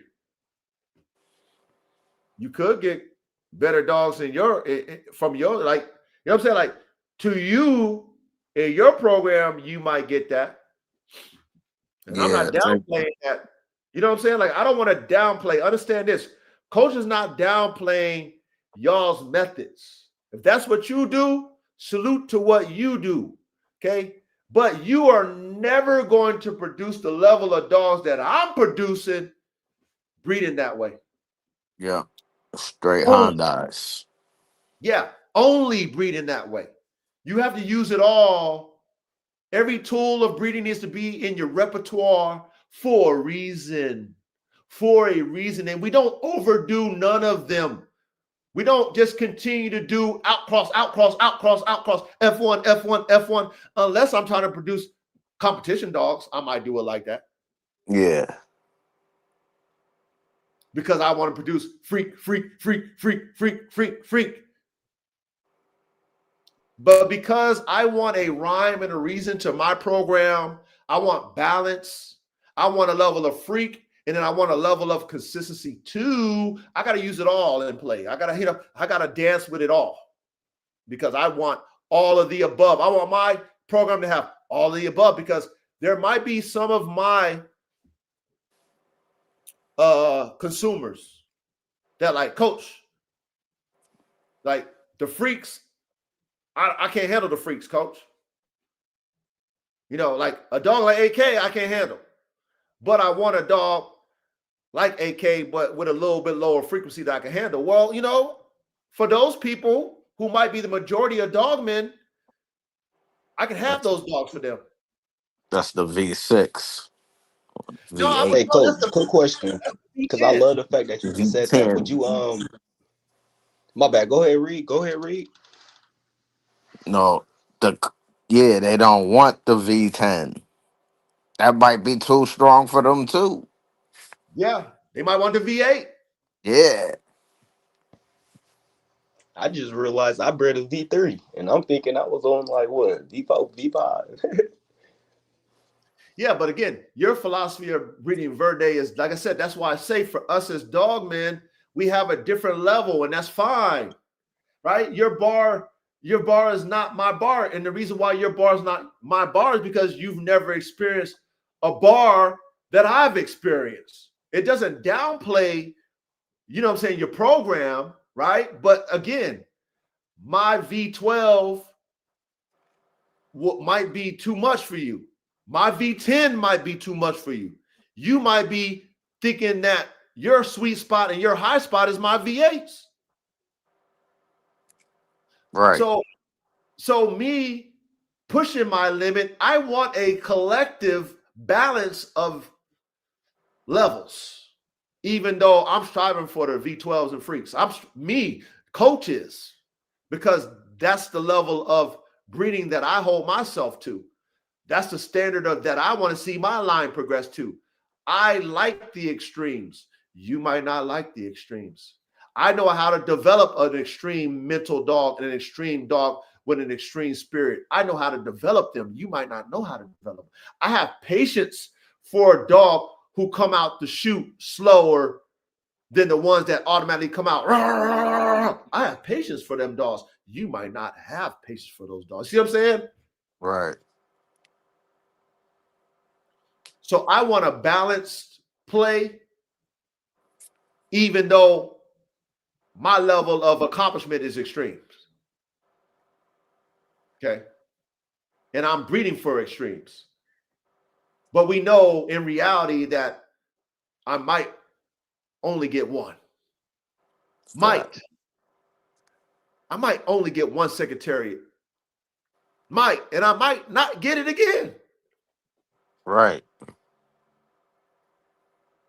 But you know what? I know the formula to get them secretariats though. And if Miss ChatGPT, Coach ChatGPT is telling me the most diverse genes brought together brings the maximum level of hybrid vigor, then I'm breeding like that. I'm breeding like that because I want maximum level of vigor. You might not want that. Facts. But the coach do. The coach do. All right, let's keep it going. Number 2, prepotency requires selection. Line breeding alone is blind. Prepotency only happens when line breeding is paired with ruthless selection. Only dogs that reproduce well are bred forward.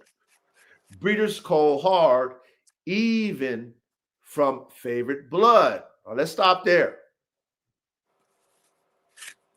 Number 2, I'm going to read it again. Prepotency requires selection. Line breeding alone is blind.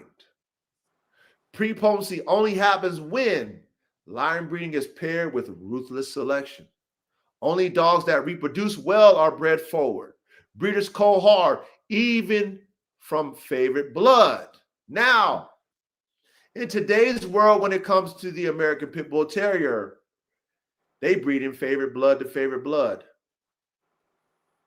They're not culling hard. You know why? Because they don't have competition dogs like the OGs had back in the day. Yep. So they're going to heavily line breed on dogs of the past, which doesn't guarantee you better dogs. Fact. If you don't test the dogs on the level of their ancestors who were legendary that you were breeding on, then how would you be able to compare their offspring? If they're not showing you what the legends were, and if those legends are real far back past the third generation, past the fourth generation, and they're way back in the line, that's watered down, and you're not getting those dogs no more. You're not. So because you're breeding on blood doesn't guarantee prepotency. Doesn't. Nope. Let's carry on. Many line bred programs fail because they keep dogs based on pedigree position. Uh-oh. Facts. They breed close instead of breeding correct. Uh-oh.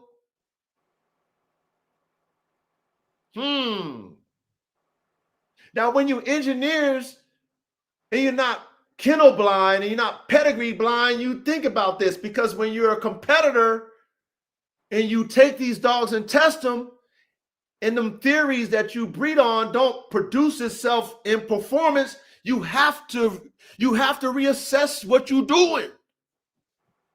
It forces you to get in the lab. Be like, yo, this theory ain't working. Dog, these two bloodlines, they ain't clicking. Dog, my line is fucking not producing the level of performance that my competitors are. My competitors are beating me. Their dogs are better than me. You take your lab notes that you thought was correct, you rip them up and you start over.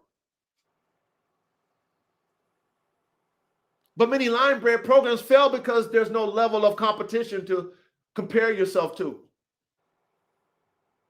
You're breeding off of papers, not off of performance. You're kennel blind because there's no bar that's set in your own program. In your own program, you're only copying shit. You're not breeding better than the dog that you knew that was the best in your yard. You're not saying to yourself, I'm not who I am as a top tier breeder unless I breed a dog that's the same or better. I'm talking about the same in performance, not phenotype. All right. That's what I'm talking about. Because we're high performance dog men and dog women engineers. We're not show dog breeders. We're breeding competition animals. We're pushing the bar. We want bigger, stronger, faster, more healthier. You know what I'm saying? This is the hardest level of breeding competition animals. It's the hardest level, not lookalikes. Results: homozygosity without consistency. Tight pedigrees, loose results. Okay. Next. Number 3. Too many ancestors equals no dominant genetic signal. Let's break this down. Line breeding works best when 1 or 2 individuals dominate the pedigree. It fails when there are 6 to 8 different important ancestors. Each bring different traits. None are truly fixed. Now, I want to stop right here. Now, I remember, Reddy, you was on this show. I was on the only show I ever been on. That was actually on a panel on a show. It was with Going Hard, the twins. They're game breeders. And, I asked a couple of questions. One of the questions I asked about the Mayday dogs and when would they be considered watered down? And of course, it went off on a tangent. I didn't even get my questions answered. Whatever. I didn't get my question answered the way I wanted. But it was a valid question because Mayday is gone 25, damn near 30 years gone. Right. And people still claiming Mayday dogs. So the reason why I asked this question is based off of what number 3 is explaining to us. Too many ancestors equals no dominant genetic signal. Now, if Mayday is the one known to be the dominant prepotent dog, which we know that that's what he was, and his direct offsprings and maybe some of his grandchildren, depending on how they were bred, resembled Mayday, not in just a visual, which is not important, but in a performance,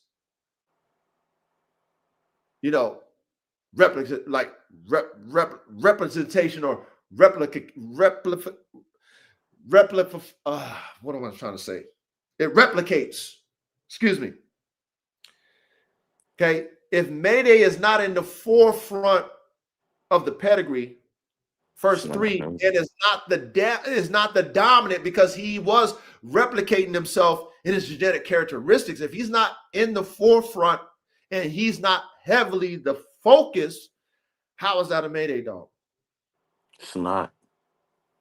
And if you taking his great grandkids, his nieces, and his nephews, but you not calling them those nephews, you're like this, the nephew's not the forefront no more, the niece is not, or the great whatever is not, but you still calling them Mayday. How does that make sense? According to number 3, it don't make sense. Doesn't make sense. So that dog is no longer Mayday. It's a watered down dog. If the kid is more superior than Mayday, then the line should be of that offspring. It's no longer Mayday no more. It's the offspring that trump Mayday. Yeah. But because Mayday is the most popular dog, is the legendary dogs, none of those offspring, maybe some of them, but none of those offspring trumped Mayday. It might have done something similar to Mayday, might have been, but it never trumped his daddy. Why are people still calling that a Mayday line? It should be the dog that trumps Mayday line. Yeah. Or if it is, Mayday should be the dominant dog in the pedigree, period. So that's what I meant by when is it watered down? That's what I meant. But being that most individuals aren't engineers, they didn't get what I meant. They didn't get, they wanted to ride the name. So I get it. You want to ride the name? Ride it. I get it. But those of us who are engineers who understand, if I own the dog, if I own Mayday, and you are calling your dog Mayday 25 years later, I'm going to tell you your dog is not Mayday. If which I do own AK, and you don't got AK DNA in the front of your shit, and you're not breeding the way AK has been bred and how I bred and keep him in the forefront, I'm going to tell you that's not an AK dog. I'm telling you, I don't give a fuck if you want to ride the wave or not. That's not AK. Sorry. But AK is in the fucking 8th generation. Nah. AK is in the 6th generation, coach. That's not an AK dog. I don't give a fuck. It's not an AK. Do you concentrate that dog? Is that dog concentrated on Mayday being a dominant? No, it's not. Please pay attention in class. Now, this is what she says. This is why. Okay? This is why. She says, this creates genetic tug of war, blended offspring. No single trait package dominates. Prepotency comes from clarity, not clutter. Does that make sense? Yes.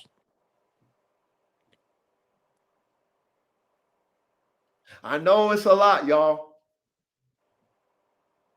That's why you have to go back after this class, put on your headphones, listen over and over and over and over again. Remember when you used to study? Now, a lot of us probably, how I got to speak like this. A lot of us probably wasn't good in school. A lot of us probably had ADD and didn't pay attention in class. A lot of us, when you had homework, you didn't study for your test. You failed your test because you were lazy. But when you're mature and you become wise, you know it takes multiple times to listen to something. You're not going to get it the first time a lot of times. Most of the time, it's going to take over and over. It's like how you listen to a song. Think about your favorite fucking song. Do you think you learn Everything the lyrics the raps. first time? You think you learn the lyrics the first time you listen to it? No. No, you don't. But because of your favorite, you listen to it over and over and over. And guess what? You damn near rap it better than the motherfucking rapper. Or you sing it Right. better than fucking Mariah Carey. Because you listen to the bitch 1,000 times. But when it comes to this learning about dogs and these so-called experts, they don't want to study nothing. They read it one time. They don't want to learn. They don't want to keep shit down. Man, Coach said some real shit. Let me listen to it again. Oh, damn, let me listen to it. Matter of fact, let me look at it because he got the screen up. Okay, shit. Okay, let me match it with my notes. Okay, well, shit, let me try some of these things I ain't never tried yet. Damn it, I almost got there. Let me try it again. Like, motherfuckers ain't doing that type shit. But Reddy, you've been here since the beginning. How many times have I told you guys, and you probably know this, Verity, y'all know this chat, to take your motherfucking notes? Every class. Every fucking class I tell y'all this. You're not going to get it the first time. You're probably not going to get it on the first lesson that we teaching tonight. I know it's a lot of information, but if you're serious about the craft, you're going to go back and you're going to listen again. You're going to look at the shit. I put the screen up. You can read it yourself. I read it. I narrate it for you guys, make it easy, but you can read it yourself. I know a lot of us can read. You can read it your fucking self. I put it out there in front of you. Then you take what you read, you comprehend it, you listen to it, you comprehend it, you understand it. Okay, I get it. Oh, it makes sense. Like Verdi was saying, oh, I get it. Coach, I get it. You know what I mean? Ready, and we've been all y'all. Oh, I get it, Coach. I get it. Yeah, it makes sense. Then you apply the shit. You put theory into practice. You just don't take my word for it. You just don't take Miss ChatGPT's word for it. You just don't take the theory's word for it. You actually try it yourself. But that takes work, that takes the DNA, that takes trial and error, that takes patience, all the things that most of these people on the internet will not ever do. But they'll talk like they're experts to those of us who have done it, who is still doing it. That's why I'm valuable to you guys. Because the coach did it, done it, and still doing it. Did it, done it, and still doing it. Made more mistakes than I've had victories. Had more losses, and I'm willing to share that with you. But I can show you the victories too. I can actually show you victories though. I can show you. But I can show you way more losses too. Let's carry on. Y'all get that one though. Y'all get number 3? Yeah. Okay. Number 4, founders that were never prepotent themselves. Okay. You cannot line breed prepotency into existence if the foundation dog not consistently reproduce itself. Common mistakes. Line breeding on a great performer who was an average producer. There's a theory that you only breed best to the best. If they aren't best performers, we don't breed them. There's a theory that people speak about. That's a theory. But those of us who are engineers, we don't just believe in theory, y'all. We test everything because our art is in testing it all. That's why we are great at what we do. That's why we're engineers. That's why we can make a rocket land itself. Because we know that just because you're a great performer doesn't mean that you're a great producer. Because hybrid vigor could have made you a freak. But because of that inconsistent genetic profile that is you, doesn't produce itself. But you're the best performer out of all my dogs. So you could be an or a producer. So what she says, performance does not equal prepotency. Does that make sense, you guys? Yes. So in theory, that does make sense. And you should breed that way. Try it. But we don't throw good genetics out because the spirit of that dog couldn't perform the way we wanted. It just, it's like your kids. Some kids just ain't going to be Michael Jordan. But that don't mean they're not good kids. Right. Michael Jordan didn't produce himself with his wife, but guess what? His brother might be able to produce Michael Jordans.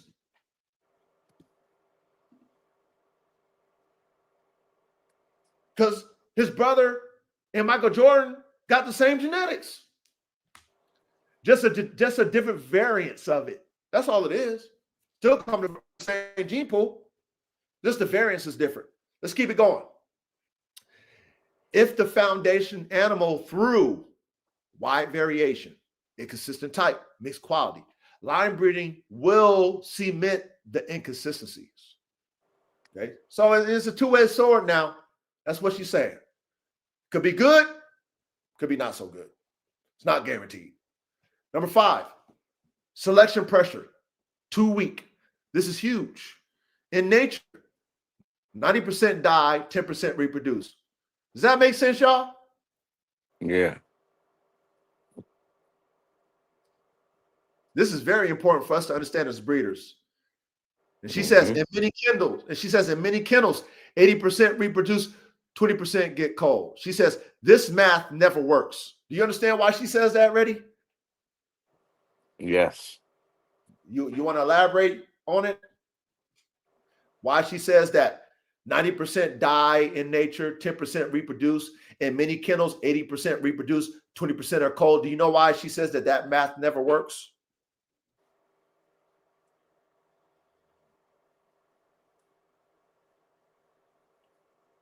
And if you don't, it's okay. Because nature decides which, like, it's survival of the fittest. Survival of the fittest. Period. Nature's not kennel blind. Nature just don't believe in theories. Nature don't throw the baby out with the bathwater. Okay? Think about this like with the lion. Let's say you got a thinking lion that's not aggressive. And that lion is smart. And he's smaller than the alpha lion. So he knows in his mind that toe to toe, he's going to get his ass beat and probably get killed by the alpha. But let's say he knows he wants to reproduce himself and he's smarter and he waits for that bigger lion to be injured or sick or whatever. And then he takes this opportunity to subdue that dominant male. Right. Now, in theory, because that male was smaller and weaker, we would have automatically, as breeders, threw him out. Because in theory, you're not big enough.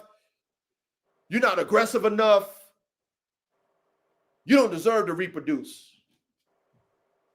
But guess what that dog or that lion added to that new line of animals or that new line of lions that he's going to be able to reproduce with the females? He's going to add cunningness, patience, intelligence, and with hybrid vigor, he might be able to produce a bigger version of himself with all the other attributes that bigger lion didn't have. Ain't that something? Right. That's how nature operates. Mm-hmm. But those of us who think we God in the lab, and you think you know everything and you don't test theories out to see if they're true, you're going to be producing what you think is what it is. And you're not going to cull the right dogs. So the culls that are 20% might be the better producers. The better producers, yeah. Because you didn't understand how nature works. You didn't see the value of that dog that was patient. You just judged that dog that was smaller as the weaker, or you judged that dog that was the least aggressive as it was the weakest one. But no, that was the smartest one. That dog knows that, you know what, at this time I can't beat you. I'm not going to act all rah-rah with you because I don't want to get fucked up. Right. I don't want you to dampen my spirits by fucking me up. You bigger than me. So I'm going to wait my turn. I'm going to wait till you is weak or you are not in a position where I can dominate you, and then I dominate you. Checkmate. Now I pass my cunningness and my smarts on to the next generation of these lions. Thank you very much. Your females who happen to have your size, now I get to breed to your DNA now. Because I beat your ass. So your daughters and shit, now I'm fucking. And I'm passing on my genes too. Guess what that produces? Hybrid vigor. That's nature's law. Let's carry on. Without severe selection, weak genes survive, mediocre traits propagate, prepotency never emerges. Prepotent lines are both from hard culling, not tight paper. We get that. Let's go to number 6. Line breeding on the wrong traits. Some traits are highly heritable, structure, proportions. Some are complex and polygenic, drive, balance, recovery. Breeders often line breed on color, head size, frame, style, instead of durability, movement efficiency, stress tolerance, and recovery. Well, that's most show breeders. Would you agree? Yep. That's the show dog world. And I get why they do it, because their thing is phenotype visual only. But when it comes to the high performance working dog lane, the hardest part is durability, movement efficiency, stress tolerance, recovery, vitality, fertility. You know, anything performance, that's hard to reproduce. Hell yeah. We have a high level of koi. We can get a color to come out more often. We can get a head size to be more consistent. We can get a frame to be more consistent. We can get a style per se to be more consistent. But all No, the it says fame, like how famous the line fame, is. frame. Thank you, Reddy. Fame. Thank you, Reddy. So fame. I apologize. Thank you, sir. The result: dogs look alike, okay, but produce unpredictably. Uniform appearance does not equal genetic fixation. You guys get that? Yes. All right, number 7, too much inbreeding too fast. When koi climbs too quickly, coefficient of inbreeding climbs too quickly. Genetic bottlenecks form, recessive defects surface, fertility, vigor, and immunity drops. At that point, dogs may lack uniform, but reproduction becomes weak. This kills prepotency because weak animals don't produce consistently. Litters vary widely in survival and quality. Does that make sense? Yes. Okay, let's carry on. Number 8, failure to test across different mates. Some line bred dogs look prepotent because they are only bred within the same family. That's false prepotency. True prepotency shows when the dog produces the same traits on unrelated or contrasting mates. If results collapse outside the family, the dog is not prepotent. The family is just similar. Does that make sense, y'all? Yes. This is where those who only breed what's in their yard get kennel blind to the level of their dogs. Prepotency. When I speak about AK, I mean 5 different bitches. 5 different bitches. 1 or 3 different bitches from the same breed. 2 different bitches was band dogs. All the bitches were scatterbred. None of them was heavy line bred dogs. So what that showed me, that the variance of AK and showing himself in all his offspring, regardless of the bitches that were not heavily line bred bitches, that were not just one breed type bitches, was two band dog, four breed composite bitches, and he produced himself in all of them. That's prepotent. But when you only have a limited amount of DNA and you only breed in the dogs that you got on your yard and you seeing a look-alike version of it, that could show you a level of prepotency, but that doesn't solidify them as prepotent. That's just what you've only done one time with only what you got.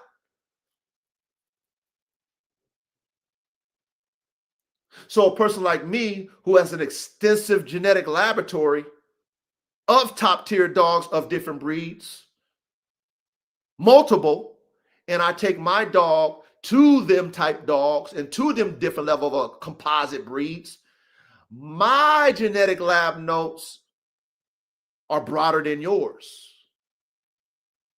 My reality of breeding is more extensive than yours. So when you talk to me about what you've done, and I look at your program and your lab notes, and I see that they're not as extensive when it comes to data as mine, then how are you going to tell me otherwise to believe what your theory is saying over mine? You can't. Because you can't prove to me otherwise. You can only show me your data that's limited. I can show you a broad spectrum of data.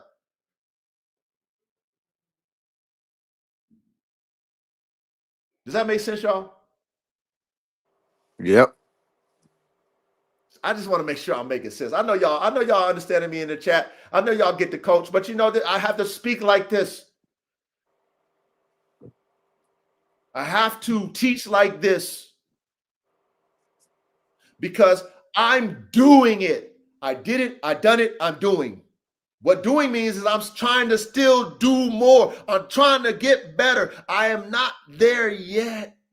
And you know what? In my reality, I will never be there until I fucking retire and say, you know what? I'm passing on the baton. Even though I might have achieved levels every time. One thing about the coach is never good enough. That's my gift and my curse. I got to go next level. I got to keep pushing myself. I got to keep trying shit. That's me.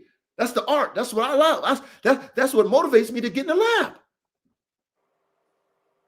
How can I make this better? How can I make this? How can I get the stamina up? How can I get the, all that shit is, that's what motivates me.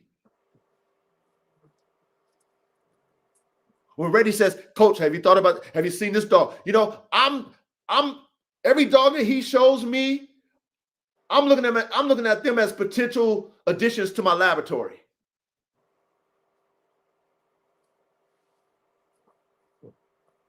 I want as many tools as I can in my toolbox genetically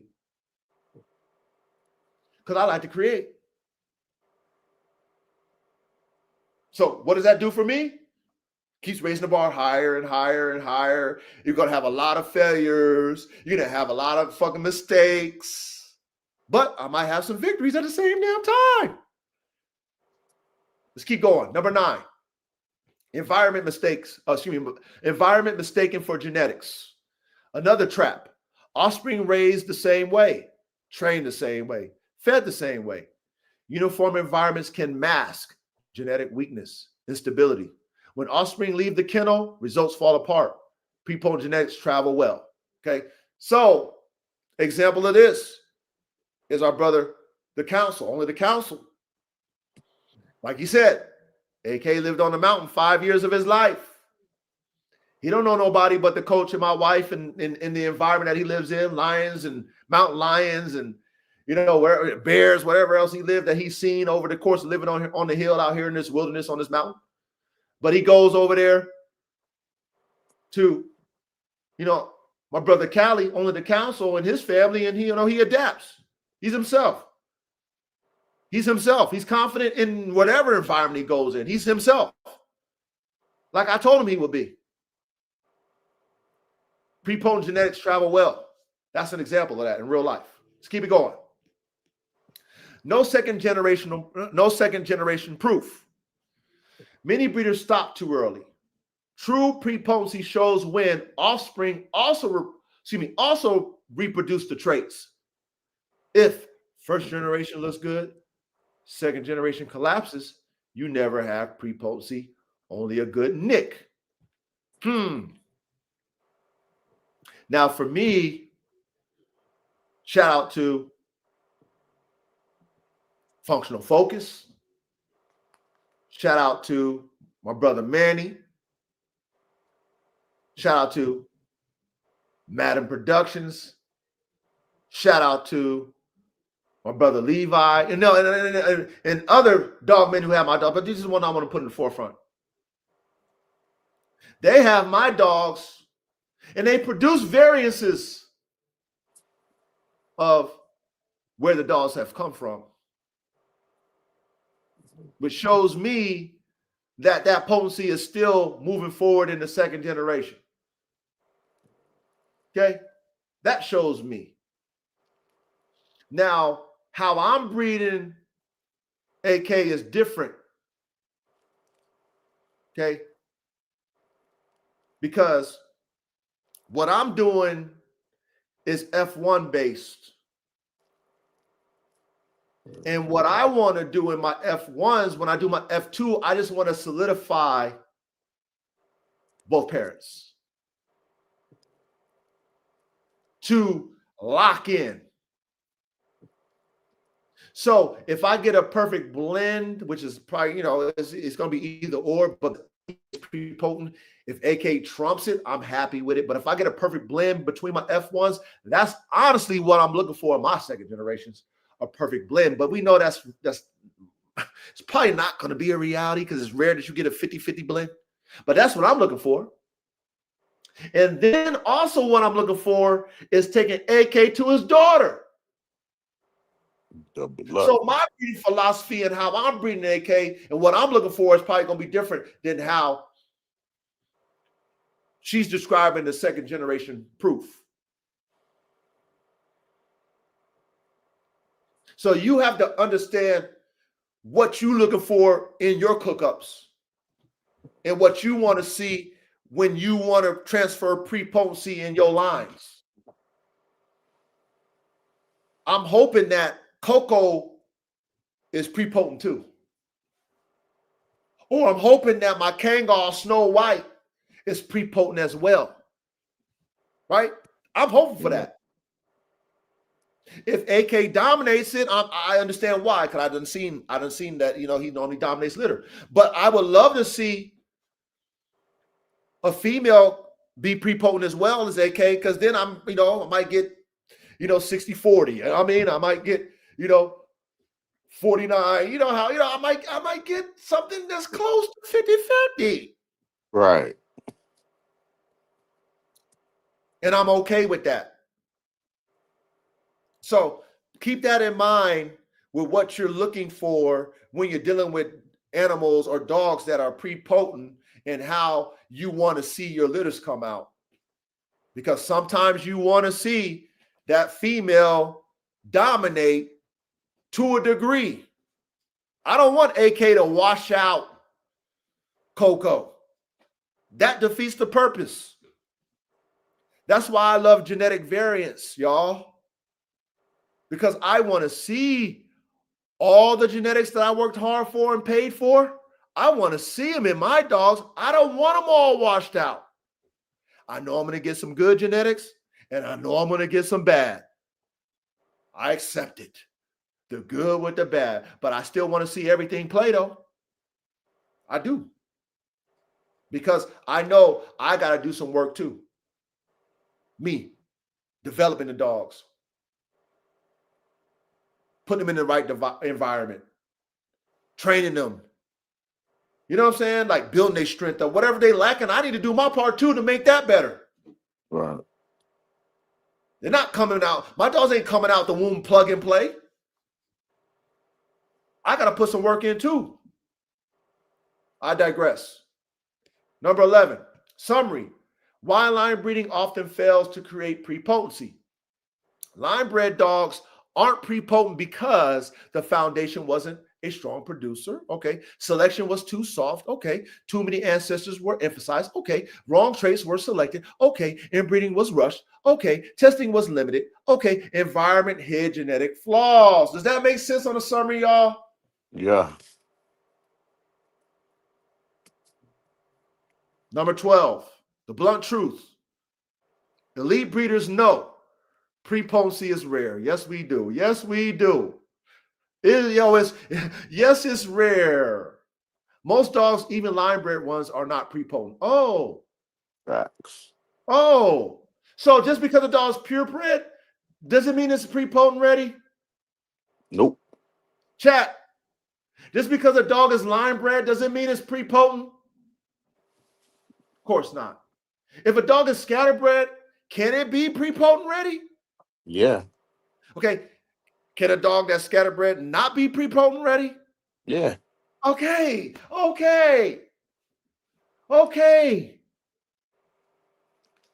Engineers, don't let these people who don't have experience preach theory to you and you believe it. I don't care if they OGs. I don't care if they novice. I don't care if they're veterans in their field. Do not let them preach theory on you and make you believe that theory is the gospel. Because there's nothing guaranteed when you are breeding dogs, especially competition high performance dogs. It is a genetic lottery. I don't care how good the genetics are. I don't care what technique you use, inbreeding, live breeding, outcross. Nothing is guaranteed. Not one dog is guaranteed to be prepotent, whether they're pure or outcross.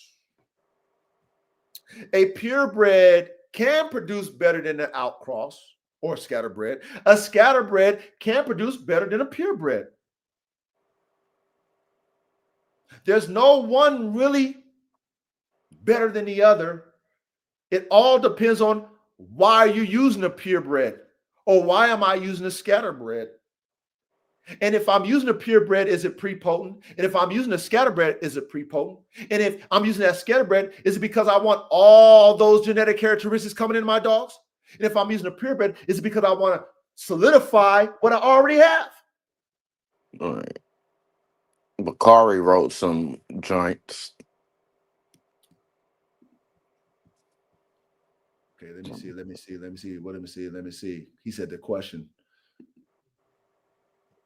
See, the question after that is he proven off the field? Yes. Well, that's what we're talking about at the end of the day. That's why we had to put on there breeding. When breeding, we had to put that on there.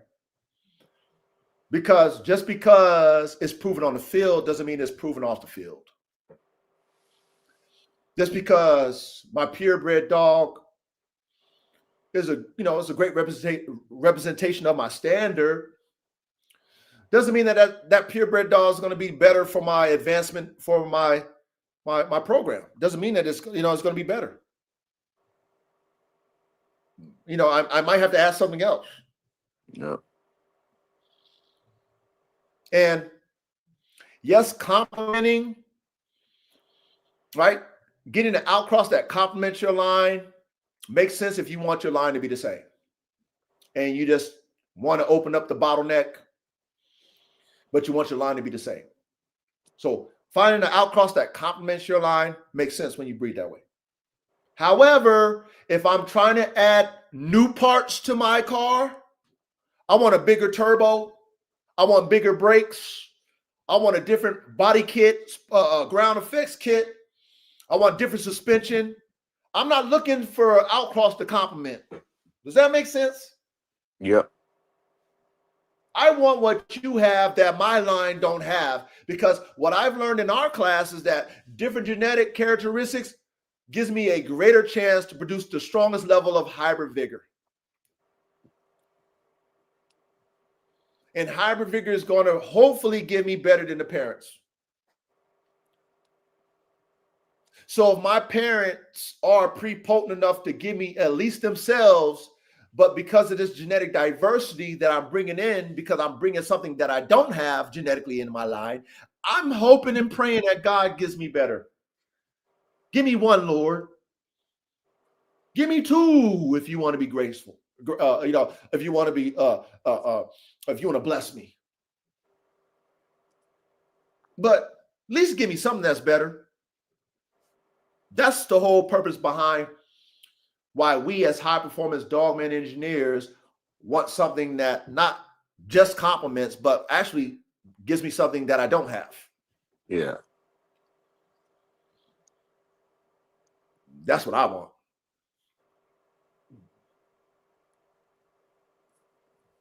And yes, you're right.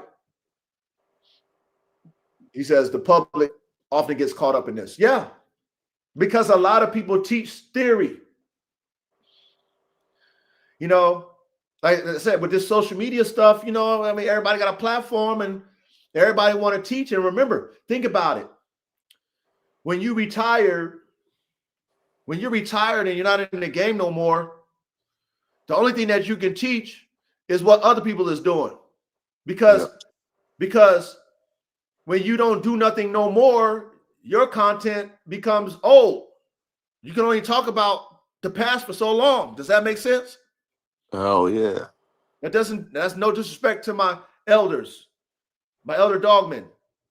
Respect to y'all. However, y'all had y'all time. Yeah. You had your time and you can talk about your time, but right now is not the same as what you guys are doing. What you guys did. What we're doing now is not the same as what you guys did then. Unless you were a pioneer dogman. Like when we read about the history of the start of these breeds, they're thinking, those guys was thinking like we thinking today. But if you not them, the creator of breeds, then what we talking about is over your head. Like, of course you're not going to comprehend. Of course you're going to read theory and don't understand practice. Yeah. Not relevant. I mean, it's just different lanes. It's okay, and it's okay that there's different lanes and levels to this shit. It's okay that we can do things different. It's okay that we see things differently. It's all right. But I'm not going to downplay the OGs and what they did because I'm not the OGs. That's what you did. Salute. Yeah. But don't speak with authority when it comes to what we're doing right now. You can't do that with us. You just can't do that. Because we know what we're going to do, OGs. We're going to show you. You know what we're going to do, naysayers and spectators and commentators? We're going to show you. We're going to show you the dogs. And again, I'm going to say this about my dogs. I know I have dogs that will bite. I have a dog named Cowboy that I have never agitated in his lifetime. I've never instigated him. I just showed him love, and he loves me, and he loves my wife. But let you come around him and see what happens.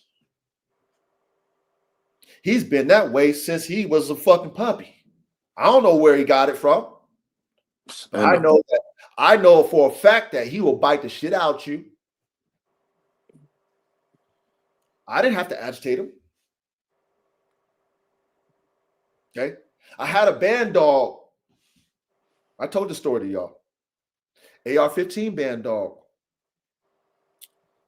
That I never taught him to want to be vicious toward people. But as a puppy, anybody that's a stranger, he was serious about biting. And I told y'all, my nephew was like, Coach, he was like, Unc, that he's a man stopper. I'm like, why you say that? Look at him. He wants to kill me. I don't have to show you spectators anything when it comes to what I say about my dog. I don't have to show you shit. I know what I have. When I say my dogs have maximum prey drive, ask Manny or Vic. Ask Functional Focus. Ask Bill from Blue Line Terriers. Ask anybody who has my dogs if my dogs don't have maximum prey drive. Ask them about their casualties on their yard. Ask them. I don't got to show you spectators and naysayers and haters and all you commentators, nothing. You will never, even if I did, you would never experience it anyway because you don't have my dogs. You would never, even if I did show you, you would never experience it in real life. So what does it matter to you? You guys are just fans watching the show. But you know what I do show you? I show you a top tier, well-conditioned damn animal. I definitely show you that. You know what I do show you? I show you productions. I show you that. You know what I do show you? I'll show you next level breedings that I'm about to cook up.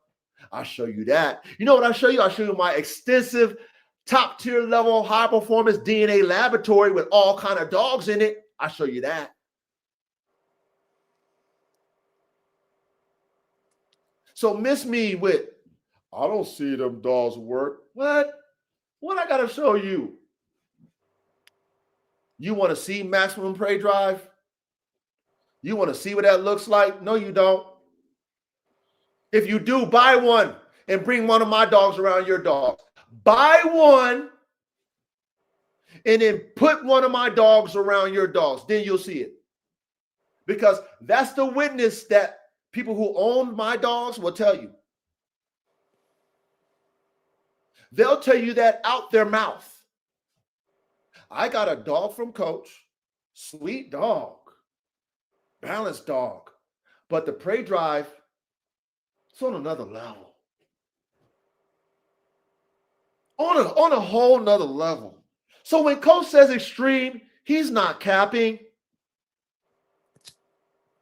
But I gotta show, Reddy, I gotta show these commentators and spectators that shit. I gotta show you irritation and have my dogs biting on a bite sleeve. I gotta show you my dog trying to bite a person for you to believe that they'll bite the shit out you. Nah, they trying to bait you. That's what I think. That's what it is. They trying to bait you so they can get you canceled. No, they're trying to downplay what I'm saying because they think I'm capping. It's that too. Because they're not going to bait me, Reddy, because I ain't stupid. I showed the world. That's the last time I showed that, too. Matter of fact, I took it down. And it got so many views, but it got so much fucking, it got a lot of negativity, too. Yeah. But I showed my two gamest dogs, brother and sister, together, side by side in the kennel, biting between the kennel bars. And just that short amount of time, it was like 2 minutes of them doing that fucking biting. It was like a bloody mess. That little kiss. Yeah, that kiss. You remember that? Man, I got so much fucking flack. And they didn't do no damage to each other. They was nicking each other. They was just nipping each other and shit. But just that alone, what you want to show me? Them fucking killing each other? That's what you want me to show you? I just showed you that. They couldn't even be side by side for a couple minutes by trying to, they think they can go through it. They think they can break through the kennel bars, which, Shaka did actually. Shaka did pull that fucking heavy steel bar. They call it a European kennel, the heavy duty ones, not the Tractor Supply ones. With no teeth. Oh, with no teeth. He just kept biting it and pulling it. He pulled it off the weld. That's a different animal right there. He pulled the bar off the weld. Not only did he do that, he bent the bar like Incredible Hulk with his mouth. He bit it and bent them motherfucking bars with his mouth, them steel bars, them heavy-duty European kennels. Yeah, he did that. So I got to show you guys that type shit to let you believe that my dogs got maximum prey drive and they really about that. Jason Voorhees, that Jason Voorhees, they really about that shit. That boy could crush your fucking bones with no teeth in his mouth. What the fuck? Do I gotta also show you guys that my mixed breed band dogs that I created, my AR-15 band dogs, will kill your game dog? Do I gotta show you that? Do I got to show you that my mild-mannered, good with your kids, real chill, laid back, smart band dog with 4 different breeds in it can kill your game dog easily? Don't feel no pain. So intense and so powerful. And then not only that, you bury your dog, and then the dog goes in your backyard, finds where the grave is, and digs that dog up that he kills, and he's playing with his fucking bones in his head and his mouth and bring it to your doorstep. Do I got to show you that too? Gangster. Do I got to show you guys that too for you to respect me? What the fuck I do? And my dogs, and what I tell you that my dogs are, do I got to do that? No, I ain't got to do that because I already know my dogs do it. It's already proven. I didn't plan it that way. I was told that. Shout out to, hey, man, I love, man, thank you. What's that? Matt's, what's that? Matt Triassic Exotics. Yeah, weight classes for a reason.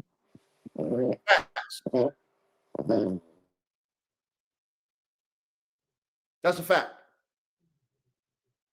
But I'm not saying this to brag about that, because those are losses. But to those of you who want to discredit what I do as the Formula One of this shit, as someone who really knows how to make top tier dogs and have made them, have taken major losses, have seen genetics passed down, have bumped my head on what they call hybrid vigor because I bred that way from the beginning. I've seen prepotency. I've kept whole litters. I was surprised about dogs that I would have normally thrown away because I was naive and the rookie in the game. Okay? All these things that we talk about, I've already experienced. So when I hear the sneak dissing and all that type shit and the low level, and I always get the peanut gallery and the spectators and all that shit in the comments, I always say sounds good because it sounds good. You know what I'm saying? Like, there's no contest. Like, there's no way. There's no way that I would allow a dog like AK to be triggered enough to want to stir his prey drive up to want to kill my dogs. I purposely kept him away from energy that would stir that spirit up in him, because I couldn't afford to lose all the dogs that he would devour. Just based off of sheer strength and ability. I didn't nurture that spirit in him, because I know better. I'm a dog man, and I'm like Cesar Millan. I know that that's not a dog you want to turn that on.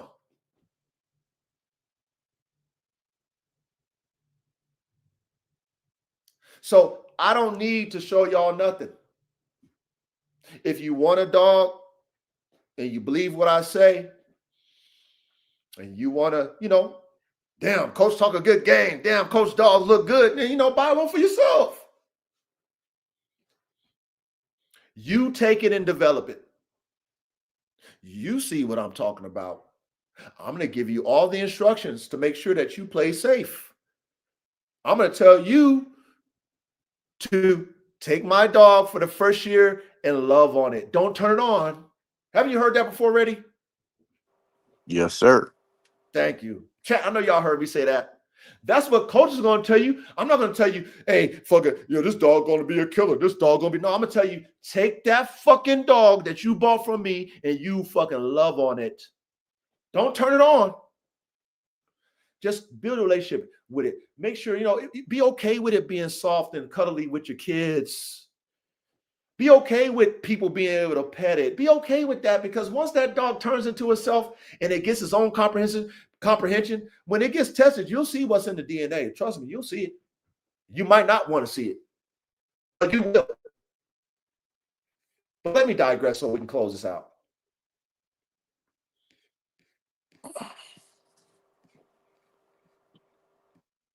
Okay, so this is what I wanted to ask her real quick.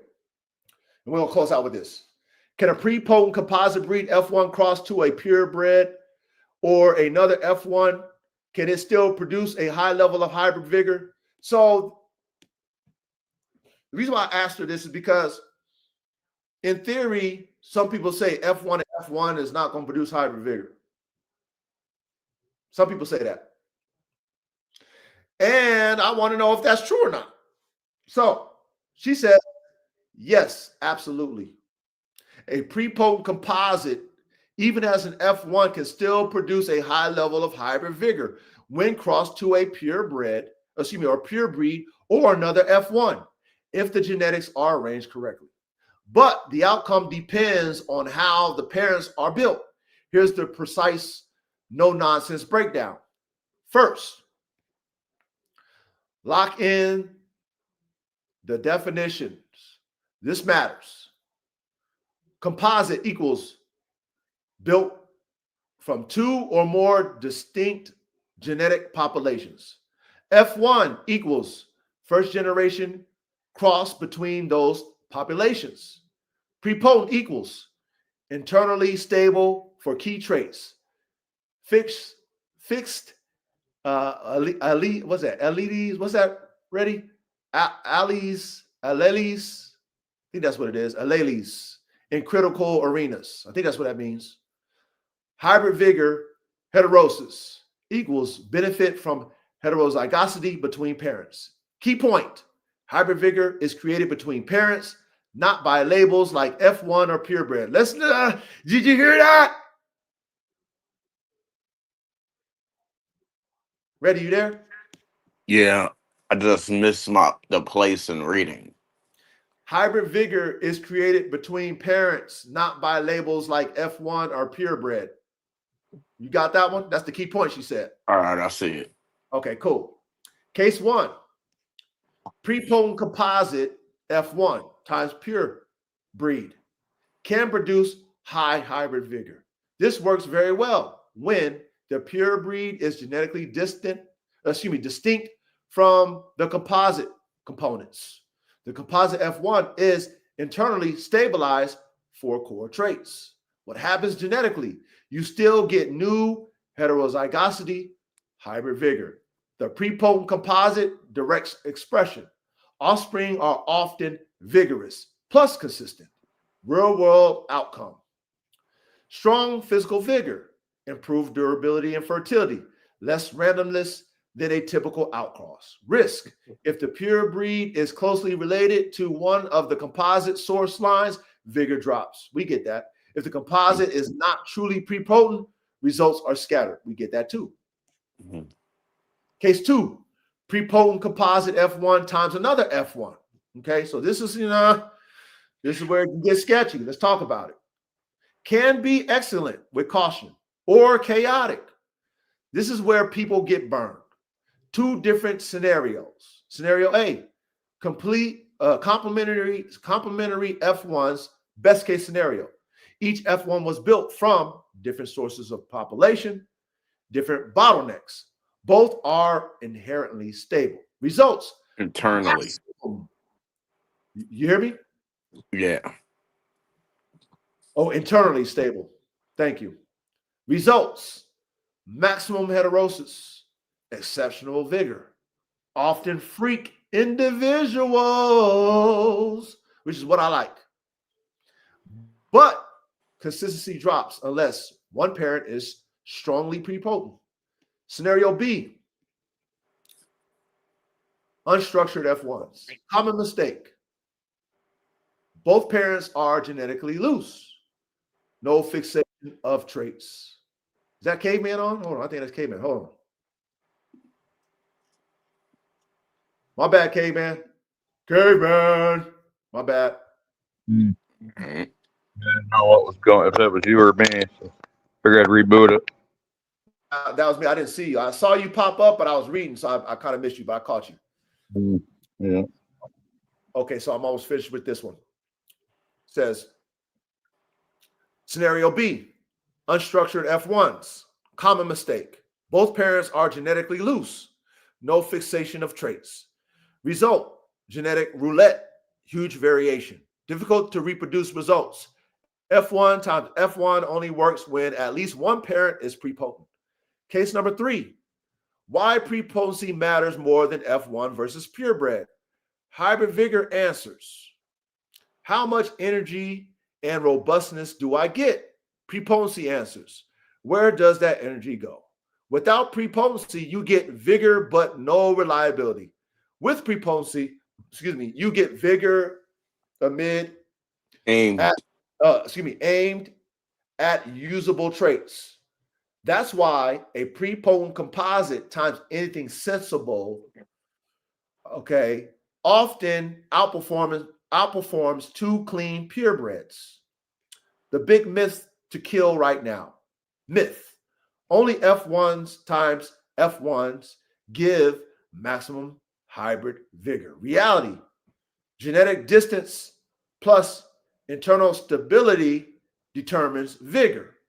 A composite F1 times purebred can outperform F1 times F1. Purebred status is irrelevant to heterosis. Where people accidentally lose hybrid vigor. Crossing parents with shared ancestry. Crossing two genetically loose F1s. Confusing appearance with genetic fixation. Not rebuilding the line after the cross. The strongest long-term strategy, any species.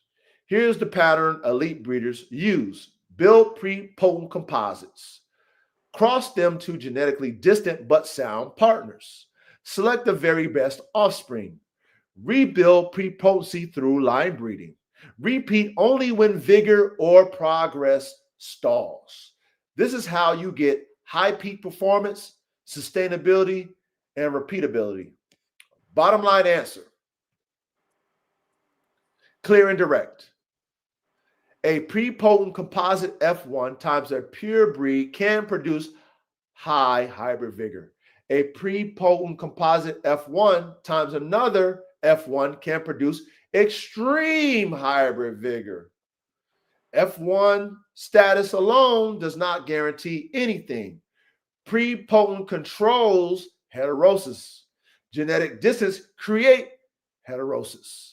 Okay, so do we get that? Yep.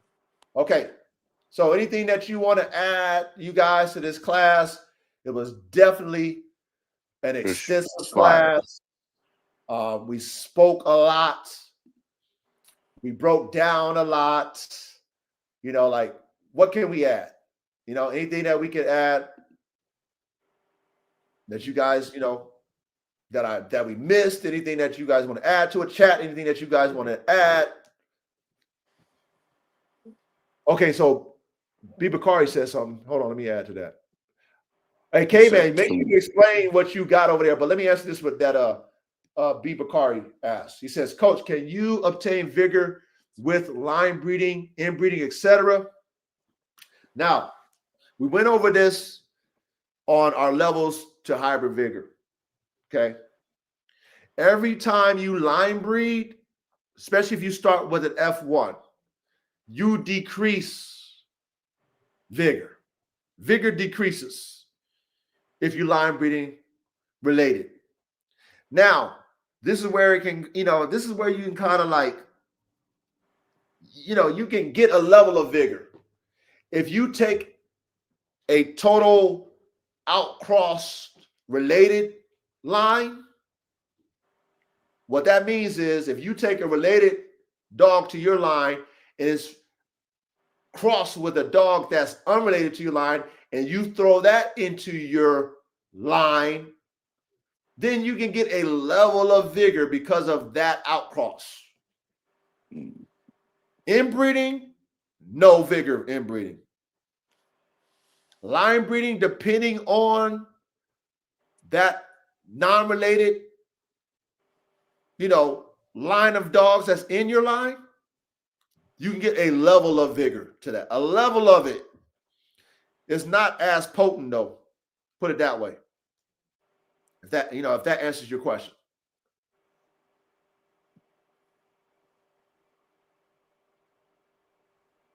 Okay, so K-Man, what you showing us, man? More than we can get into tonight, especially I've already lost like half of my battery. So Okay. this is a Punnett square. Let me see. Spotlight my screen so I can see what I'm. Let me see. I can barely see what I'm showing. Genetic breakdown. We can see Okay. it. All of us can see it. See right there. Yep. Okay, we're gonna pretend A and B are genotypes. Mom is genotype A, dad We is don't hear you genotype though, B, man. and on their scale of dominance in their traits, this is how each trait on the chromosome rates, right? Okay. So what we're trying to do is match up dogs, like let me see, where am I at? The 10 here will express over top of the 6. And we want to end up with pups that are all 10, 10, 10 down the line. All right. So when you cross them, you're on top of genotype You can hear him. A. Can you hear me? Now we can, but you were breaking up. Oh, huh. Well, anyway, there's your F1 here, your AB. I can't hear him. I only hear you. But Hey, when you Ray. Yeah. breed those two genes, All right. okay, now this is what you get. You're breeding two F1s, ABs, ABs. Now you're getting AAs, ABs, BBs, and BAs. And if you was to take one of those pups and breed it back to one of the recurring parents, this is what you would get. You'd get two like the recurring parent and two like the F1. Ah. Okay, but when you do too much pure breeding, when you're doing like BB to BB, you don't have the to correct any mistakes that get made in transcribing the DNA. You end up with something like BB, which is a recessive trait, like a red nose, or it could be even a disease. All right, so now you got that recessive trait in your DNA, and it might be desirable, might be not. But then you breed two of them together, and this is what you get. You get one pup, or 25% of the pups expressing the dominant, or carrying two copies of the dominant trait, half of the litter carrying a copy of each, and 25% carrying double recessive. So 3/4 of your pups would all be black, 25% would be red nose, and two of those pups would have the ability to produce red nose if you bred them with each other or another, either dominant or carrier of red nose. And if you did that, BB to BB, little b to little b, that's what all the pups would be. Interesting. Yeah. When you take something like a disease, a lot of them are on the X chromosome, so you can be carrying it and not know it. Because let me see, where am I at? When you cross them up, see, this daughter carries it, but she won't express it because she has a clean X chromosome to mask the disease. But the son, see, he has it because he has no X chromosome to cancel out the disease. And you can go down a rabbit hole. But when you're breeding dogs, this is more like what your Punnett square. This thing here, this is only for one, and that thing is called an allele. That is the like whatever this is, whatever allele A, B, D, C, G, or whatever. But your real Punnett square would look more like that, but even a lot bigger than that, with 20,000 possible combinations.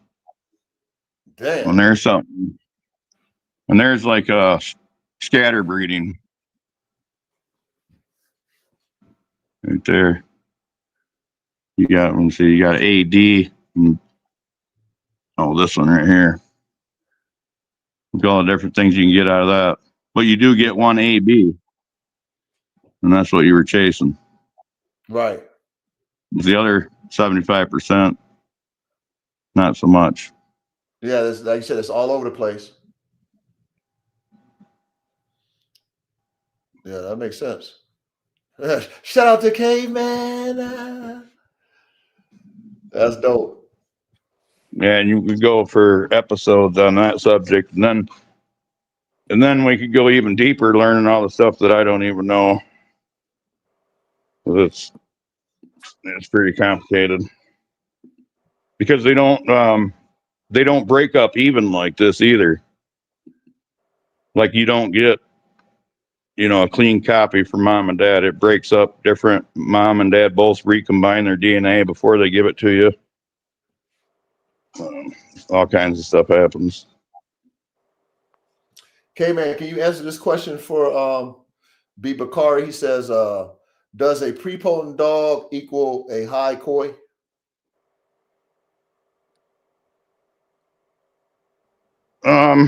It could, but it doesn't have to. Like if your dog is, double up on dominant traits from scatter breeding, he's just as potent, even though because the inbred dog with the highest COI could be prepotent, but it's going to be carrying a bunch of recessive shit that you could easily. It too, yeah. A lot of that stuff, the red nose, the big head gene, there's a lot of stuff that's double recessive. If you breed out of it, you lose it. Lose it real quick. Like you take a great big old big-headed bulldog and breed it to your Great Dane, those pups ain't going to have that big-ass head. You're going to have to take two of those F1s and hope you get the Great 2, yeah, and double up on that big head gene. Or breed back to the bulldog. But then you don't have that 50-50 you was looking for. Right. So like you said, you would have to take, and that's why keeping those F1s are so important, because you don't know which ones are going to produce those big heads. Again, right. You know what I mean? When you run them back to each other. Yeah, or the red nose or chocolate or whatever. Because if they're carrying it, they're going to be black. They got to be double recessive, so you won't be able to see it. Wow. So what's that, like invisible trait? Like an invisible? No, what it is black is dominant over red. It's like you're making like you're spray painting a piece of paper that's got holes punched in it in different places, right? Well, the black overrides the red, but the red is still there, Right. Just the black is overriding it. It's dominant. So when you breed that dog and it splits up, half of the pups get a copy of black and half of them get a copy of red. Now, if you breed them to a dog that has one or more copies of red, that same thing's going to happen with that dog, and a certain percentage of your pups will come out red. Right. Even though both parents were black. Yeah, that makes sense.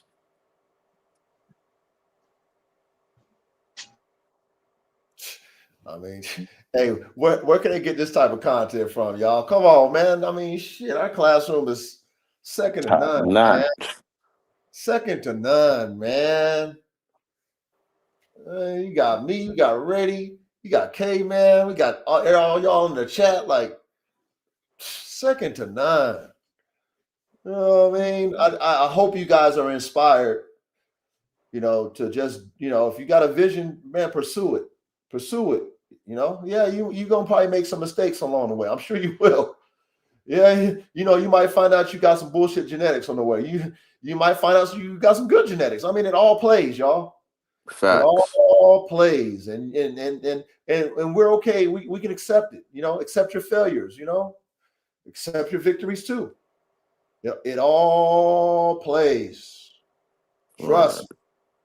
Don't get caught up in what people just say. Because everybody want to get content, and when they don't got no content, they want to take content from you. But this is classroom shit. This is what we do. We're here to learn. We're not here to make content. My shit fucked up again. You can't hear me? Ready? I guess not. All right, guys. Can y'all hear me in the chat?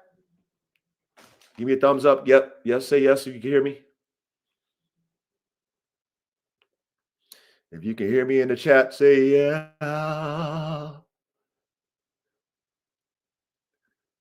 Can you hear me in the chat? Say yeah. Okay. Can you hear me? All right, cool. Inquisitive Dejana. All right, cool. So hopefully you guys learn. And, I'm grateful that, we've all lasted. Damn, we're going to go on our third year, 2026, with the classroom. So that's awesome. But again, take this content, you're going to have to listen to it a few times. It is what it is. You might have to, read the stuff yourself. It's on the screen. You might have to read it yourself. But it's good information for you guys. I'm giving you food for thought. And I don't want none of us to let people we respect tell us what we can't do, especially when they don't do what we do. You know what I mean? Or people who don't do what we do want to speak on what we do and act like, what we do ain't shit and what we doing is wrong. Don't let none of them dictate what you're doing too. Stay in your own lane. Be okay with it. Stick to your vision. Be okay to make adjustments. Be okay to pivot when you need to pivot. All the shit that we teach in this class, be okay with it because you are part of the few. We are part of the few. Okay? Y'all fuck with me. Y'all see my program. Ain't many people do what the coach do when it comes to dogs. Okay? And I'm okay with it. You should be okay with it too with your program. Okay? I just want to encourage you guys. Keep going, man. Keep going. Keep pushing the envelope. Keep thinking outside the box. Keep trying to make your dogs better. Try it all. We don't throw no breeding techniques. We try it all, but we don't do anything to the extreme as far as breeding. Okay? I breed for extreme dogs, but I'm not going to go overboard with the inbreeding. I'm not going overboard with the outcrossing. I'm not going overboard with the line breeding. I have a method to my madness. And so should you. So should you. That's right. So big salute to all of you. I appreciate everybody. Manny, TESD, my brother. Matt's my brother, K-Man, all of you, man. Only the council, Lucky Meals, all of you guys that will be tagging to the replay. Man, respect and love. You know what I mean? Just stay focused. That's all I'm telling you. Stay focused, man. Don't pay attention to naysayers, spectators, commentators, and haters. Don't pay attention to them, man. If they come into your games, that means you the star attraction. If they come into your games, you the star attraction. Just know that. All right. But at the same time, Like I had to do tonight. Sometimes you got to tell them, stay in your lane, man. You don't qualify to deal with me. You don't. Don't speak on another man's dog. I'm not speaking about y'all's dogs. Don't speak on my dogs. You know, sometimes you got to tell them, you know, I'm in my lane. You in your lane. I'm going to stay in mine. You stay in yours. Let's just leave it at that. Let's keep it moving. Other than that, you can't discredit what I do because I'm doing it. I'm doing it. I've done it and I did it. I got the numbers to prove it. You prove me your numbers. Then you talk to me. If you got a dog that's better than AK, show me the numbers. Let me see who's at your games when your dog posts. Huh? Let me see the naysayers, the spectators, and the peanut galleries at your game. Let me see the fans at your game. Let me see it. Let me see how good your dog looks. Huh? Let me see the productions, all the different. Let me see all the different bitches you bred them to. Huh? Let me see your puppies and how they compare to my puppies. Let me see your. No, I'm saying let me see your full grown. Let me see if you got a son like AK. Let me see you got two sons like AK. Huh? That are superstars in their own right. Let me see that. Until then, man, just say what you say under your breath. Keep it going. You know what I'm saying? All that sneak diss and all that fucking sensitive shit. Stop that shit. Be on some man shit. Just move on. Move on. Do y'all. We gonna do us. It's all love. No hate. Let's keep it going, moving. But don't disrespect the don't disrespect the work, man. Don't disrespect the fucking work. I got the numbers to show it, man. Y'all look stupid as fuck trying to disrespect the work. You know what I mean? Like, stop it. Enough's enough. But anyway, I digress. Big salute to all of you guys. Enjoy your evening. I know it's late, man, but I love you guys. We out. Peace.